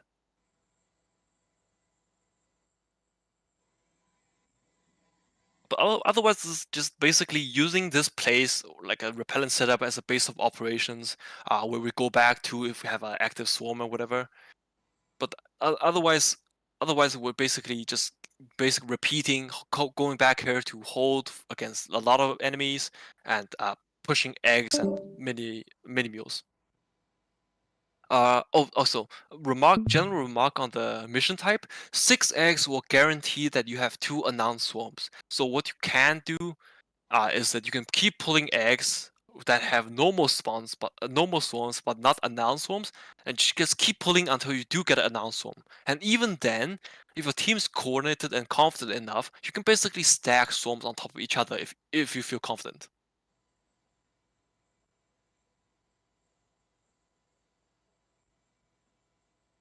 But yeah, it's not too bad after this point because we basically stabilized. We're a decent place to hold. So I'm just gonna move forward a little bit. Okay, this is getting a little bit spicy. What happened here? Oh, I think Driller just unfortunately got killed by one of the tri-jump projectiles or whatever. But that's fine because we have a shield. And there's a C4, stun C4 down. And we can always retreat to our right side, which is our basically backup path, where the MASTERLIQUID have a much worse line of sight on the rest of the much worse line of sight on the team. I'm pickaxing this platform on the floor out here because it actually would disturb floor pathing, I believe. It's kind of not great to be doing this in the middle of like 500 MASTERLIQUID, because obviously, I mean, I died there. It's not too bad though, because the team can still recover, because the place where they are is very safe in terms of against the MASTERLIQUID, and obviously Driller is still alive. The trash on the floor can be cleared, so it's not too consequential. One question though, does the broken repellent still works? Broken repellent still has effect as long as it's not like a tiny pixel of things. It has reduced area effect in terms of compared to like a normal full-sized pancake, but it still has like a little bit of AoE outside of whatever's left, but material left. So yeah, it's not too bad. It's just a bit messy.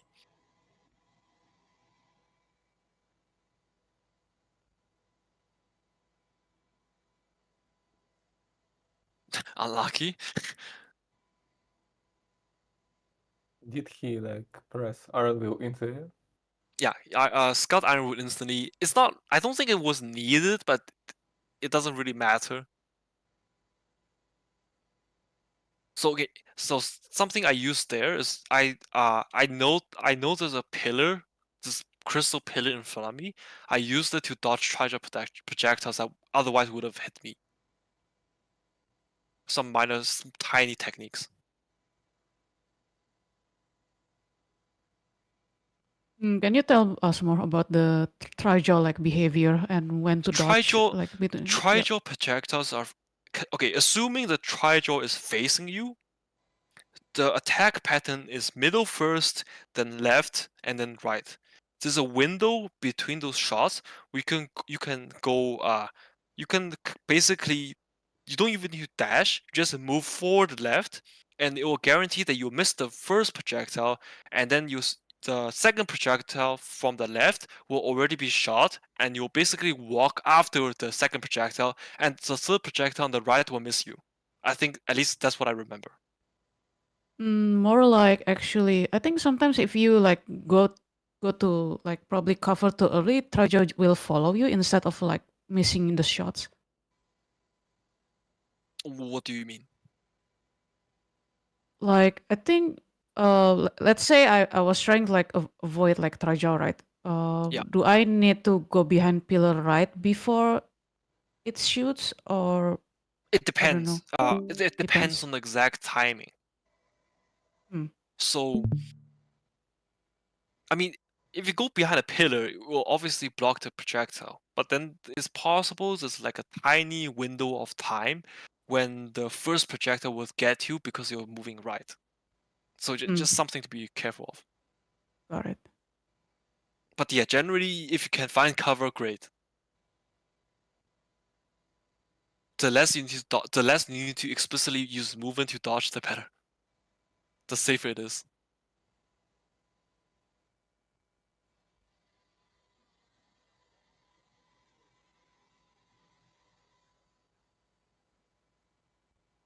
Again, like this is mostly stable. There's not too much happening. I'm gonna skip forward a little bit. Oh, something. Okay, a general remark on positioning. In general, this I can do this because we just had I think a null swarm from like an egg or something. I knew that was the case, and I also know that this mule was already triggered. At least I think it was already triggered. So that's why I can be relatively confident that I can go out here alone, and work on the mini mule without worrying too hard about being out of position. Otherwise, you should not do this. That's why I felt like I can get away with that.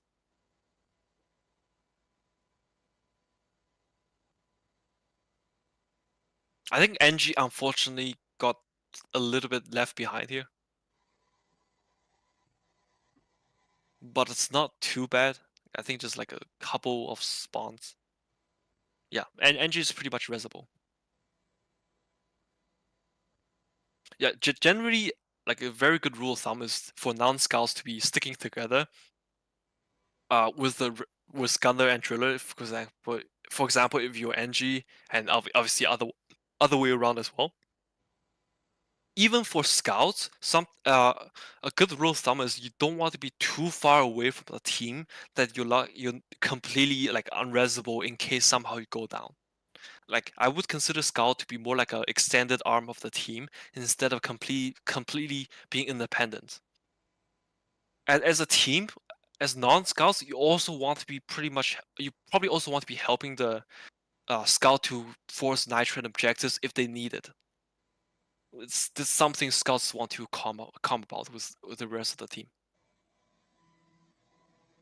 Because I think what I find is even like, for example, on the higher difficulties, sometimes we trust scouts too much or think they can handle everything, but then it takes actually longer for scout to try to kite enemies on their own for example, in a room, compared to if the team was actually to help scout a little bit. Obviously, like this also is very much situation dependent.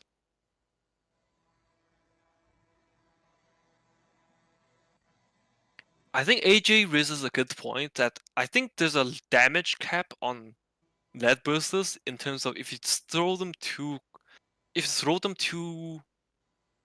clustered together. No. If you throw like 2 or 3, I think there's like a damage cap. There is a I'm not sure.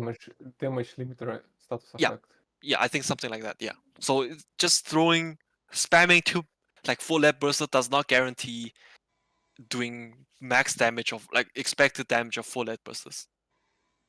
something to keep in mind of. It reduces the base damage, but like status effect, it won't stop. Oh yeah, okay, makes sense. Yeah, otherwise, like, this is not too consequential. Yeah, so notice that we're keeping mostly a safe distance away from the dropout because we don't need to be there, and things can spawn directly on top of the dropout. If you're close, it will guarantee to spawn there.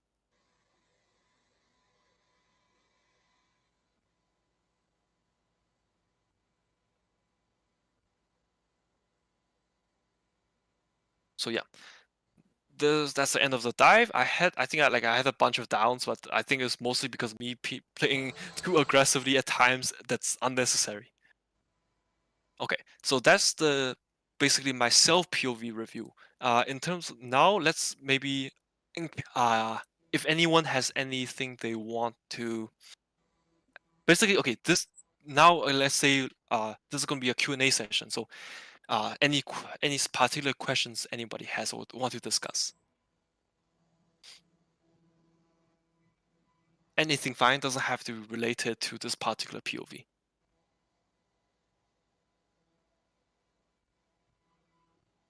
So it was like more like an easy mission.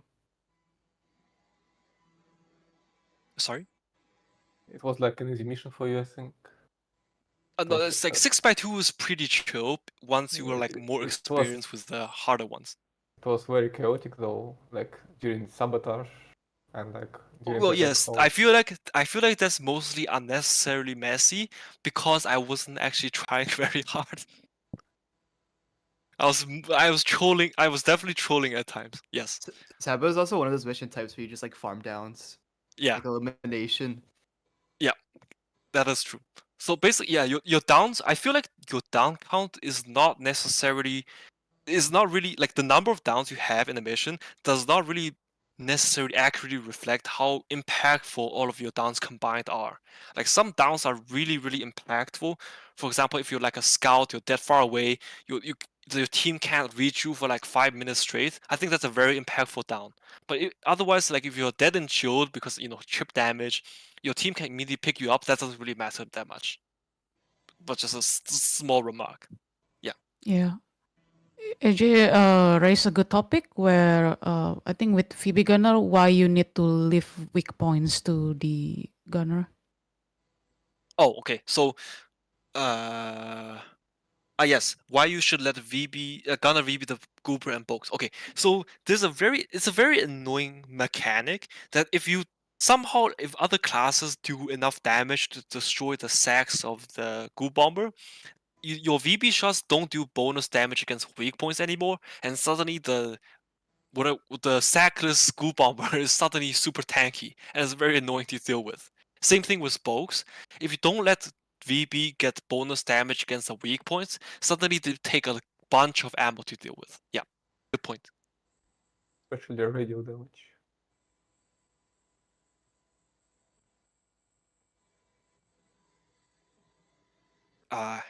Any other questions?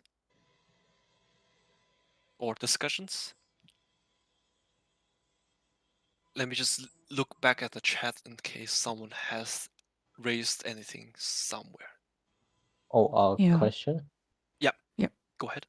So for like bulks, do you normally which do you use, like VB or lead versus, or does it just depend on? I would say it depends. Like if you have a bulk that's moderately close to you that you think lead bursters would have good coverage, and maybe if you need the bulk to be gone very quickly, then yes, I would use lead bursters. But if you, for example, if the bulk is IFG'd, it's not super close, or maybe it's close, but you don't have lead bursters, I would VB. Yeah, thank you. No worries. It's I think both are basically equally valid. It depends on context, and you probably want to basically cycle between your lead bursters and your VB. But yeah, judgment call. I realize saying judgment call doesn't actually help you to decide, but yeah. I don't think also, I think during the whole dive, I don't think we talk enough about how Driller actually tried to light everything on the path, while like leading in the way, Oh, and okay. then So just let the, yeah. Yeah, something about sticky film driller is I think some sticky film drillers who are relatively new will make the mistake that like they feel like they're not playing. It's as if they're not playing sticky film driller and they're like playing, I don't know, gunner, in that they're leaving trash for teammates to deal with. But that's your job as sticky flame driller. You probably, if you're pushing forward, you want to help the team not worry about the trash. So what you can do is you can lay sticky lines of sticky in front of you, so that when your team and you go through the sticky lines, the trash behind that's passing behind you will eventually die and not constantly annoy your team. Yeah.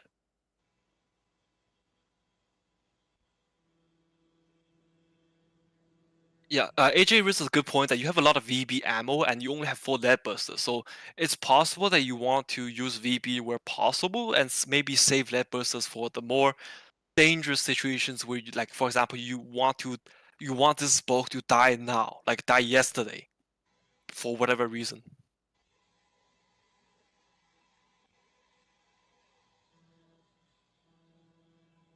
How do you end up not holding your lead bursters? Well, you just use them more.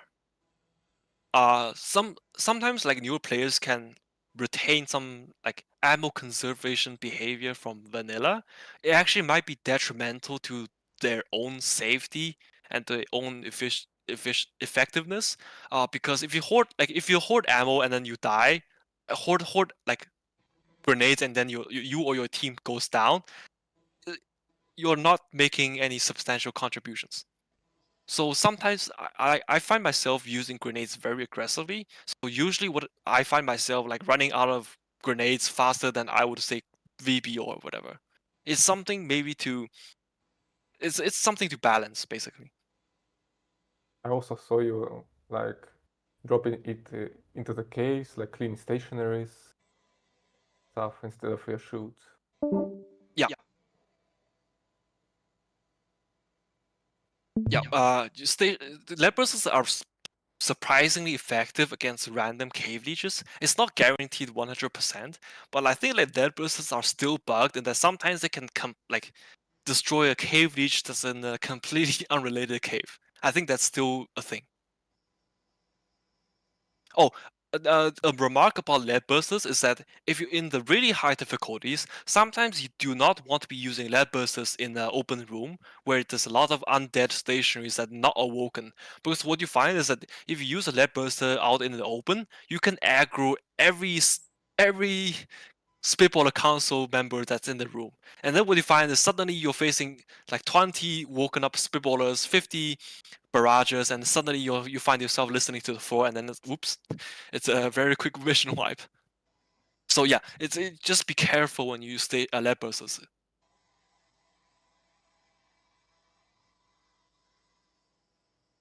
From what I've seen, it's mostly like going out to explore the mine and then like communicate and go back to defend to hold. Yeah, so a trick like I think it just comes down to communication and a little bit of positioning. When you have shield uptime, you can throw a shield quite aggressively deep into the end towards like the entrance of the cave, and maybe kind of establish a little bit of a line of sight and a little bit of positioning or a foothold inside the cave. But when the shield is about to expire, don't stick around if there's a bunch of undead stationaries, like for example Vartox, whose nodules are not dead and you can't easily reach. Don't hang around too much. You can, if you have enough maybe resources or enough shields, you can always like try to retake the cave again after you have another shield up. Yeah.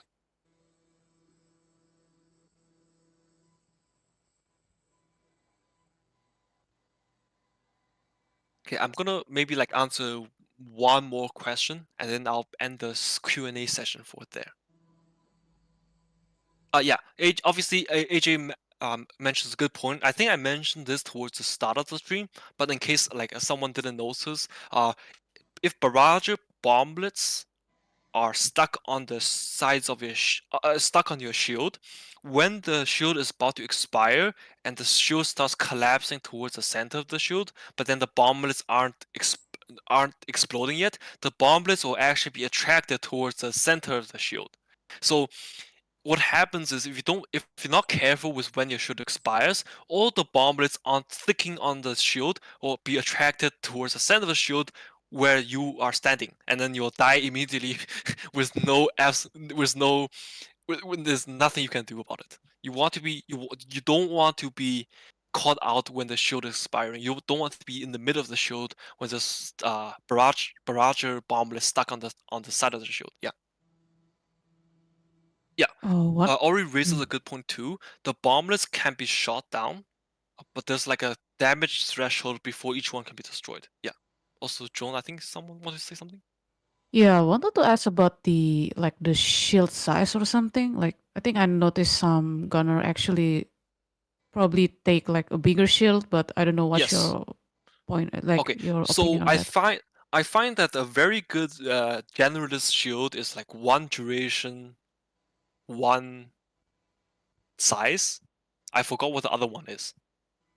You can the max radius shield is equally valid, especially since in the new season, like barrage projectiles are really annoying because even if they're on the side of the shield, if you stand too close to the side, they still do a shit ton of damage, especially when you're on higher difficulties where they do a lot more damage than normally, like for example on the 6x2.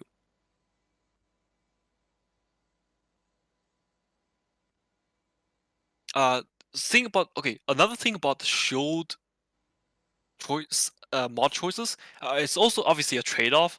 If you have larger shield, if you have max size shield, you get less duration. So it potentially could mean that you have less time to deal with things while you're in the safety of the shield. But as a trade-off, you get better safety against barrage bomblets. If you take your average, like I think one duration, one size or something, like the medium shield, you get a longer duration, but obviously you can't be staying too close to the side of the shield, otherwise some damage will still bleed through. Yeah. Is it worth picking like the status effect upgrade at the last tier? What is that? Oh, is that the damage resistance that lingers? Yeah, that's one. What is the trade-off on that tier? I don't think the trade-off is like the opportunity cost is worth it, because I think the trade-off is like shield or radius or duration, right? Yeah. Yeah, I don't think that's worth it because the duration or size is super valuable. Maybe it could save you from barrages. It's possible, yeah. But also for example, like 1.5 or 3 more seconds of shield duration will also save you from barrages. Okay, I think I'm going to end the Q&A session here. And for the last segment of this session, I'm just going to ask if anyone has any ideas for like future sessions like these, or possible candidate future POVs or whatever they want to talk about or review.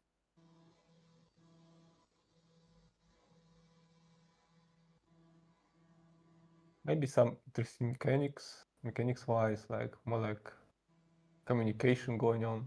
I would be happy. Yeah, I would be happy to, for example, focus a session on a particular theme that people might want to discuss more about or see how other people approach. For one of them, obviously, being communication.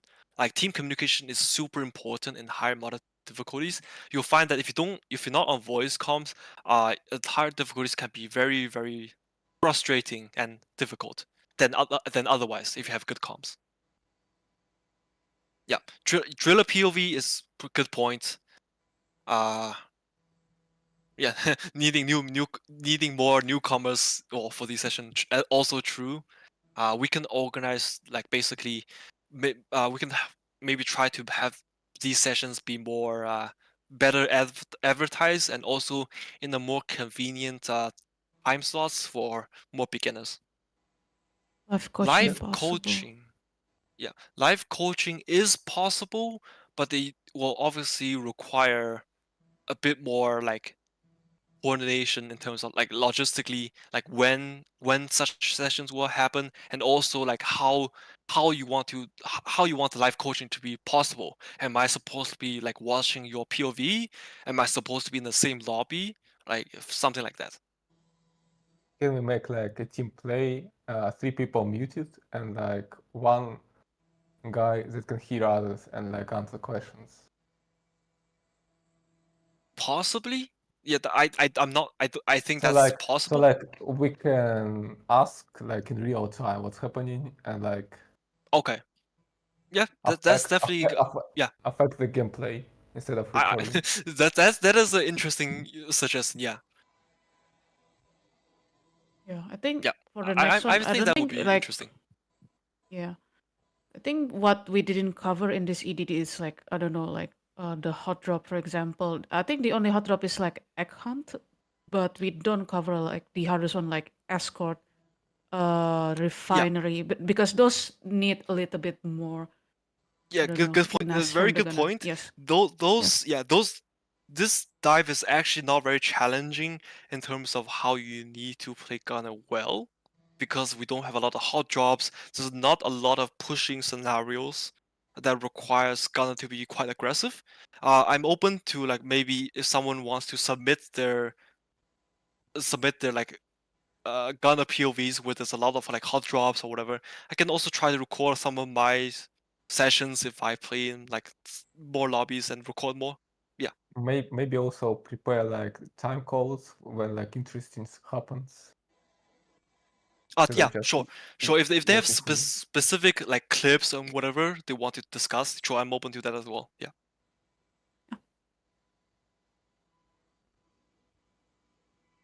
Clean bed. Is clean bed this week's like the double duck and cover? The double refinery. Oh yeah, that is nasty. Yeah. It is nasty. That would be a good one to talk about as well. Yeah. Yes. Is it why like people ask for no refining mode? I don't think that's actually the hard part, because I feel like if you establish the refinery, is actually not that difficult. It's the initial stabilization and maybe like the active swarms that I find super difficult.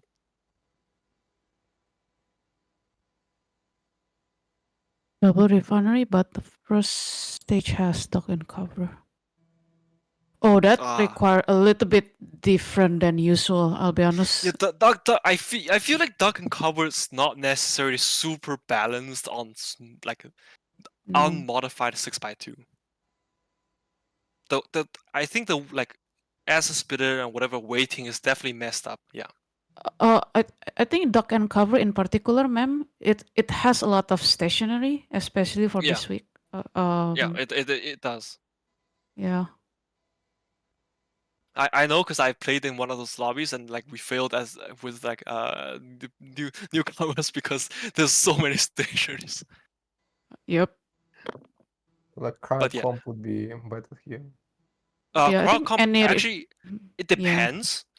The crowd comp might have a problem with stationaries. I mean like VB kills spitballers super quickly. You might find a snowballs are just Snope could maybe, yes, but yeah, it's hard to say without actually like trying it out in game. But like Burning Hell with VB can clear out stationary super quickly. I think even frozen spitballers are kind of hard to compete because I think on 6x2, if you ignite a spitballer and hit it in the weak point, it's pretty much dead with one VB shot.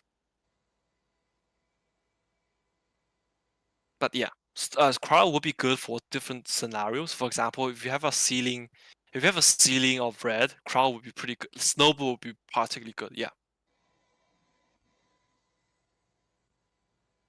I think what works for yeah. Go ahead. Sorry, what works? I think because EDD has like a set like stages. Probably what works is that you probably break it into different section instead.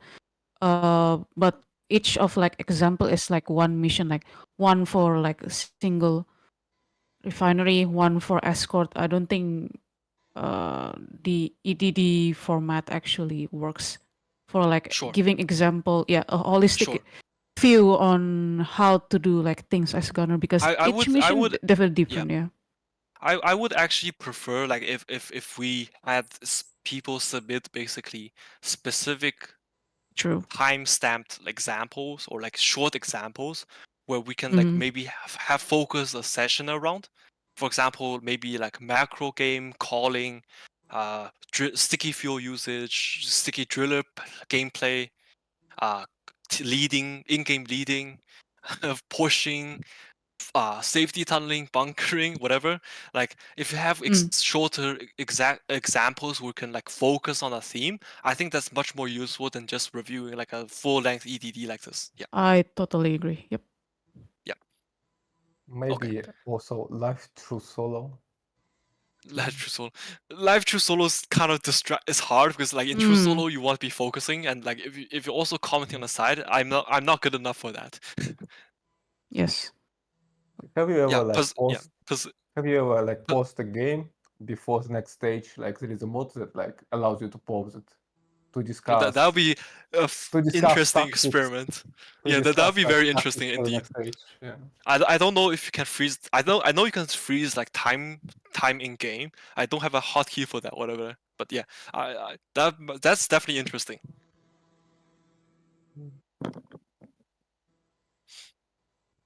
Oh yeah, positioning is also something we can focus maybe like a session on. It's not just standing where like if you have a fire comp where like gunner, driller, NG stand relative to each other. That's like I consider that like micro positioning within a whole position, but also like general team or individual positioning within the context of a cave or of a swarm of a tunnel. I think that's also something that's very underappreciated. Yeah, but anyway, any case, I think I'm gonna wrap up this session because it's getting kind of late for SCA people. Thank you for everyone for attending this session and providing suggestions and feedback and discussions. I'll wrap up this session now. Thanks everyone for coming. Bye bye. Thank you. Thank Bye you. bye.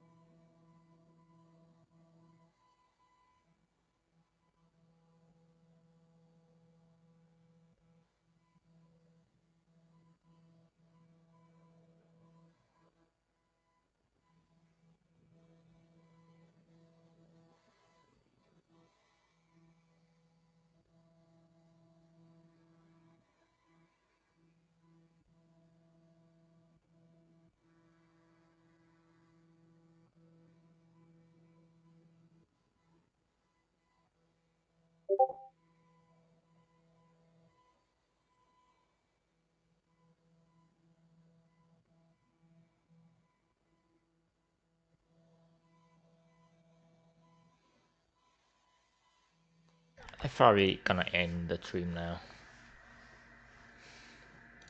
Nothing to say anymore. I have it muted all the time to not interrupting with anything. So see